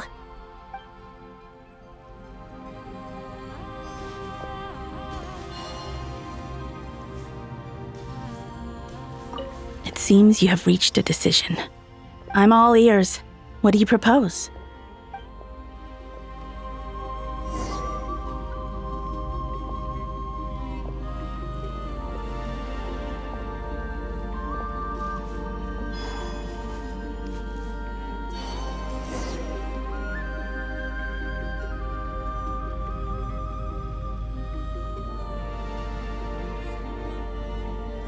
Have you figured it out, Columbina?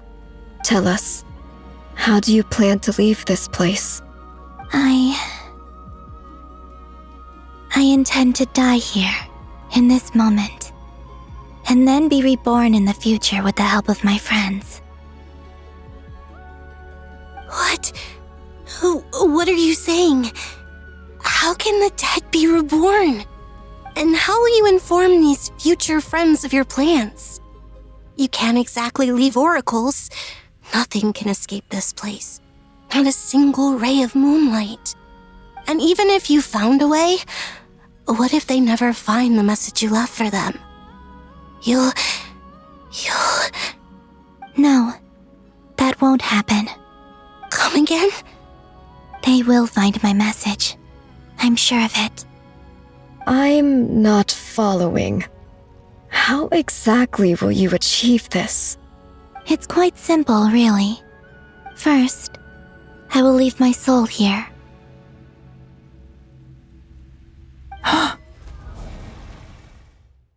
I see it.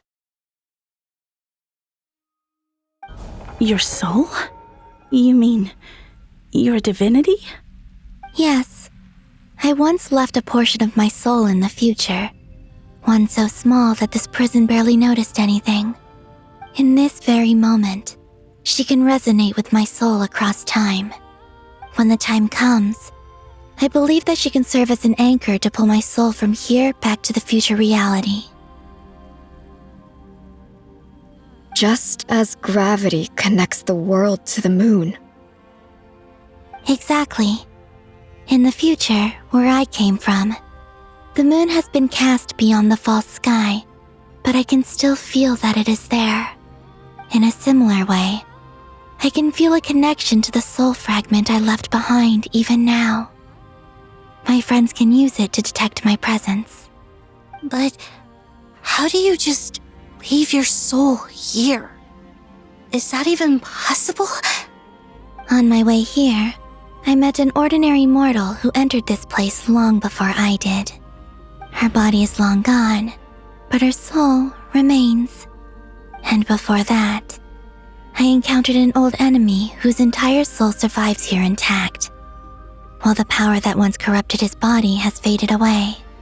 So, perhaps this space is specifically designed to imprison divinity and authority, but not the physical body. Still, even if your body can escape, would it not just be a lifeless husk without the soul inside? Wait, is that what you meant when you said you wouldn't leave alive? Yes, I shall turn my body into moonlight and pour it over Nodcry. That power shall protect the land and quietly blend into it, awaiting my soul's return in the future. However, I cannot do this on my strength alone. I would need your help to do this, so I'm humbly asking for your assistance. Oh, dear sister, You need not be so formal. As I said before, we are but remnants of a bygone age. You, on the other hand, were born alone in that distant future, and you have walked a long and lonesome road since then. How could I bear to let your story end here in this dungeon? Don't forget, we are your sisters, your family.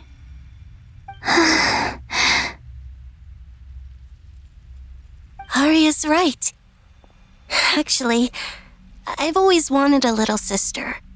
Can you imagine how it's been for me? Getting nagged by 2 older sisters all the time. Now, I finally get to be the big sis. And not just that, but I get to help you return to your world, too. How could I say no to that? Sonnet. Kennen?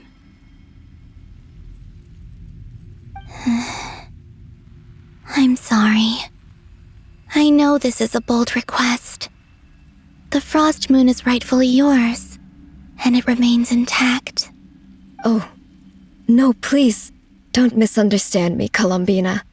I was just thinking back on the years that the 3 of us once spent together. You cannot imagine how happy I am to hear of the future world you describe. The Frost Moon Scions, your lovely, kindly friends. For the 3 of us, whose purpose in life was to maintain the peace in Teyvat. It is a great relief to know that the people of this world live in such an abundant future. If your plan can save them, and save Notcry, I will gladly give you all that I can. Besides, the 3 of us have been together since the day we were born. I could never abandon them to live on alone without them. Canon. Still, I do have one question I would like to ask you before we proceed. Certainly. What is it? Why do you cover your eyes?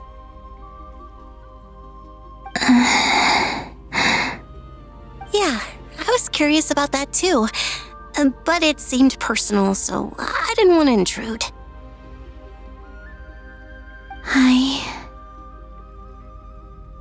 There was a time when I refused to look upon the world. I believed it was full of nothing but lies and falsehoods.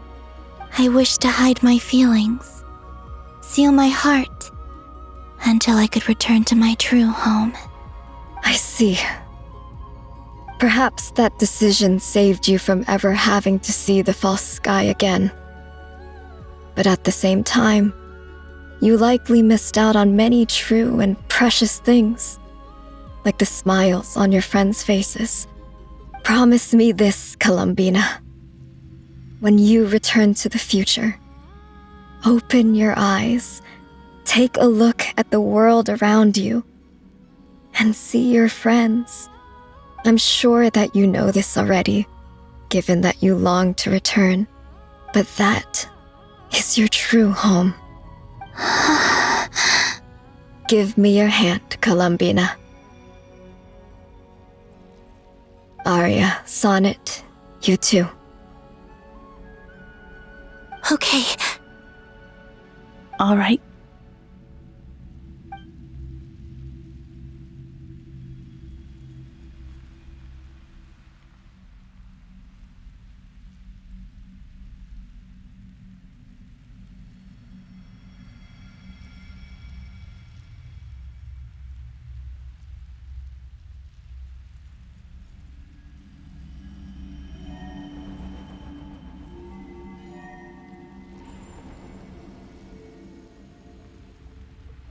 We once were the song sung for eternity, but now it is you who must continue to sing. We once were the tides in the great river of time, but now we subside, and you arise. We were the messengers of madness and inspiration, but now the lies have faded, and your truth must endure. We are souls awaiting the sun. You must return to be with those who smile when they see your face.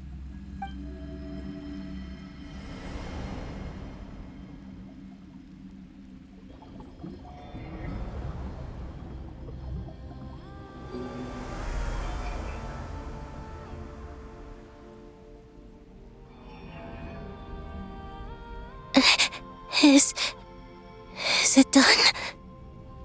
Yes. We have transferred the authority over all 3 moons to Columbina Hyposelenia. From this moment on, she is the Tri-Lune Goddess, the one and only moon goddess of this world.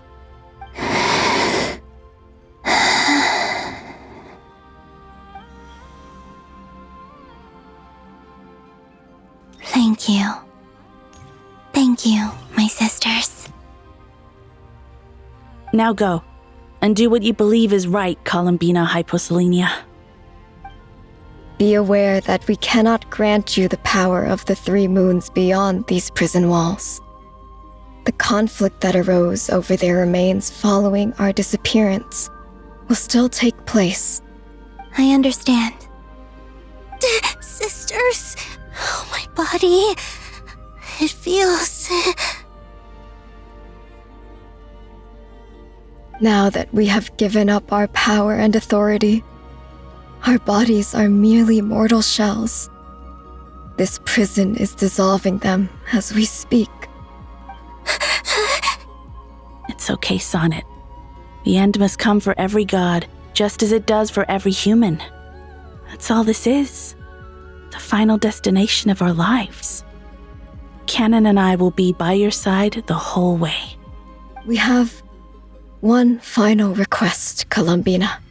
Could you use the 3 moons' power to send us back into the real world? Now that we have lost our powers, I doubt this space will seek to hold us further.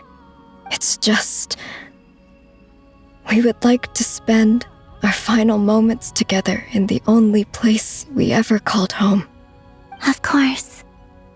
Gladly.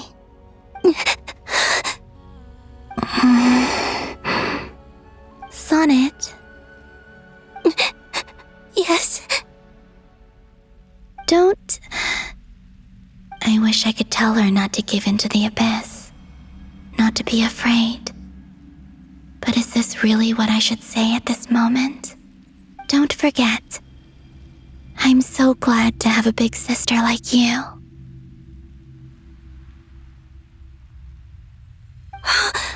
No, Hypo.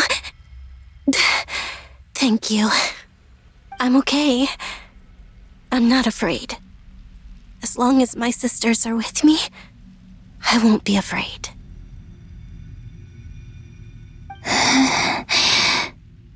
It looks like this is goodbye, sisters. Goodbye, Columbina. Take care of this world in our stead. I will.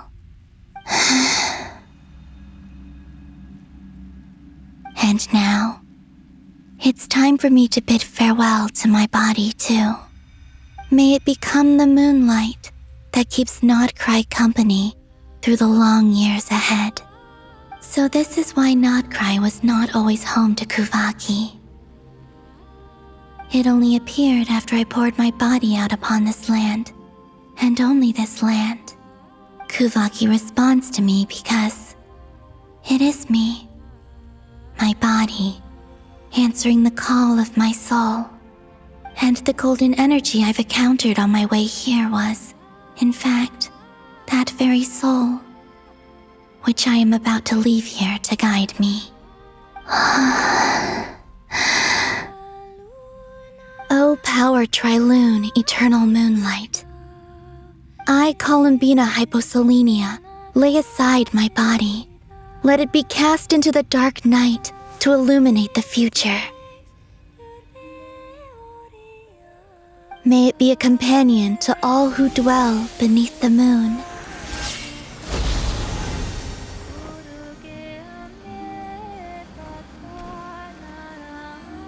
until the time comes for me to return home.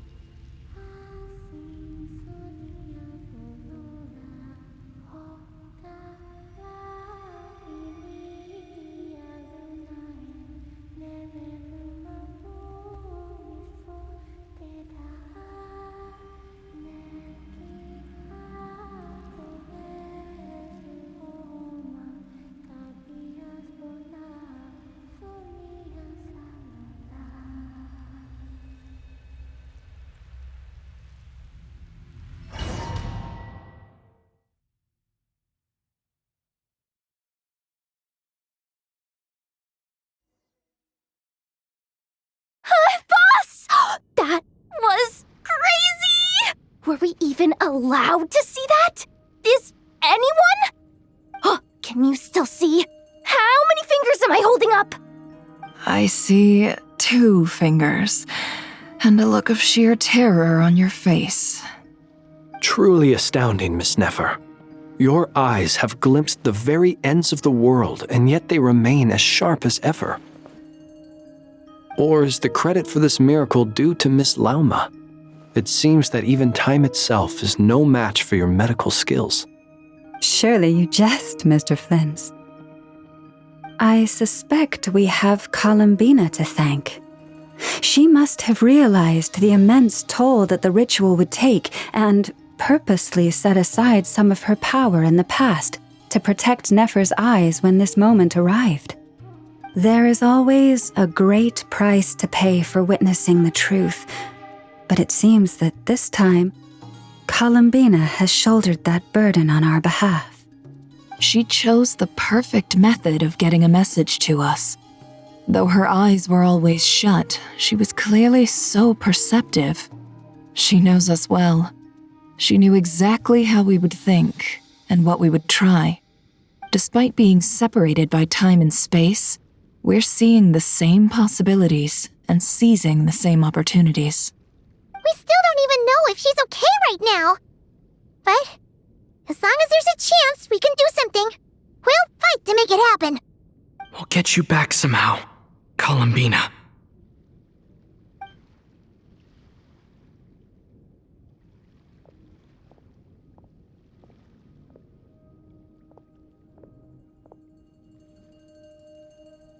Well, based on the information we now have, let's figure out our next moves.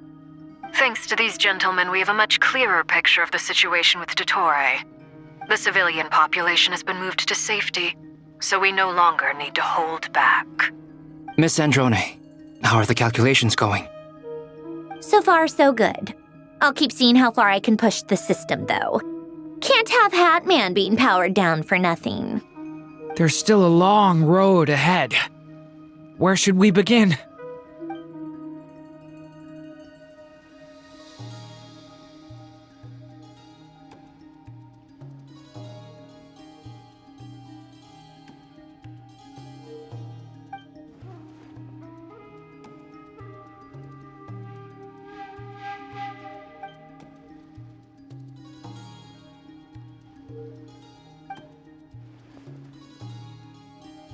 Our plan is clear. Time is short, so let's get moving. There's just never enough time, is there? Time is the bane of my existence. Ugh. Anyway, I'm gonna get back to work. All right, we'll do our part too. Yeah.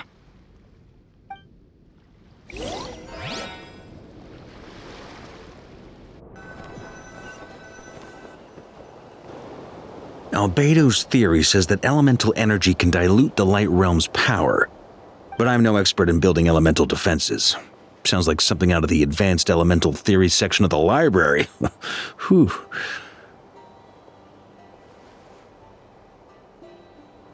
seem quite troubled. Well, yeah. I mean, who doesn't get a little flustered when they're completely out of their depth? You were the very picture of confidence back when you approached the Hexen Circle. Eh, I could have been faking it through that whole meeting for all you know. Who's to say I'm not just a ball of nerves in a charming and gregarious package? Oh gosh, really? I'm so sorry, I had no idea. Well, you're all the braver for it. Still, I was much more in my comfort zone than I am here. At least in Mondstadt, you can cry for help from a cliff top and actually stand a chance of summoning Barbados himself. Things have never looked bleaker than they do now. If we don't pull this off, Tevat's doomed, isn't it? Oh, you think so? Actually, yes. Yes, it probably is. It's a shame. Don't put too much pressure on yourself. Tevat has faced annihilation many times in the past, but it also gave us you, didn't it? Hey, don't give me that. It's not like I'm anyone special. I disagree. Every human born in this world is special. We angels have always believed that. In that case, this humble human being has a big favor to ask of you. I thought you might say that. I'm sure Alice, in her great wisdom, sent you here precisely to help us in this difficult time, yes? Well, that has less to do with her wisdom and more to do with my power. Of course, of course. Well, the thing is, these elemental defenses we're about to build, I don't think it's a question of if they'll fail, but when. Durin's findings from his patrols make it clear that Dottore is constantly expanding his territory. First it was his lab, then the design bureau, and now this. It's not realistic to completely stop him encroaching on the rest of Nagrai. Rather, our goal should be to stall him for as long as possible. If Miss Sandroni's calculations are correct, well, they're the closest thing to certainty we have in this situation, so let's assume they are. Anyway, her calculations suggest that our best hope for victory lies in Miss Columbina's return. It's up to us to slow Dottore's advance and buy time for her to make a return. Are you asking me to help you with building the defenses? No. I'd like you to prepare for what comes next. When he eventually reaches us, we will have to fight him. You were an angel once and a mage now. I'm asking you to lend us your protection. Oh. Can I take it that you're triggering the terms you fought for during our three-way talks? Well, technically those terms were about protecting Mondstadt. But if you're happy to agree to the change in location, then yes, let's do that. You're cashing in on this much sooner than I'd imagined. Well, yeah. The way things are going, I might not get another chance. Very well. The mages have heard the knight's plea, and we will respond. To tell the truth, Alice and I had already discussed how we might help you all, so I didn't come empty-handed. I always like to be prepared.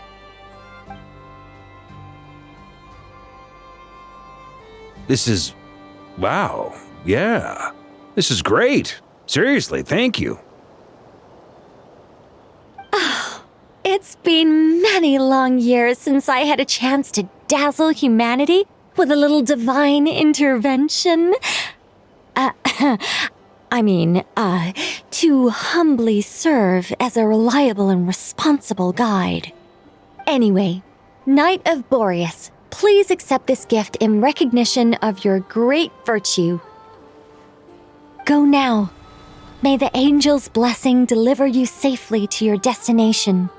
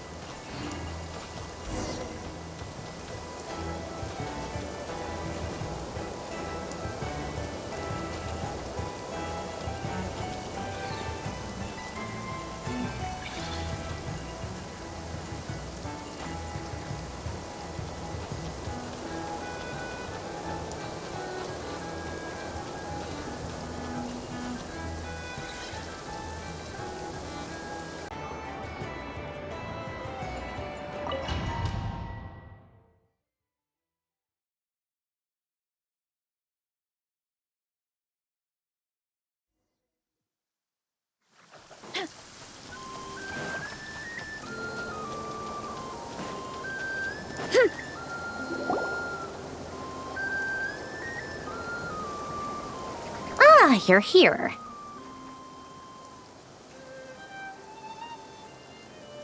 Sandrone! How are things going? Glad you asked. You two are about to become the first people to lay eyes upon my masterpiece. Or should that be the first person and the first, specter? Hey! Whatever. Come, feast your eyes on this. Wow! We've never seen something like this before! This meter displays the progress of my formula.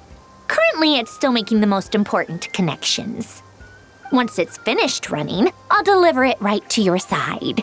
And then, we can finally bring Columbina back. What do you mean, deliver it? Can't you just tell us over the Dodo communication device? It'll just be some numbers, right? Ugh, you're such a greenhorn. This isn't the kind of formula you solve in math class. It's a highly complex algorithm capable of constructing a framework of rules. Ugh, whatever. We'll be here all day if I start trying to explain it. All you need to know is the formula must be completed before we can bring Columbina back.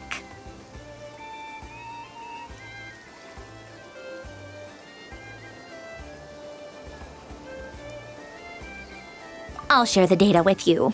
Nicole's agreed to let me use her information channel, so we just need to use the Dodo communication device like so, and there. Now you can check in on my progress. Wow! Look at that! You're amazing, Sandrone! About time you recognized my genius. Took you long enough. Anyway, that's all for me. You should check on the others if you have time. Make sure we don't have any weak links in the chain. That might sound harsh to you, but close supervision is a common practice in a Fatui. Not looking to catch anyone out. I just care about everything going smoothly. That's all. I'm kinda stuck here while the formula's running, so I need you to be my second pair of eyes in the meantime.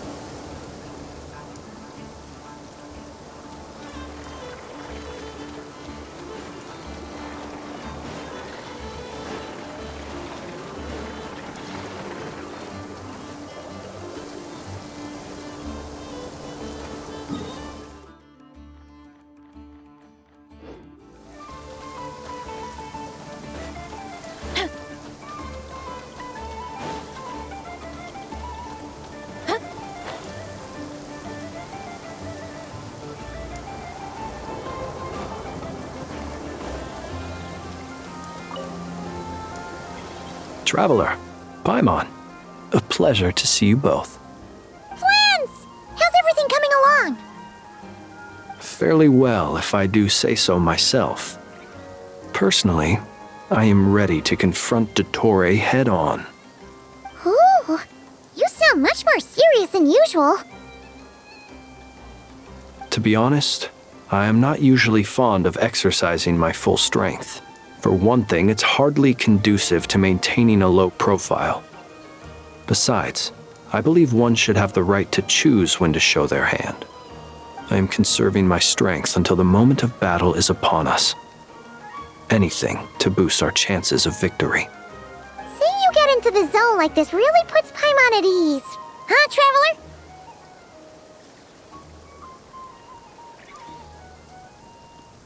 I consider it an honor to have your trust. Rest well. I look forward to seeing you both in your element during the battle.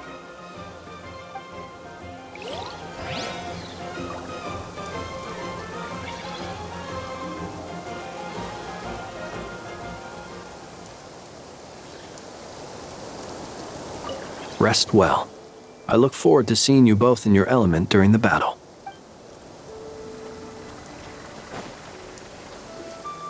Thankfully, Miss Nicole has come to our aid. Nasha Town is now looking very well defended. Golden Flame. Yes, that's Nicole's power, all right. Based on the latest message from Grandmaster Varka, it sounds like they've reached an agreement.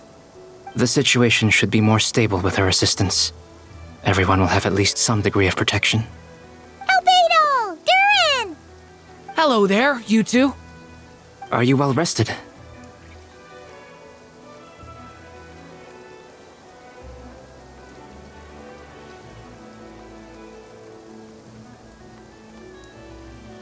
That's good to hear.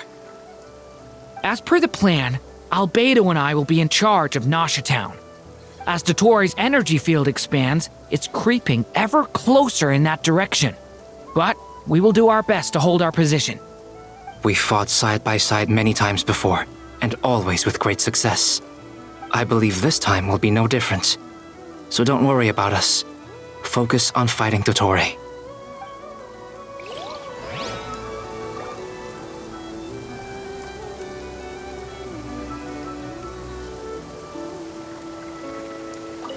As Dottoro's energy field expands, it's creeping ever closer in that direction. But we will do our best to hold our position.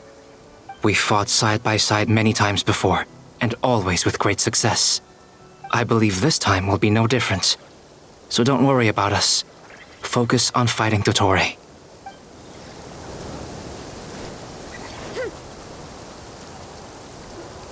Yes, Miss Moonchanter? What are you staring at? You always address me in the strangest ways. Lady Moonchanter 1 minute, Miss Moonchanter the next. Yes, and? Are either of those incorrect? Not as such. It's just that I simply call you Nefer nowadays. Uh-huh. That's my name. What's your point? The point is I don't add any honorifics or titles. Meaning what? That maybe we're on friendlier terms now than we used to be. Is that how you see it? And I thought I was the one with eye damage. Never! Wilma! Paimon, traveler. Just swinging by to check in on you. How are things going? Did you manage to get some rest? Don't worry about me. I won't slow us down. And I give my all to ensure our victory. Ah, yes. Allow me to give you two a quick checkup. All done. You're both in good shape. You're welcome. You'll have your work cut out for you in this battle against Dottore, so make sure to get some rest in first. Paimon will keep an eye on him, don't you worry. I'm glad to hear it. Take good care of yourself, too, Paimon. Sure thing.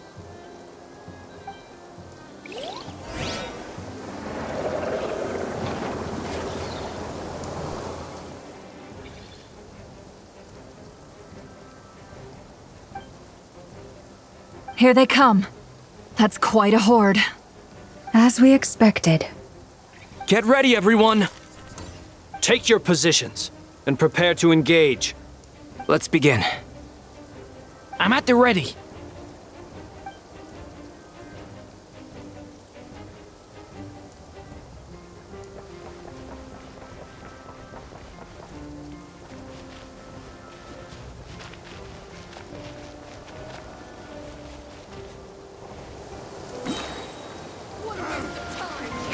Bombs away! The night cometh. Close your eyes. Another one. Observe. Fine.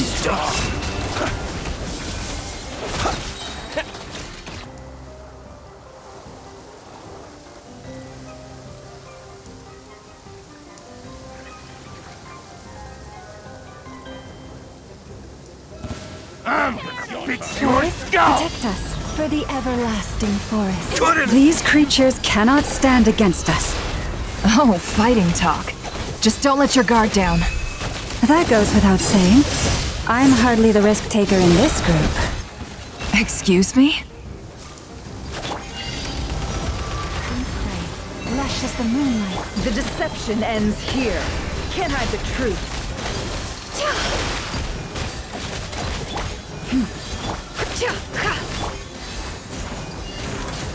Branch into song. By the frost moon of old, seek within. Kya!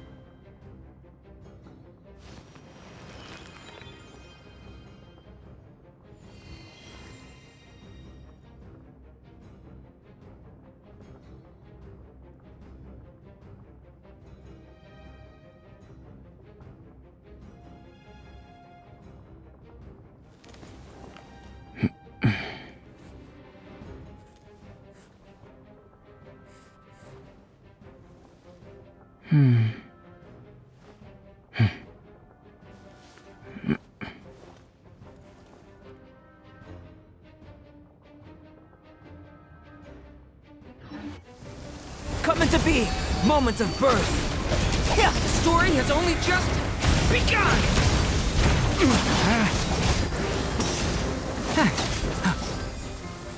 That was easier than I thought. Naturally. What do you mean? Is it because as created beings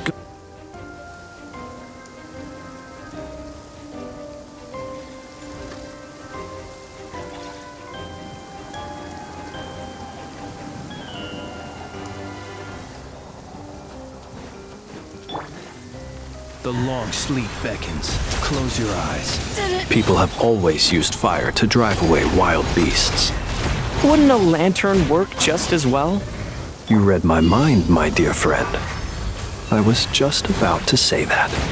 All right then, dear friend. Bring the light! The dark! No more lies. It all adds up. Time to come clean. Seek within.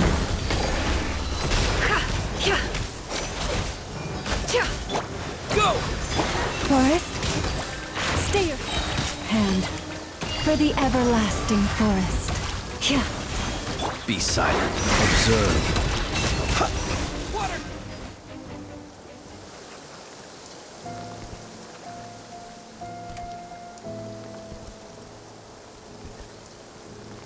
You're looking well. I trust you've had a good couple of days. Dottore! It's actually a good thing, in my view. If the subjects of my experiment were to die prematurely, it would throw quite a wrench in the works. And so, I must thank you all for your resilience. We are no longer on the same level, but you are nonetheless worthy of my respect. A creator god should be merciful and gracious after all. And in any case, it is only right that before I end your lives, the world is informed of the arrival of their new god.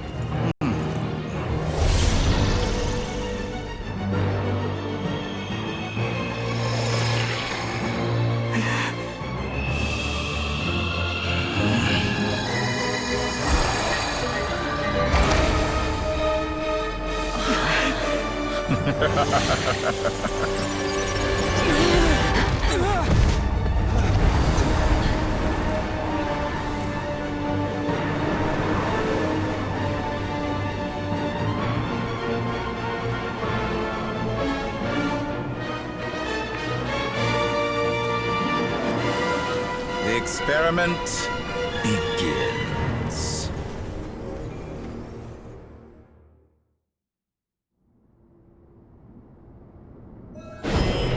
With the marrow of the 3 moons in my hand, behold the false storms fall!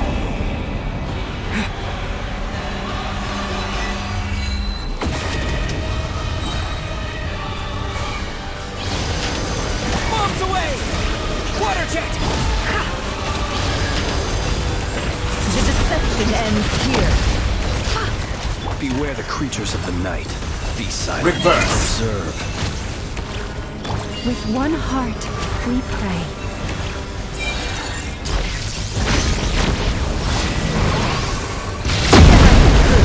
The mystery unravels. Did you honestly think that would hit me? Good. Keep it up. I'm still collecting dapper bends to me. The long sleep beckons. Be silent. Close your eyes. Excellent. You barely managed to touch my level. Can I be true?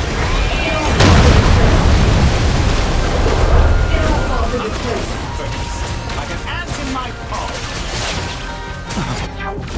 Oh. I've been moved inside another space.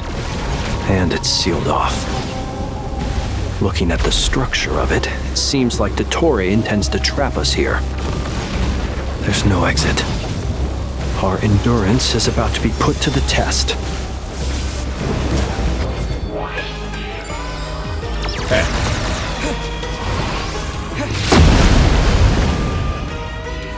Can I be true?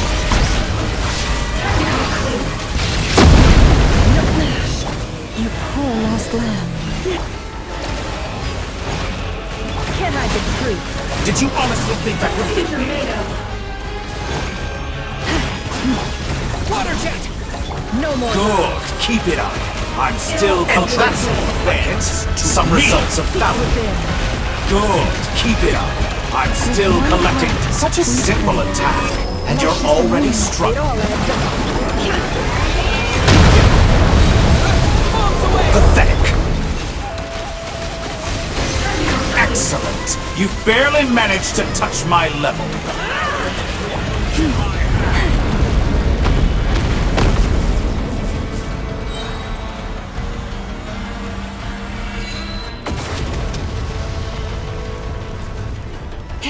Be shackled. For the everlasting forest. Found. A grave transgression. Moon's remnants. No more lies.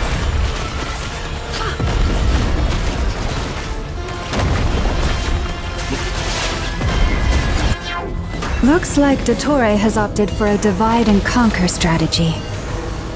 But we will not allow him to triumph. Now, I shall pray for our victory.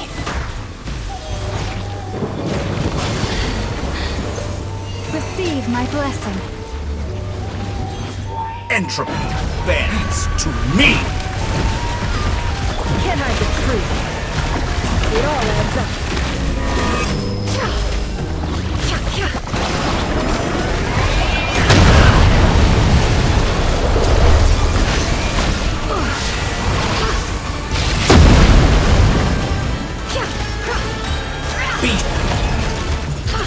The deception ends Good. here. Keep it up.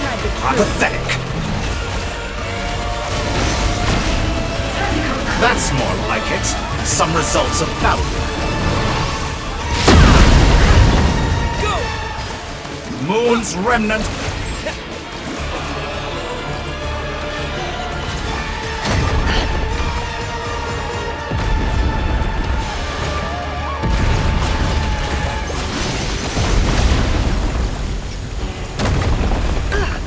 It all adds up.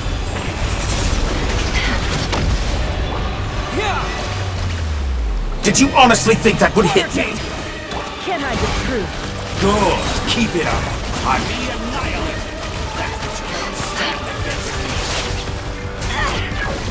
What's this supposed to be? There really is no way out. We'll see about that, Dottore.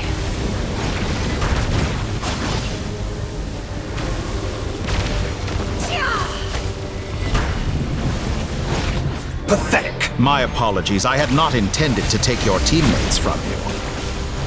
But you have a choice in the matter. Obey, and I can release them. An excellent deal, if you ask me. Won't you consider it? And here I thought you'd dodge that. You cannot face me.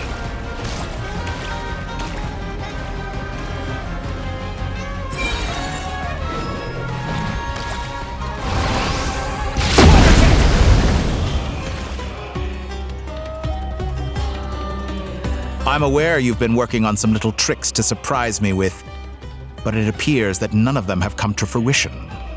My guess would be that you're trying to bring Columbina back. But then, where is Sandrone?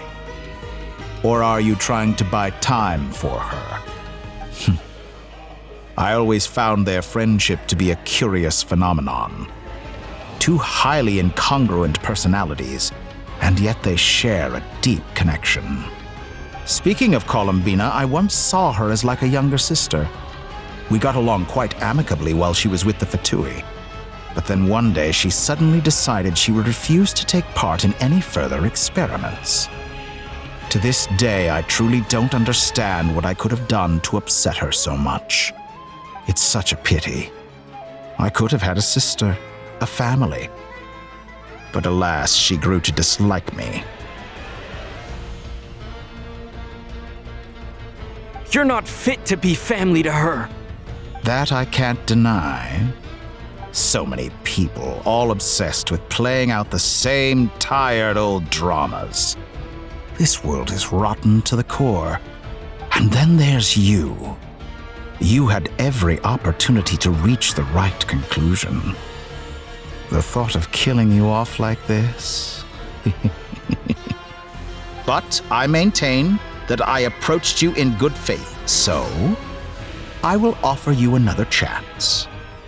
Will you work with me? You have until I count to 10 to make your choice. 1, 2, 3. Not in a million years. Huh?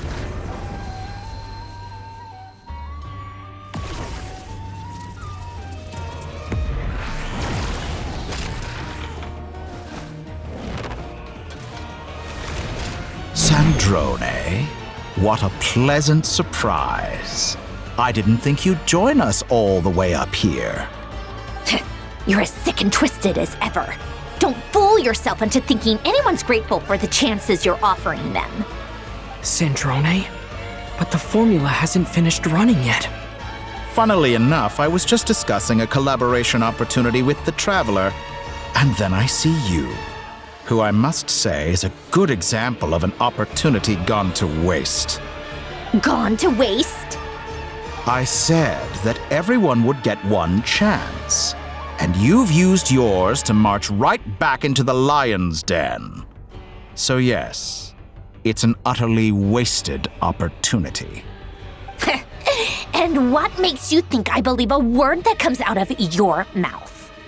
I was planning on disposing of your little formula after wrapping up more urgent business here. But since you've taken the trouble of serving it to me on a silver platter, I can simply bring it forward in the schedule.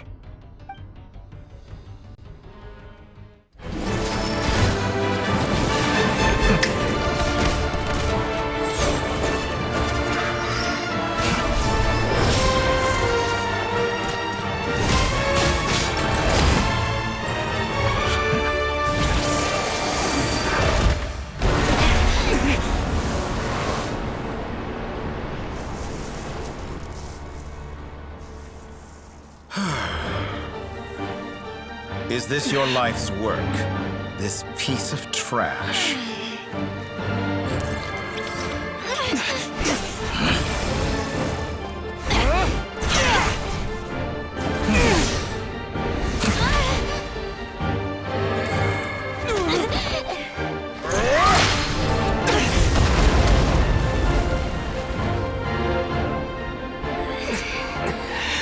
Your formula runs too slowly, Sandrone. You put your hope for success on others instead of fighting dirty. That is why you have failed. Now, whom should I slay first? Any volunteers? No one? How nice of you to leave the decision to me.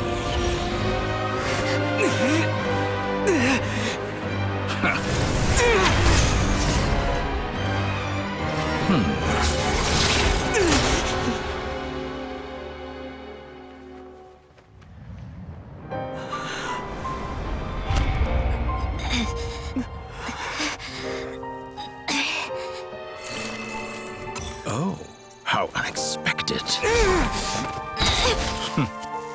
Sandrone, any last words for me, comrade?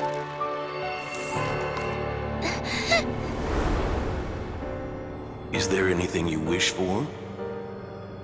Not really. But I've always known what I don't want. Go to hell, Dottore.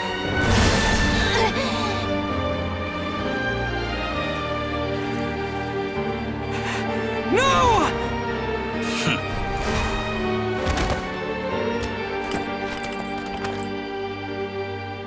And now, you have failed.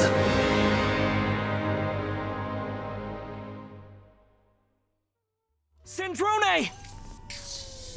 Now you see how fragile mechanical contraptions are.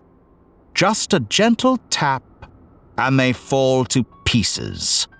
However keen of an inventor Sandrone may have been, her death spells the end of the formula that was running inside her body. Of course, I have to commend her for making it this far. As her colleague, I have to admire her stubborn tenacity. Now, it is time for you to take your place by my side. My count was interrupted, but the second chance I extended to you still stands. Once again, you are welcome to join me. By now, I'm sure you have gained a greater appreciation for the power and authority I wield. What is stopping you from embracing a new world of endless possibilities? Not in the mood to talk? As you wish. You seem less talkative than usual today. I'll change the topic to something more apropos. Sandrone was always like this, never trusting anyone, always so reluctant to share her research with them. Objectively speaking, she had her strengths. It is remarkable how she extracted and even optimized the world formula from so much data. But her inability to trust was her undoing. Had she allowed someone else to monitor or run the formula for her, you might still have a chance at victory even now. But regrettably, she was a stubborn fool. As much as it pains me, she had to go. Dottore, maybe this is news to you, but people can change. Columbina surprised you when she escaped. And I think Sandrone would surprise you too. Change? You can twist the truth however you want, but I see it clear as day. You're the one who can't trust other people. Is that how you see me? By this point, what can you hope to do about it?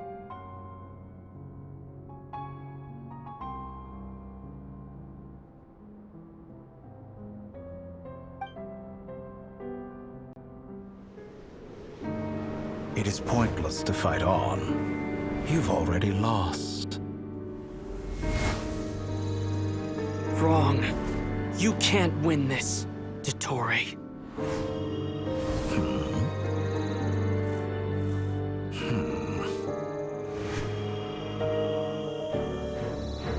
What?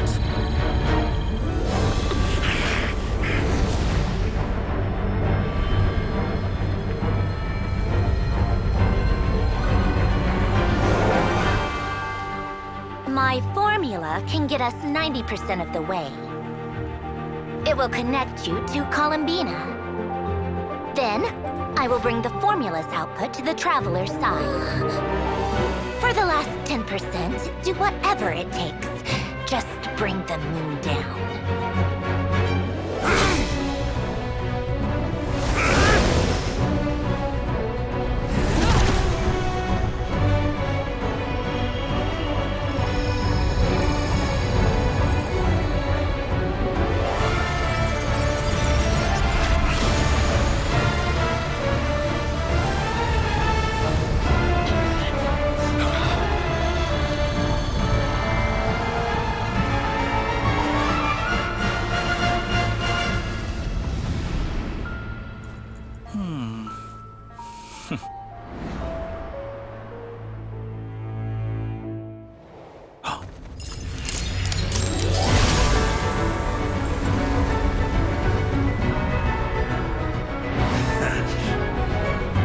The moon will never be yours!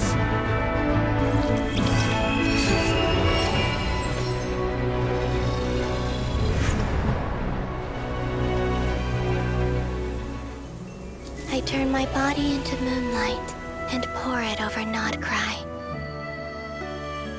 My soul I leave here to inform my future friends. Lastly, I will hide the Trilune Authority within the Frost Moon. And when my body, soul, and authority are reunited, finally... Columbina!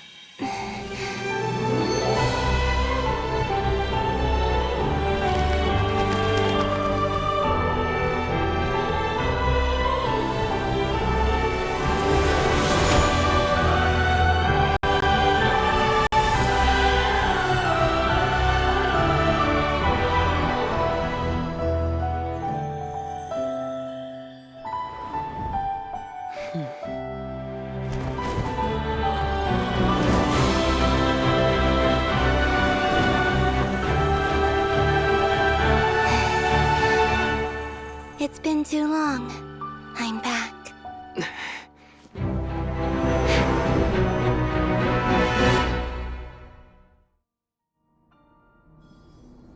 Stay focused on the battle, Traveler. What a touching reunion. Though I personally find myself repulsed by the sight of weaklings huddled together for warmth. Now, you're quite finished patting yourselves on the back. Show me how long you can struggle before you drown! Watch out, Columbina! He can manipulate space itself! I know. Wait for the right moment. We'll strike together. Moon's remnants fall! Water jet!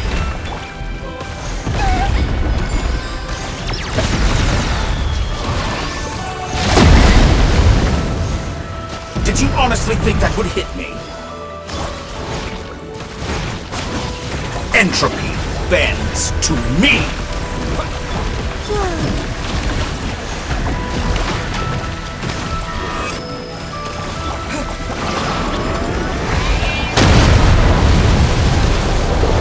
You cannot face me! Go!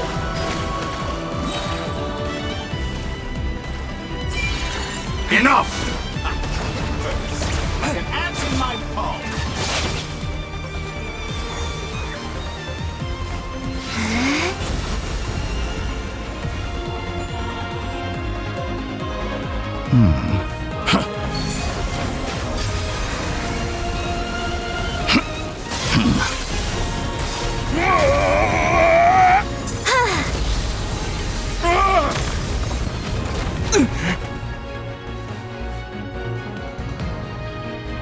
I grant you the new moon's blessing. The new moon shines upon you. I am growing weak. It's over, Dottore!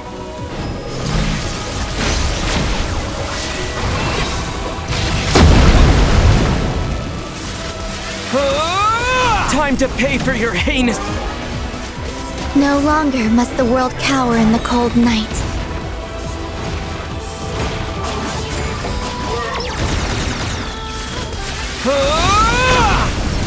Our future is not yours to command!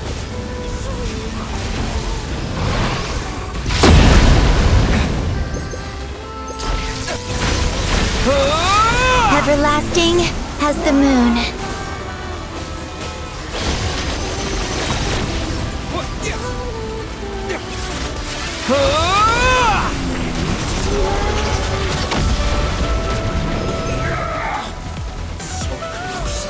I'm so close to the new world.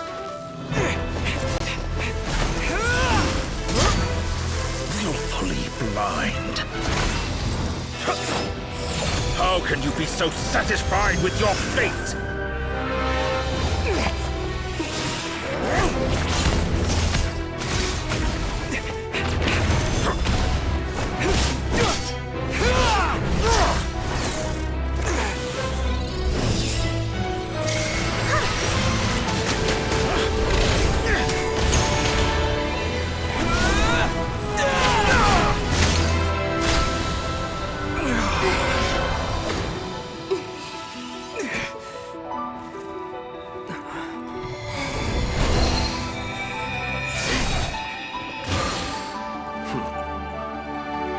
This battle was never about fate.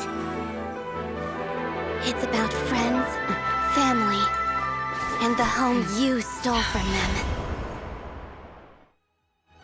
So dull.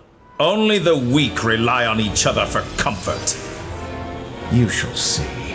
Once I transcend fate, you will be nothing but fodder for my grand experiment! That will never happen.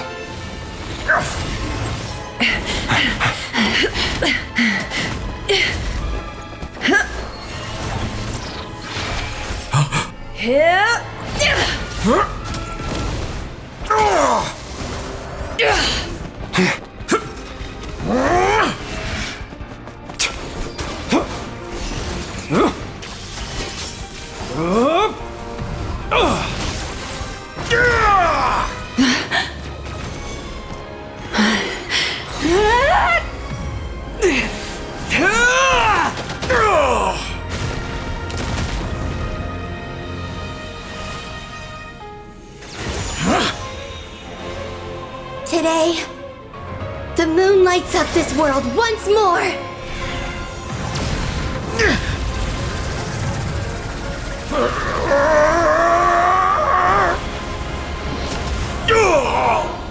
This loathsome world.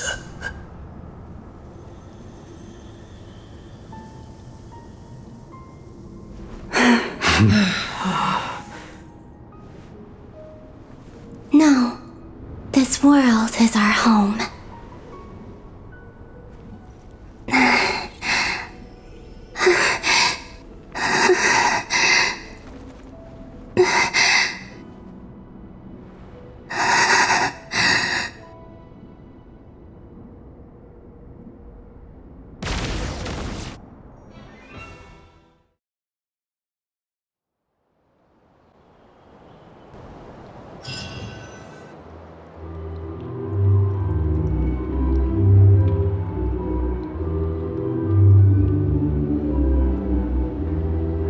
No, you're doing it wrong.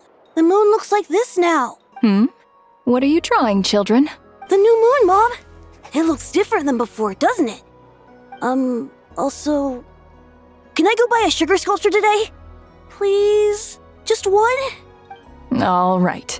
I suppose today is a special day after all. Almost like a festival. Extra, extra! Get the latest Nasha Express here! Post-disaster report! Nasha Town reborn beneath a new moon! The voyage begins today! The future looks bright thanks to the League. Want a copy? I knew things would be different, but I didn't think that would include the moon. They say a new moon goddess has been born. A new moon goddess? Who's saying that? The Frost Moon Scions? I guess so. I'm not too clued up on the details. As far as I'm concerned, the moon's still in the sky and it's business as usual.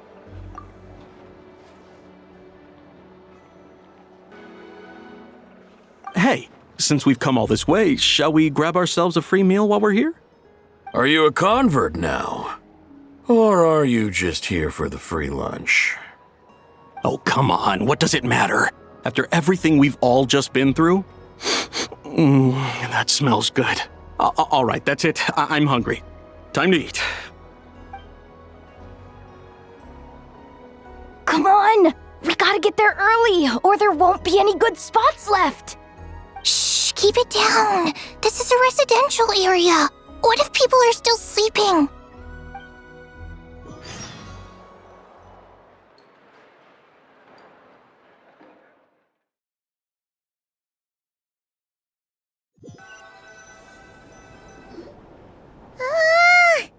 Why is it so noisy outside? It's okay.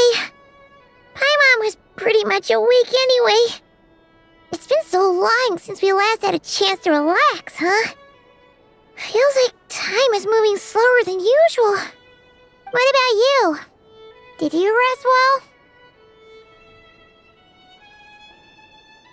Still winding down from everything that's happened? Or are you wondering how our friends are doing? Or is it about what Dotori said to you? Okay, if you say so. But don't push yourself, alright? Let Paimon know if you need to talk. What we just went through was a lot. It's totally normal if you need some time to get back in your groove. Luanatar disappeared after Columbina came back. Apparently, she was part of Columbina's soul or something. Still, Paimon kind of misses Luanatar somehow. But anyway, you did great. So did Paimon. We all worked our butts off to contain this disaster, and in the end, we made it. So, chin up, Traveler. You should be proud of yourself. Hey, don't poke fun. You should be glad that Paimon's growing as a person.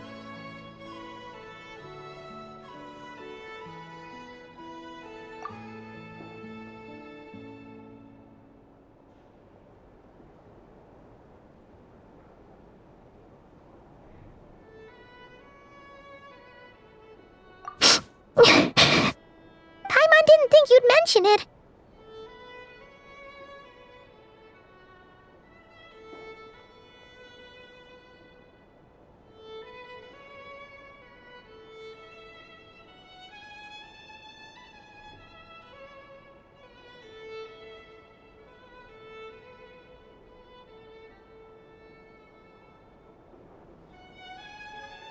You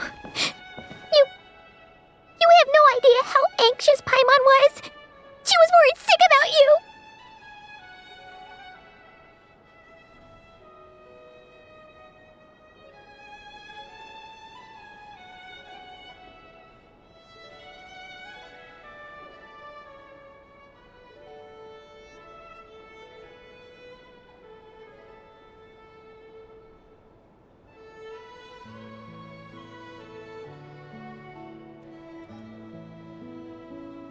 Well, if you really want to show Paimon you're sorry, you're gonna need to make it up to her. You better be ready to splash out on a lavish meal.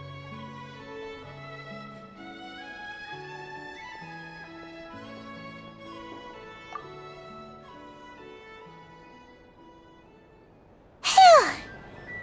Okay. Paimon's full now.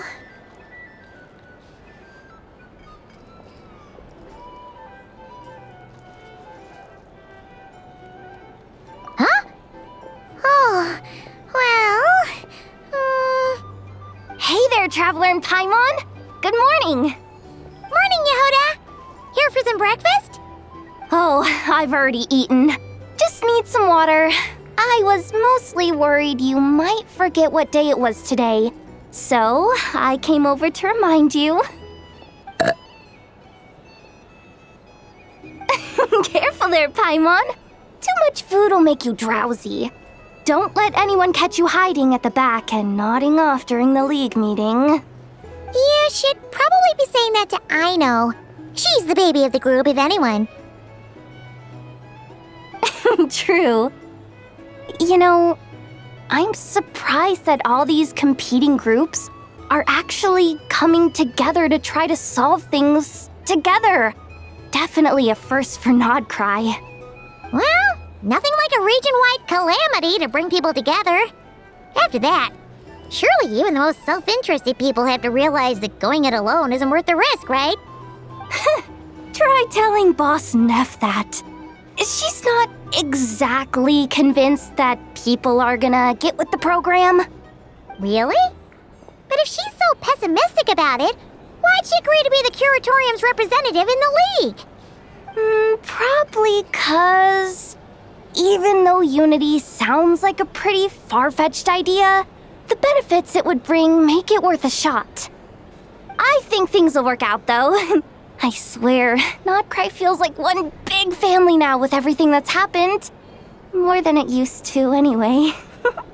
Paimon's with you on that one. And it seems like plenty of other people agree, too. Just listen to the bustling streets. All right. Everyone's been rebuilding these last 2 weeks, and the evacuees have been coming back in droves. Life's slowly returning back to normal. Which means my workload's probably gonna shoot back up. Were you about to head out? There's still some time before the ceremony begins, you know. Yeah, we were gonna take a stroll around the square and say hi to some friends first. Sounds good. See you later then.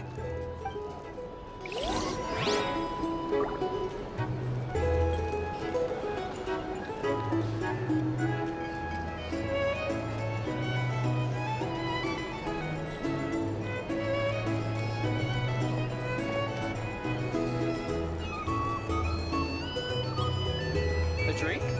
Or some information? Either way, I'd be happy to oblige. Our drink recommendations?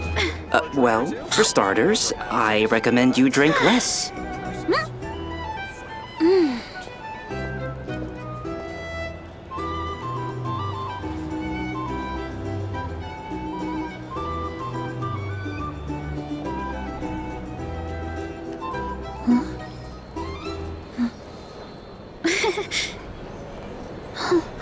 A drink? Or some information? Well, either way, I'd be happy to oblige. I recommend you drink less. I can't live much without a little spice.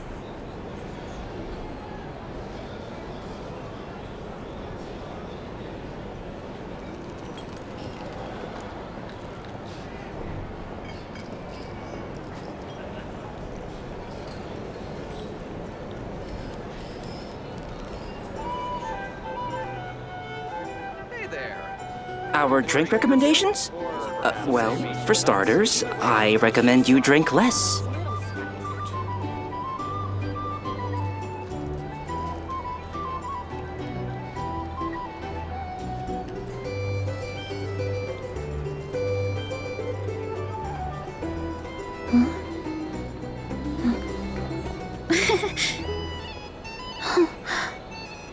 Our drink recommendations? Here's the thing. Without a little spice.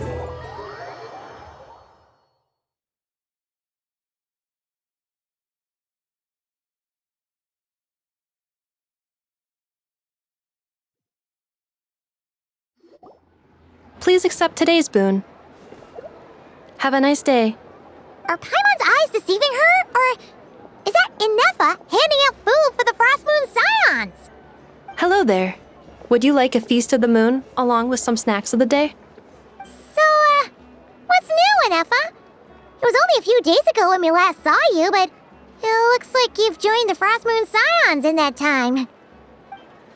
And I know too? What are you talking about, Paimon? We're just here to help, duh. In the wake of the disaster, it's all hands on deck. We responded to Lama's request for support. At times like these, the smallest good deed can inspire others and help them through the hard days ahead. And we're using eggs and heating tubes to make that a reality, in true Kromkake Craft Shop style!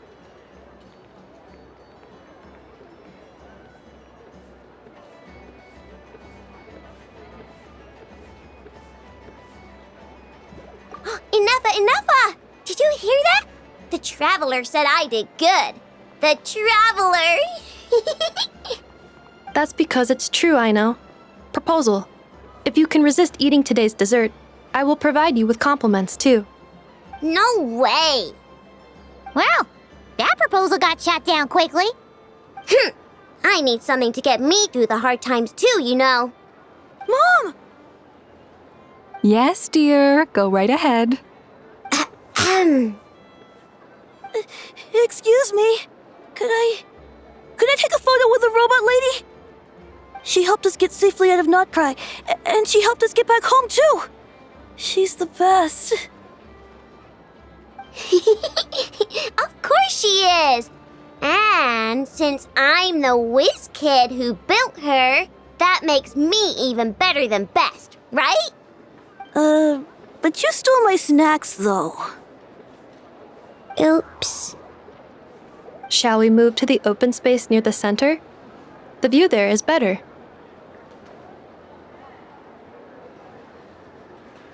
Thank you!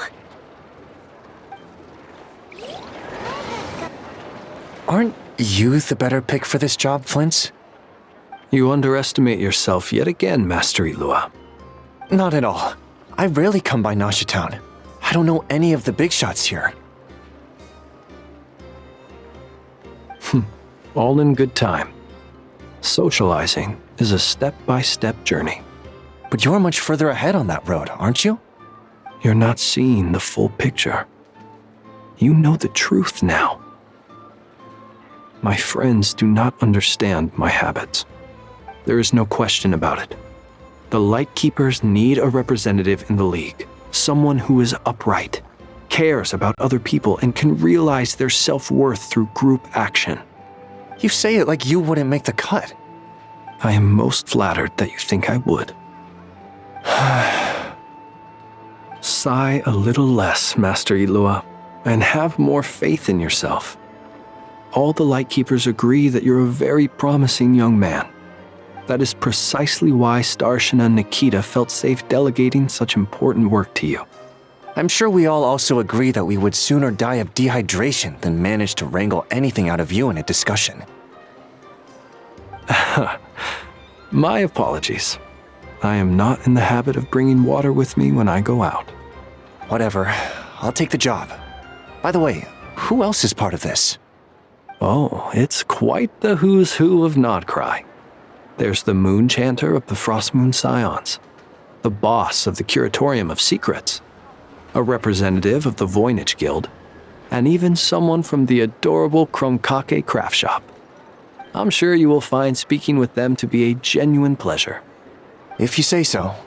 I've never done this work before, so I'm honestly a little scared of making mistakes. But I'll do it. Not only is it our duty as Lightkeepers, but because I want to make Nodcry a more welcoming place. An admirable attitude to take. The beacons are lit, Ilua. We're but one step away from breaking through the blizzard. We have the chance to band together and build our shared homeland into an Elysium. This is unprecedented for Nodcry. An opportunity not to be missed. Yeah. You're right. I'll do my best. Quite a few familiar faces have arrived. Let's go, shall we?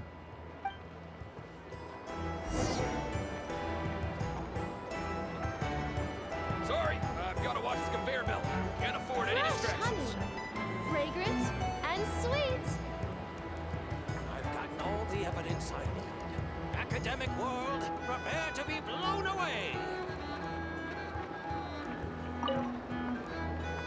You look so cool when you fly, Miss Robot, and when you use your spear too! And even though you took my snacks, it's pretty cool that you can build stuff like this. You've got so many inventions. It's amazing! Also... Micah, we need to go now. 1 second! Please take this Feast of the Moon, as well as some snacks. Share them with your mother and your lovely family.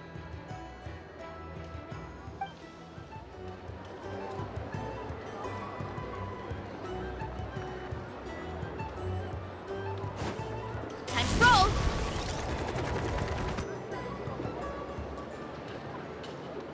Wow!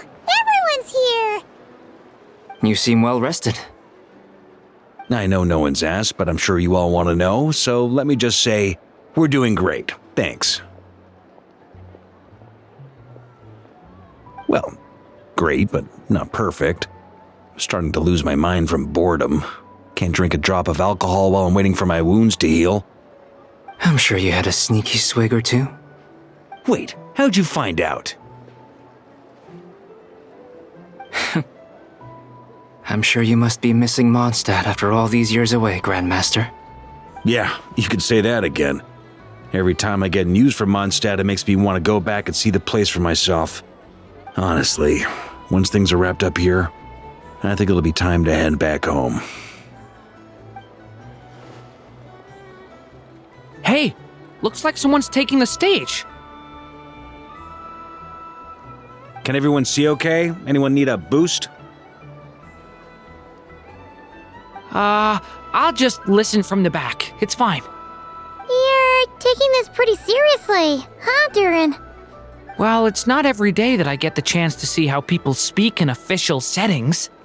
Soak it up like a sponge. I'll make sure you get a chance to practice for yourself later down the line. Actually, I know just the thing. You can debrief the Knights of Favonius for me. Mr. Varka, are you forgetting that I'm not a Knight of Favonius? I can knight you. Any particular title you'd like? Is he joking? I really can't tell. You'll have to figure this one out for yourself. It'll be a good learning experience. It is my honor to host the opening ceremony for the League, and to have this opportunity to speak to you all in my capacity as Voynich Guild representative. Could this person also have been pushed onto the big stage by the real big shots? Guess I'm not the only one then. We come here today, having weathered the trials and hardships of yesterday, and having learned from them the importance of unity and cooperation. All right, here we go. Uh-oh, looks like Aino's off in dreamland already. Wait, Boss is looking kinda drowsy too. What's up with her? Come on, get this speech over with already. Nodcry is our home, the land we rely on for survival. And as we chart a course for the future, may we persevere through the storms ahead as we sail towards a new era of prosperity, freedom, and hope.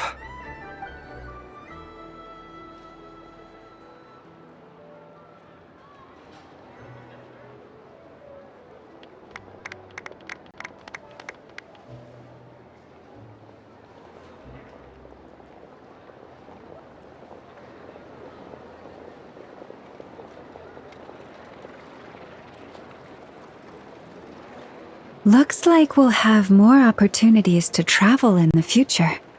I'm sure you'll cope, Lady Moonchanter, given how fleet of foot you are.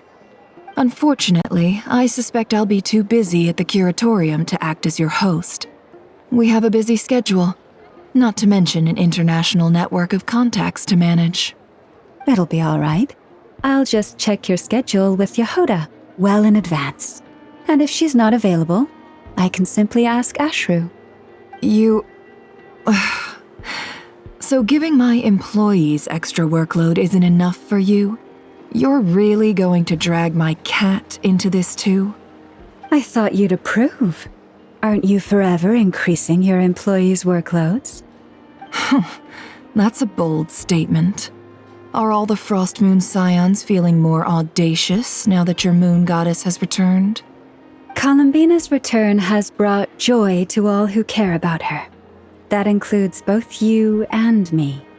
As for the Frostmoon Scions, we are learning how to thrive independently, without relying on the moon goddess. It is up to us to make our home a more livable place. Joining the League is one of the steps we are trying towards that end. I like the word try. It's nice and non-committal. You can opt out at any time and still say you tried. You don't see a bright future for the Frostmoon Scions? Or did you mean the League? I'm just not as optimistic as you. The Frost Moon Scions should count themselves lucky that they have a leader as stubborn and enterprising as you.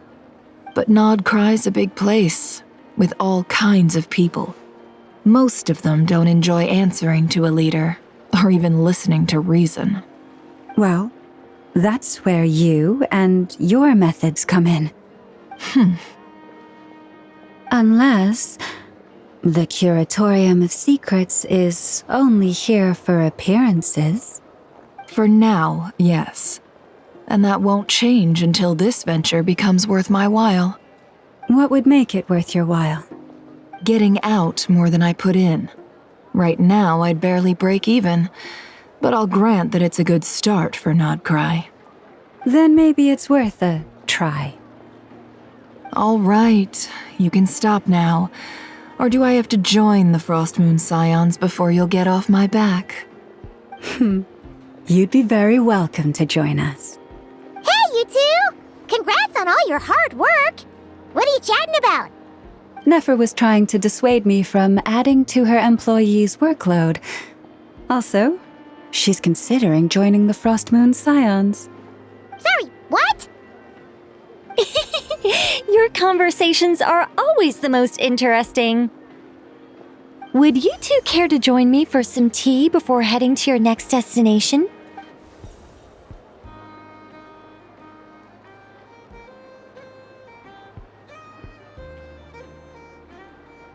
Nicole? Wait, where are you? Aren't you gonna show up today? Sadly not. I'm otherwise occupied right now.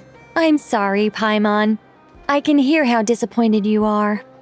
If it's any consolation, let me say that how things appear on the surface is a far cry from what they are at their core.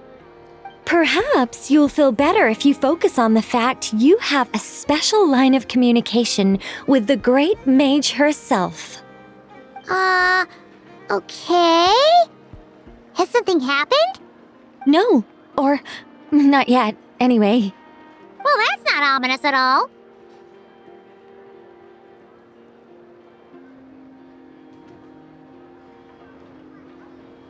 Not for the time being. Just think of this as a general check-in to make sure this communication system is still running smoothly. Besides, it's good to chat once in a while if we want to maintain our friendship. You could have just said so. Paimon got all worked up for nothing.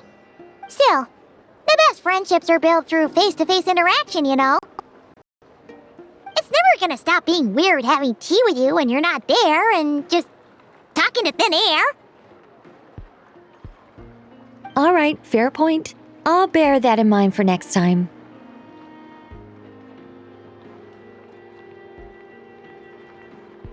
Yeah. Any update on that crisis at the world's borders? Alice just informed me that they had their work cut out for them, and now everyone's thoroughly exhausted. But they did finally get things back under control. Still, we can't let our guard down yet. The disruption caused by this disaster has made Teyvat easier to detect from the outside universe. She plans to wait for things to stabilize, then reschedule her Mondstadt vacation plans. As for me, I agree with Hat Guy's perspective. This is a time when many new variables are emerging, and the situation is changing constantly. Plus, most of this change is for the worse. We have to remain vigilant and ensure that the embers of chaos are not rekindled. I did notice that the energy in Nodcry changed somewhat after the War of Funerary Flame, but since it was still aligned with the Light Realm, I never gave it a second thought. It looks like I'll have to examine the connections between phenomena I observe more closely in the future.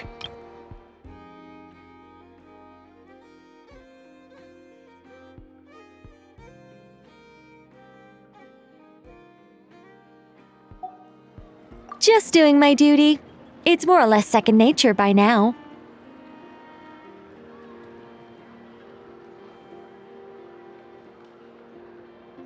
Of course. To give you the full picture, I'd have to start with the substance from which angels were formed.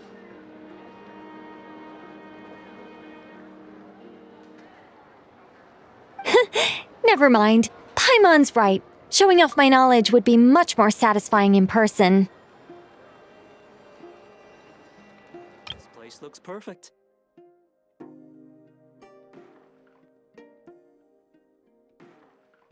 the people here? When the somehow winds of seem freedom blow even too freer strong, than those we're in Mondstadt. for a storm.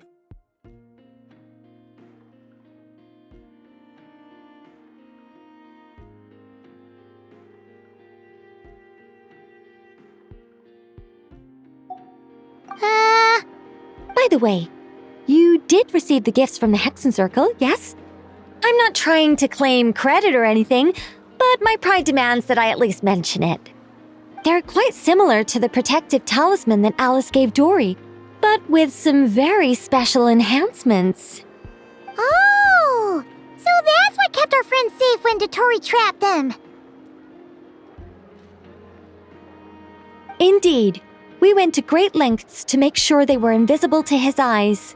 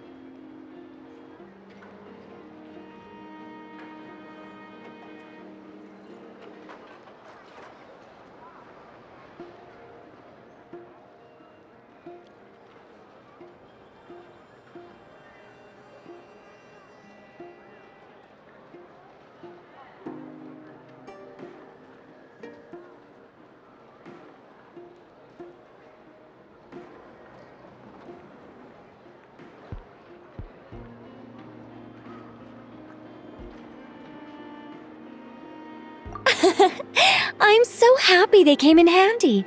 Still, not fishing for gratitude, by the way. I just want you to be aware that sometimes your friends may be protecting you in ways you cannot perceive. Anyway, I'll contact you if anything else crops up. If not, you know what they say, no news is good news. Oh, my angelic instincts are tingling. They say you should head to the docks next. Your friends are about to board their ship home.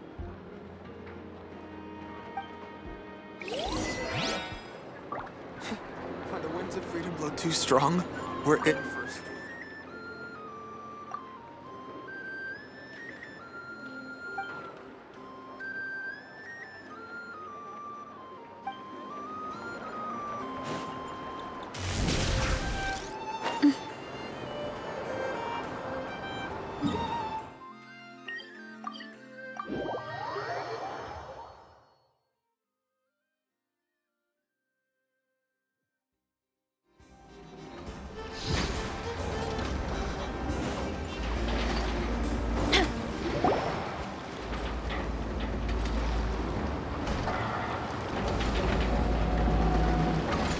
You're here. You're here too, Hat Guy! Are you heading back together? No, I'm bound for Sumeru, and she for Fontaine. We just happened to cross paths at the harbor.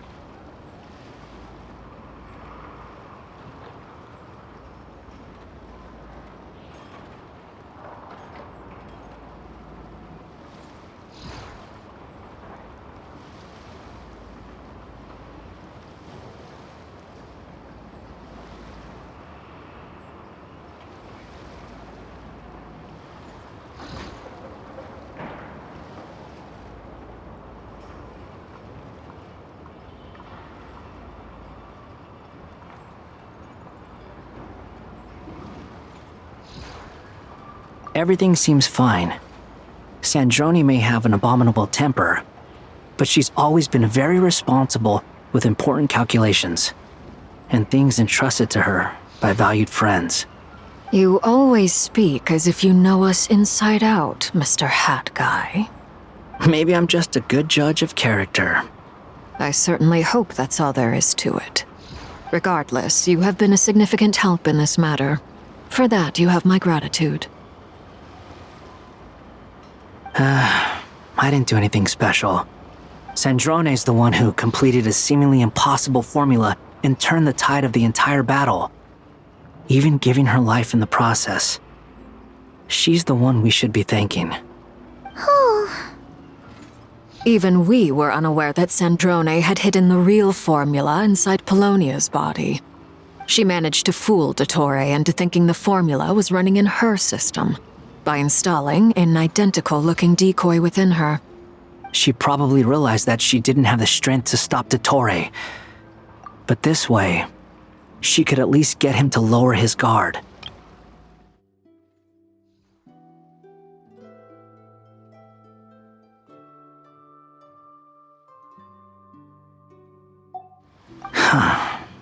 She always worked like that.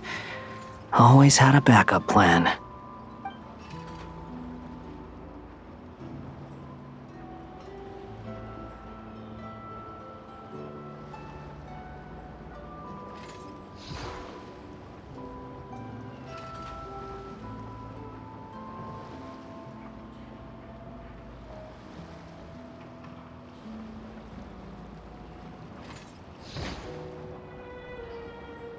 Well, that's why I'm traveling to Fontaine.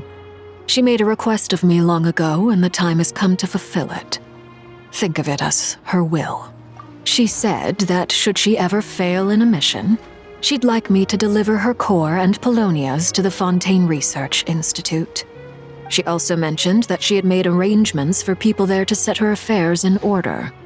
Some of her personal effects, such as her notes, were left to me. I've decided to take them back to the House of the Hearth, for safekeeping primarily, but also as mementos, I suppose.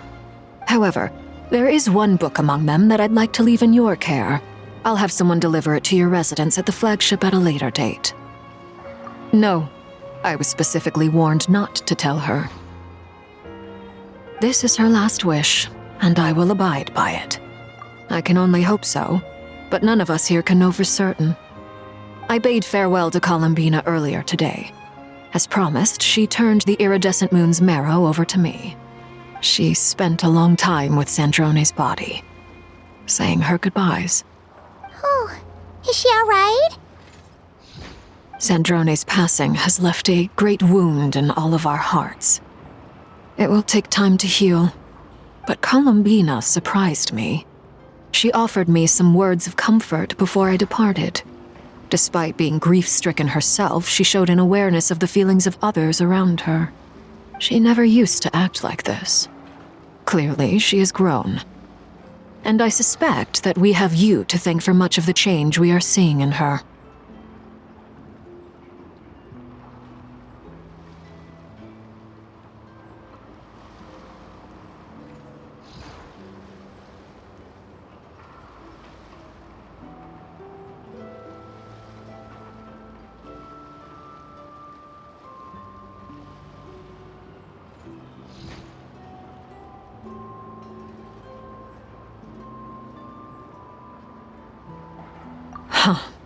After these recent events, the Tsaritsa has revoked the Pale Star Edict.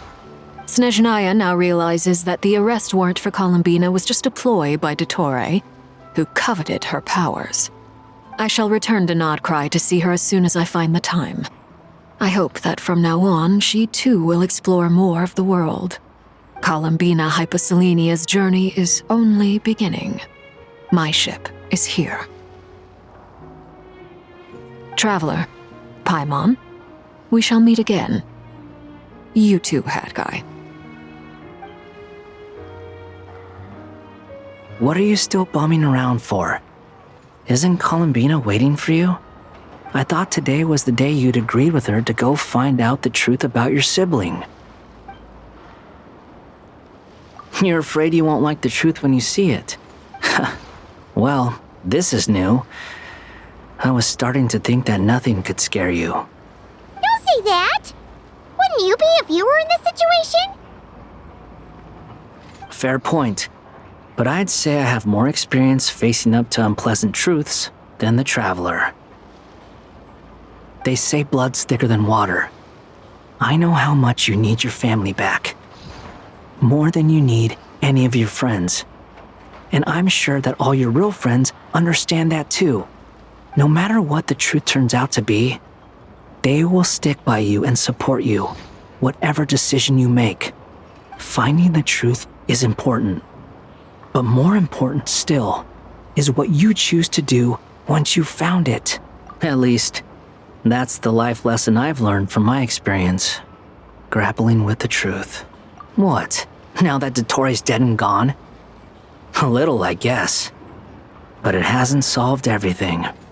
Maybe I regret not getting to end his life with my own hands. Or maybe it's something else. But for whatever reason, I still feel like I have a chip on my shoulder. Either way, I'm going back to Sumeru. Lesser Lord Kusanali is gonna need help dealing with all the chaos Dottori left in his wake. Not just from this incident, but everything he did in the past, too. You should continue with your journey, as you've always done. Who knows? Maybe we'll meet again someplace else. So, what should we do now? If you want to explore a bit more to steady those nerves, Paimon's game! After all, when Columbina said she knew where your ship was hidden, Paimon promised to give you two some alone time with the truth. It hasn't been all that long since we were last apart, sure, but with Columbina there, Paimon's sure things will be just dandy. Ain't no biggie. Paimon might be all about that food and fun, but she knows how to do right by people. Paimon's sure you'd prefer to digest the news about your sister in peace. But, no matter what you see, just know you can share it with Paimon. Of course, as long as it's not super private. If you can't make sense of something, let's give it some thought together. And even if we both can't figure it out, Paimon can at least treat you to a nice meal. Glad to hear it. Feel better now? Alrighty. Next up, time to meet with Columbina.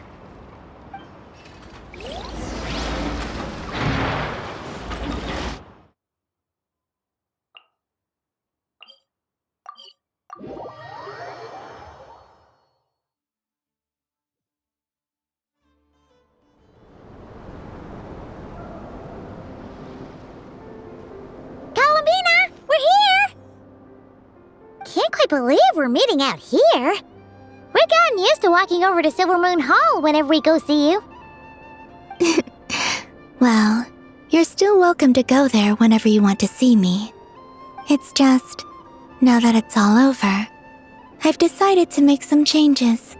Try and fit in with the Frost Moon Scions, like Lama suggested. The older generation are still timid around me. They don't dare get too close, and they bow their heads when I walk by. But things are much better with the children. I see more curiosity in their eyes. Hopefully, by the time the next Moon Prayer Night comes around, I can enjoy the festival with them as myself, without having to pretend that I'm only dressed up as the Moon Goddess. You'll do fine, Columbina. Paimon's sure they'll realize you're super nice once they get to know you better. You really think so? When we first met, you thought I was a little up in the clouds. Oh, we were just starting out then, come on! So Lama told you, huh? I'm only teasing. I know that I have you to thank for pulling me back down to solid ground. It feels good to finally stand firm on the earth where I was born. Oh, that's great!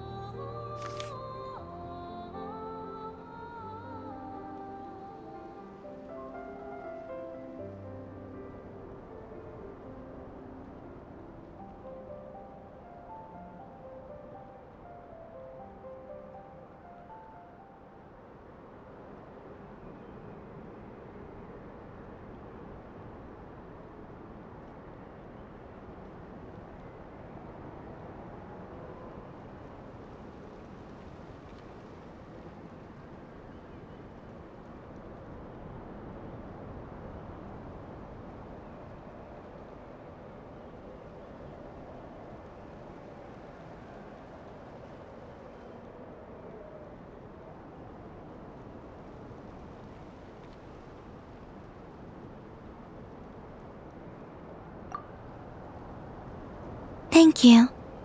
I'll make sure not to lose it this time.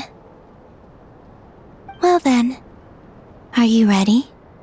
Lumine, what happened to our spaceship back then?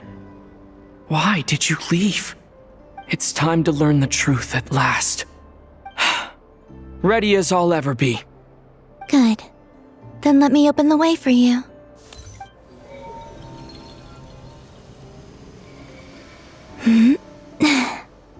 Where does this lead?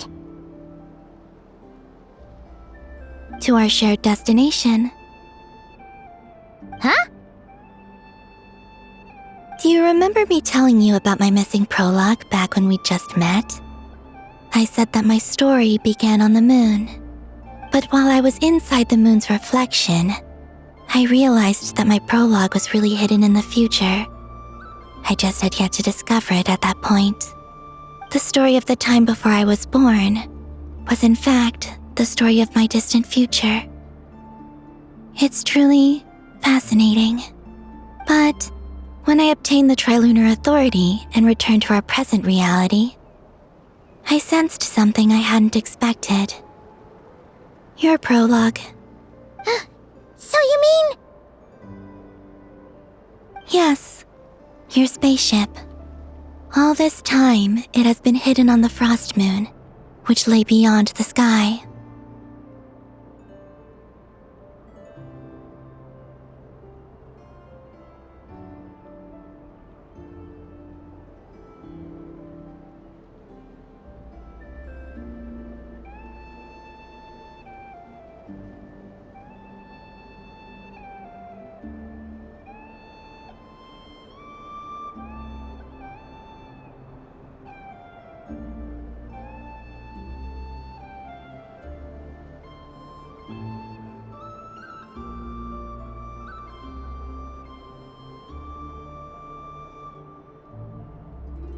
The great ruler of the firmament. The heavenly principles. Wait, them? Why would they do that? I don't know. Perhaps your ship contains something that is incompatible with Tevat. Or something that cannot be known. Oh, did I pick a bad time to say this? I know it must have been hard to work up the courage to do this. Maybe I should have waited until you were on the moon, with no chance to back out. That would have been kind of mean, you know.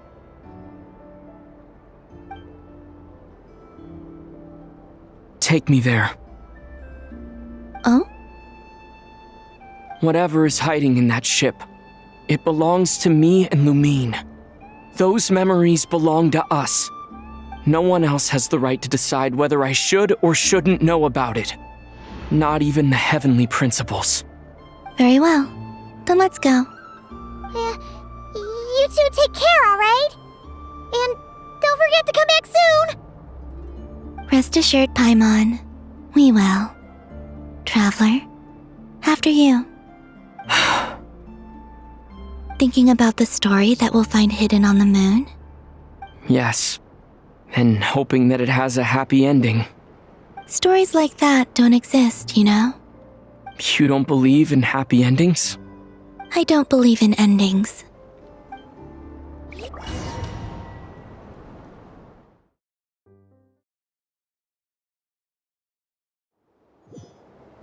Where am I?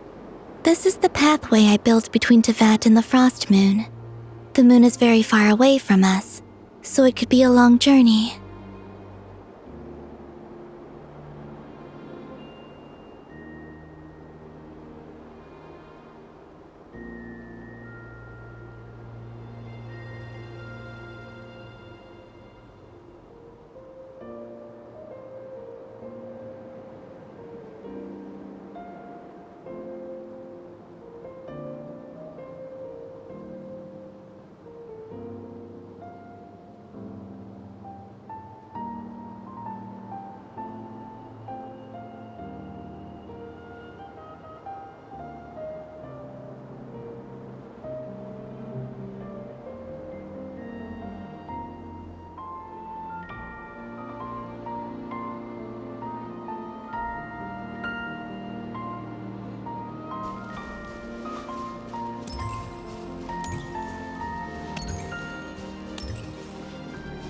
after I obtained the Trilunar Authority, I unwittingly saw past events from many of my friends' lives. One was Lauma. She was so young when they chose her to be the Moon Chanter. From then on, the Frost Moon Scions looked to her to bring messages from their goddess. But, for better or worse, I had left Hisi Island before she was ever born. It was not until much, much later that she met me. I think it's for the best. Because of the way things turned out, you had the opportunity to become friends. You're right. In that sense, I think we were both very lucky.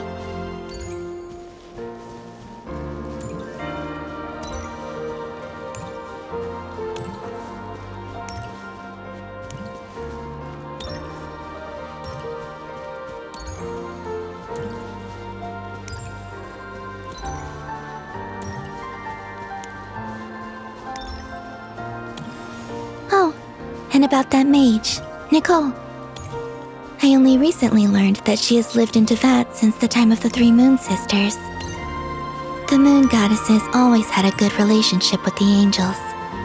I suppose our friendship continues that tradition.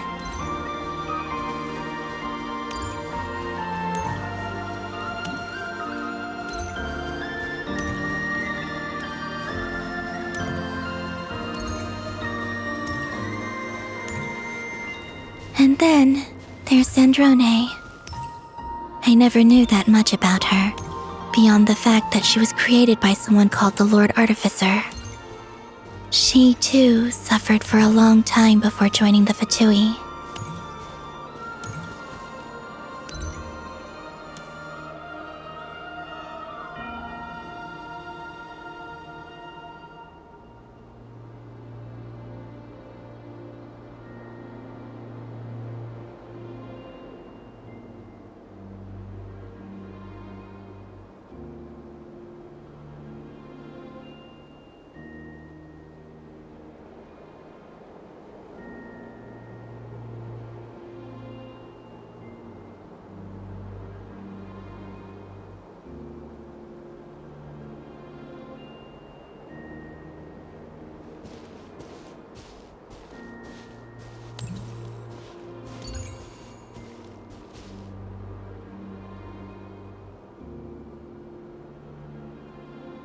How I wish I could talk to her again, even if only to hear her say nasty things to me.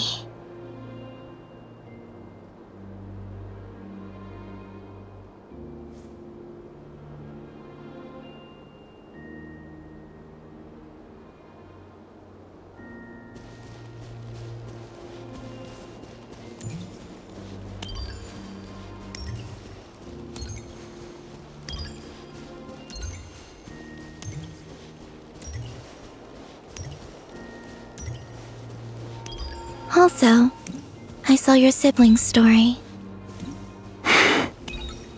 I'm afraid I didn't see much. It seems that she rarely came to the surface, where the moonlight shines. But I did notice that back when you first set out on your journey, she would often appear nearby, gazing at you from afar with a guilty look in her eyes. Lumine. Let us speak no more of the past. I probably shouldn't reveal so much about my friends. It's not my place.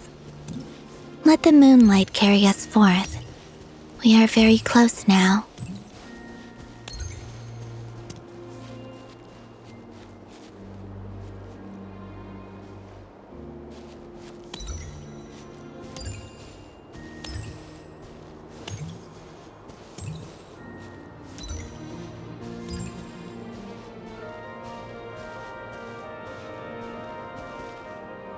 After this, I'd like to bring some Kuhenki to the moon as well.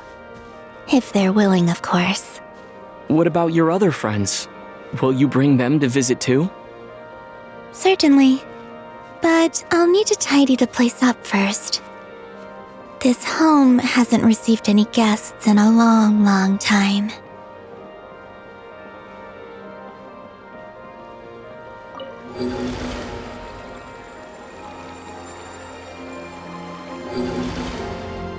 I remember writing something similar with you on Moon Prayer Night. I believe it was called... Dodoko's whirligig. Yes, that was it. You asked me if I was afraid to return to the moon, and I said that I was. The idea that I had gained something precious, only to lose it so quickly. That frightened me. But I'm not afraid anymore. Besides, this time, we're traveling together.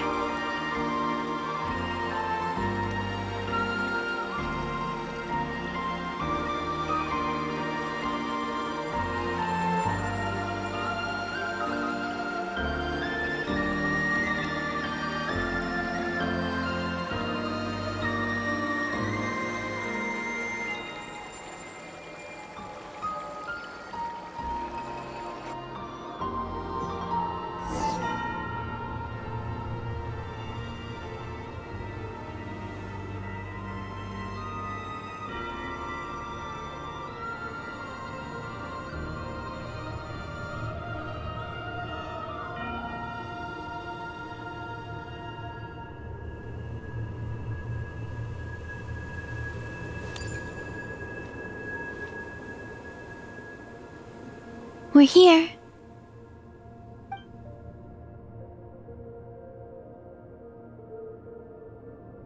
Over there.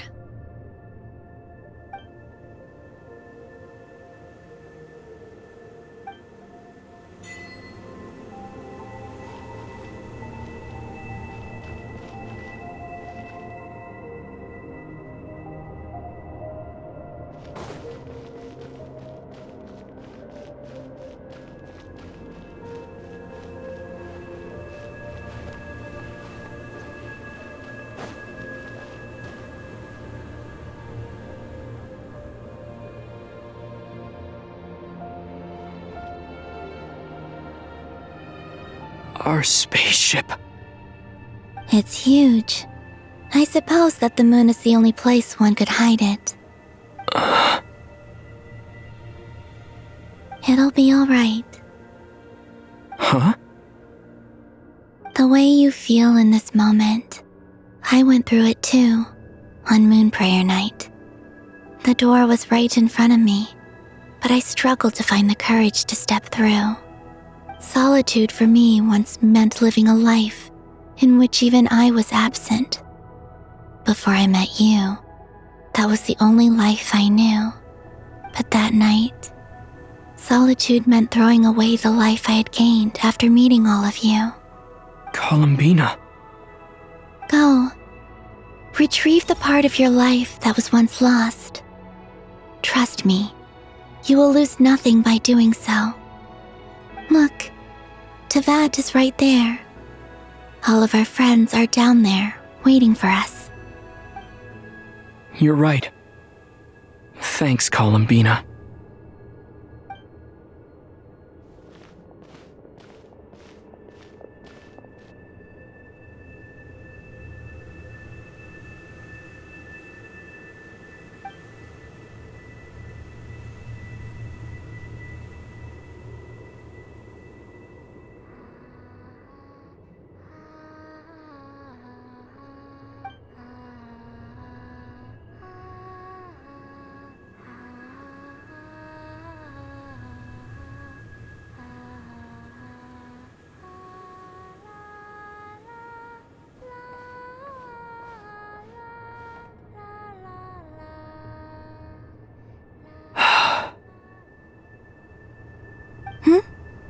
Finished? Yeah. Why did you take your eye mask off? Well, since my return, I've decided to take more opportunities to see the world with my own eyes. Besides, I've always wondered how Teyvat looks from the moon. And what do you think? It's beautiful. I could spend a whole day here just gazing at it. What about you? What do you think of the truth you found? I haven't looked at another person's expression in a long time, but I think yours is saying it was neither good nor bad. Keep this up, and it won't be long before you give Nephra a run for her money. Oh, I don't think that's going to happen. I'm much more used to sensing what's going on around me with Kuvaki. I think I'll save my eyes for seeing special moments I really want to remember. I read the spaceship's flight logs. I always assumed that this was my first time in Teyvat. I thought that Lumine and I must have been hibernating in space for centuries on end. But the logs show that our spaceship flew over the skies of Teyvat once before. A long, long time ago. Flew over? So you didn't land? No, the ship barely came to a stop before flying on again. After that, it continued traveling through space for a long time. Some of the data is corrupted, but I suspect that it kept flying for thousands of years. It was only after that that the ship made a forced landing in Nodcry. When Lumine found me, she came from outside the ship. Could this mean that she left the ship long before I did? Maybe even during our first pass over Teyvat. Are you alright? Yes, I can feel that the truth is coming together, one small piece at a time. I remember Lumine telling me that when she first arrived in Conria, she could not recall the past. So this might be something that even she doesn't know. Here, I made some space for you. Your mind must be racing, and this seems like the perfect place to relax and clear your head. Oh, wait, there's one more thing. What is it? Wait here a moment.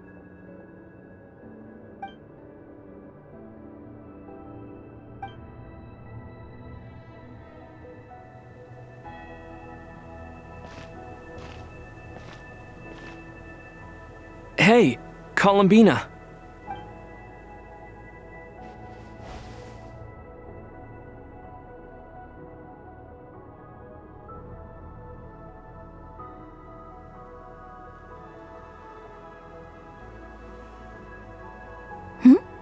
Is that a new outfit? An old one, technically. It's been in a cabinet inside the ship this whole time. It's a matching pair with Lumine's. She always liked this set more. I don't think there's a huge difference. Really? Yes, it's still the same you. You're the same person, no matter what clothes you wear. Only Columbina would make an observation like that. Traveler, do you consider Teyvat your home?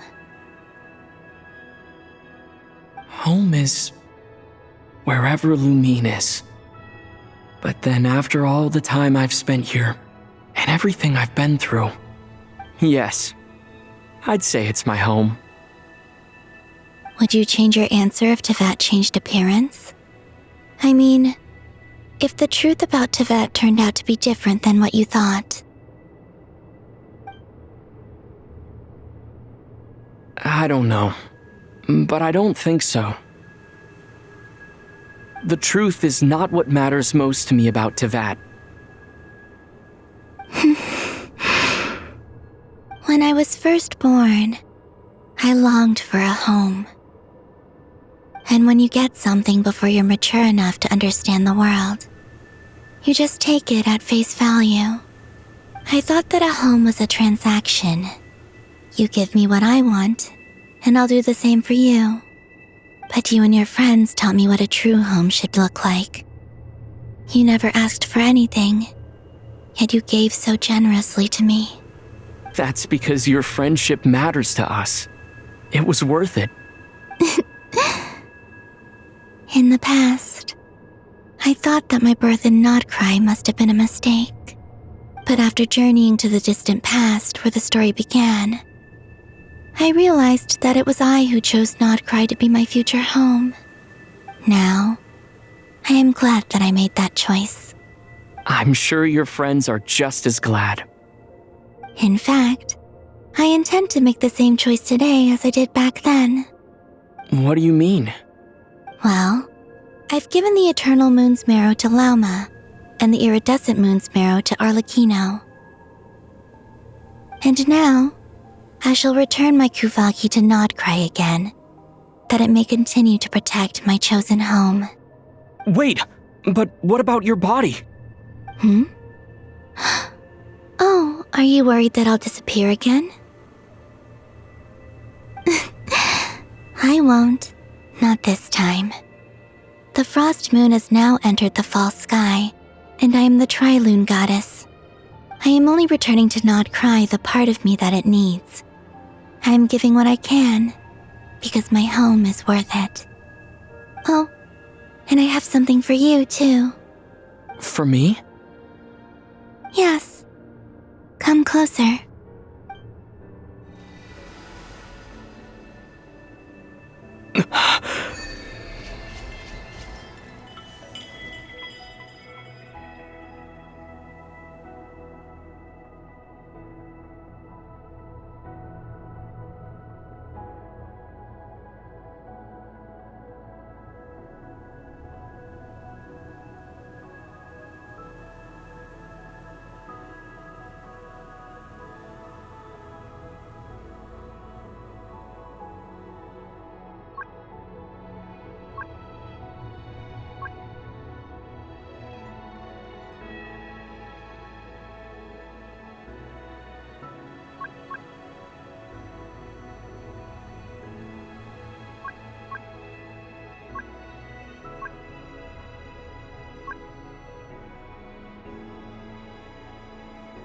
What was that? I lifted some of the restrictions this world placed on you. I trust this will help in your future adventures. My power. It feels like it's grown. I can use the elements more freely now. Thank you. This will be a great help. You're welcome. I see you as family, and after everything you've done for me, In fact, no. It's not because I owe you. It's because you're worth it. Here, this flower is for you.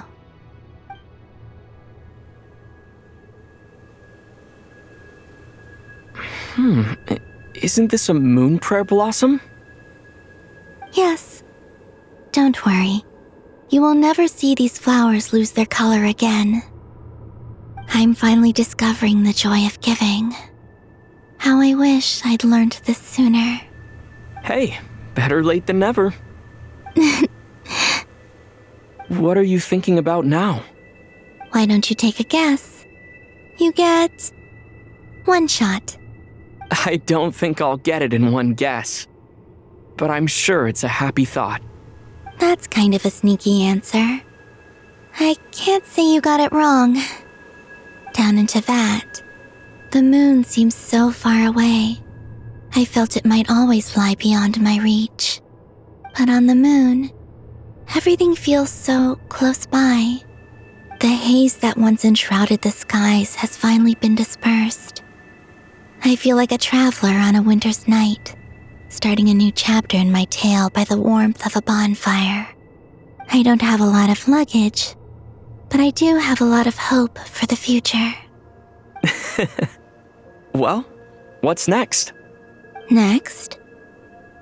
To start with, I want to stay here just a little longer. After that, let's return home and continue our journey.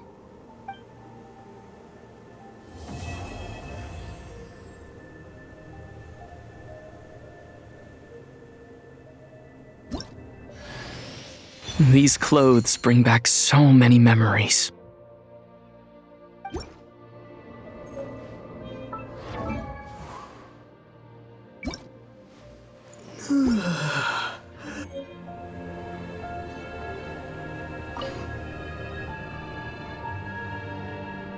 The journey goes on, for you and for me. Like I said, this is not the end. I don't believe there has to be an ending.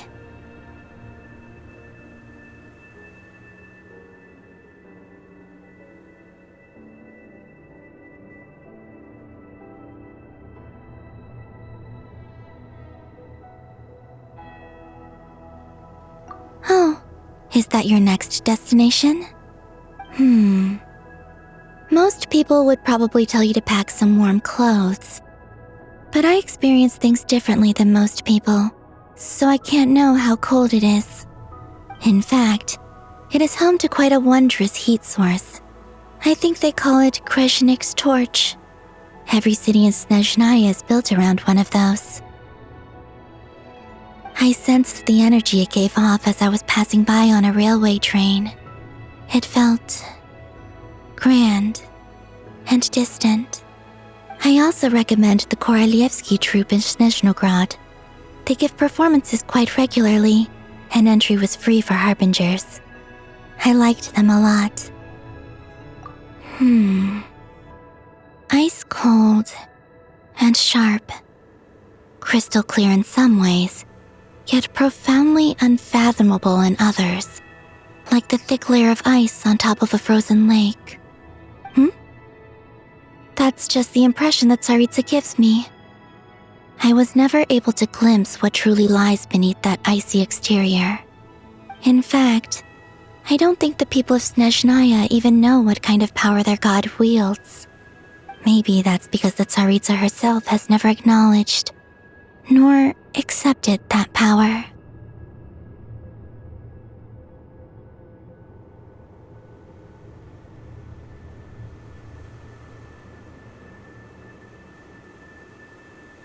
There's Regrator, the Rooster, and the Jester. Between them, they control a lot of what happens in Snezhnaya, but I can never wrap my head around how exactly power is split between them. I just know they are each responsible for many specific domains. I noticed that the Rooster and Regrator often appear to get along on the surface, while working against each other in secret. And theirs is not a friendly rivalry. But I wasn't particularly interested, so I tended to keep my distance. Now that I think about it, the term Mistelton often seemed to come up in connection with Project Stuja.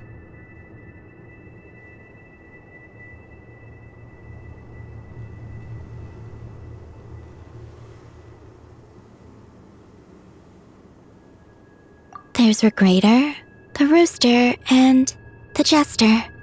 Between them, they control a lot of what happens in Snezhnaya, but I can never wrap my head around how exactly power is split between them. I just know they are each responsible for many specific domains. I noticed that the Rooster and Regrator often appear to get along on the surface, while working against each other in secret. And theirs is not a friendly rivalry. But I wasn't particularly interested, so I tended to keep my distance. Now that I think about it, the term Mistelton often seemed to come up in connection with Project Stuja.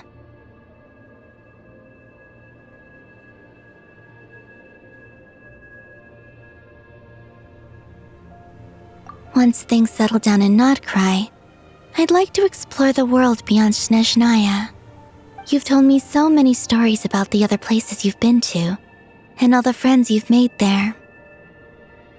I'm curious to visit those nations and see them for myself. It would also help me learn more about the journey that has made you into the person you are today.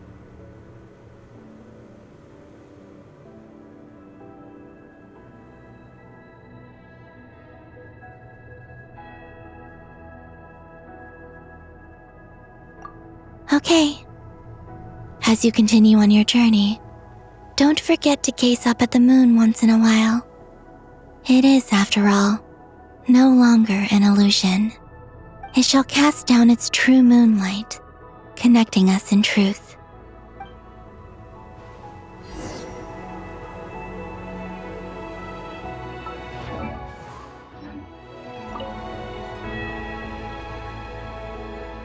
The journey goes on, like I said. This is not the... Okay, it shall cast...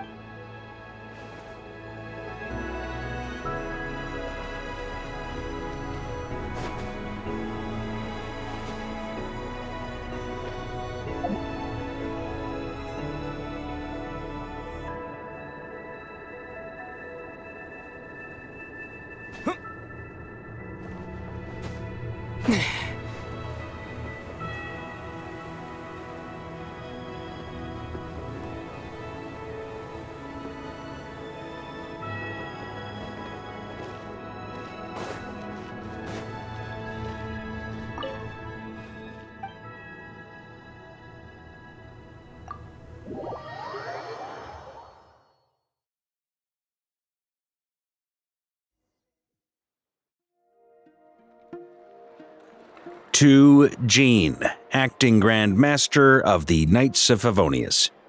Ugh, this preamble is such a pain to write. It's probably high time we got rid of this acting business. I trust that Dern has updated you all on recent events. Hope we didn't worry you too much. The good news is, we managed to come together and put a stop to the Doctor's evil schemes. With that, I think it's safe to say that Notcry is finally out of the woods. As for the Fatui, not counting the Damselette, aka the Moon Goddess, who has left their organization, we found ourselves allied in this instance with both the Knave and Marionette. May she rest in peace. As ever, we find ourselves better off for making friends rather than enemies. But until we can ascertain the Tsaritsa's true intentions, the future remains uncertain. In a short while... Wait. How am I meant to surprise everyone if I tell them in the letter that I'm heading home? Well, that would be a huge waste. Okay, got it. I will begin sending the expeditionary team back home in waves.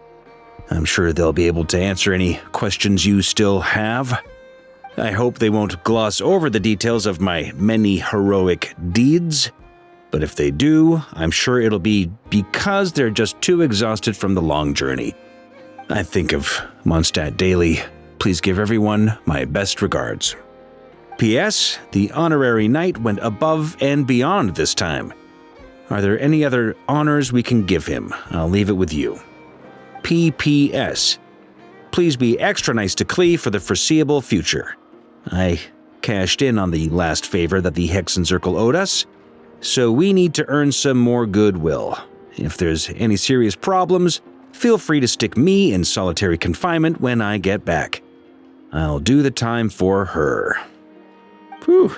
And that, as they say, is all she wrote. End of an era. And with the moon shining down brighter than ever, I think everyone is going to sleep well tonight.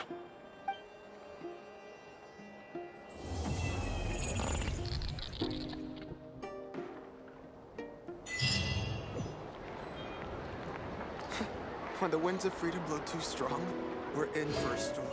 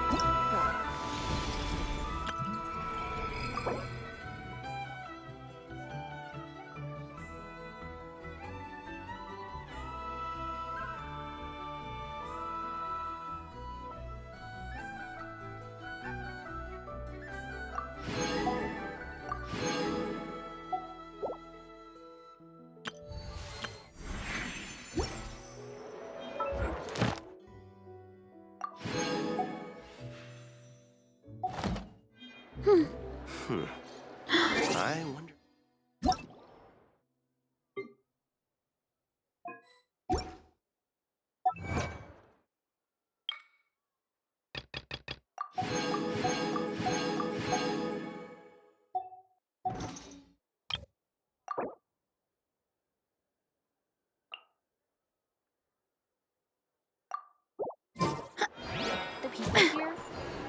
Trust me, when it comes to local delicacies in Pyramida,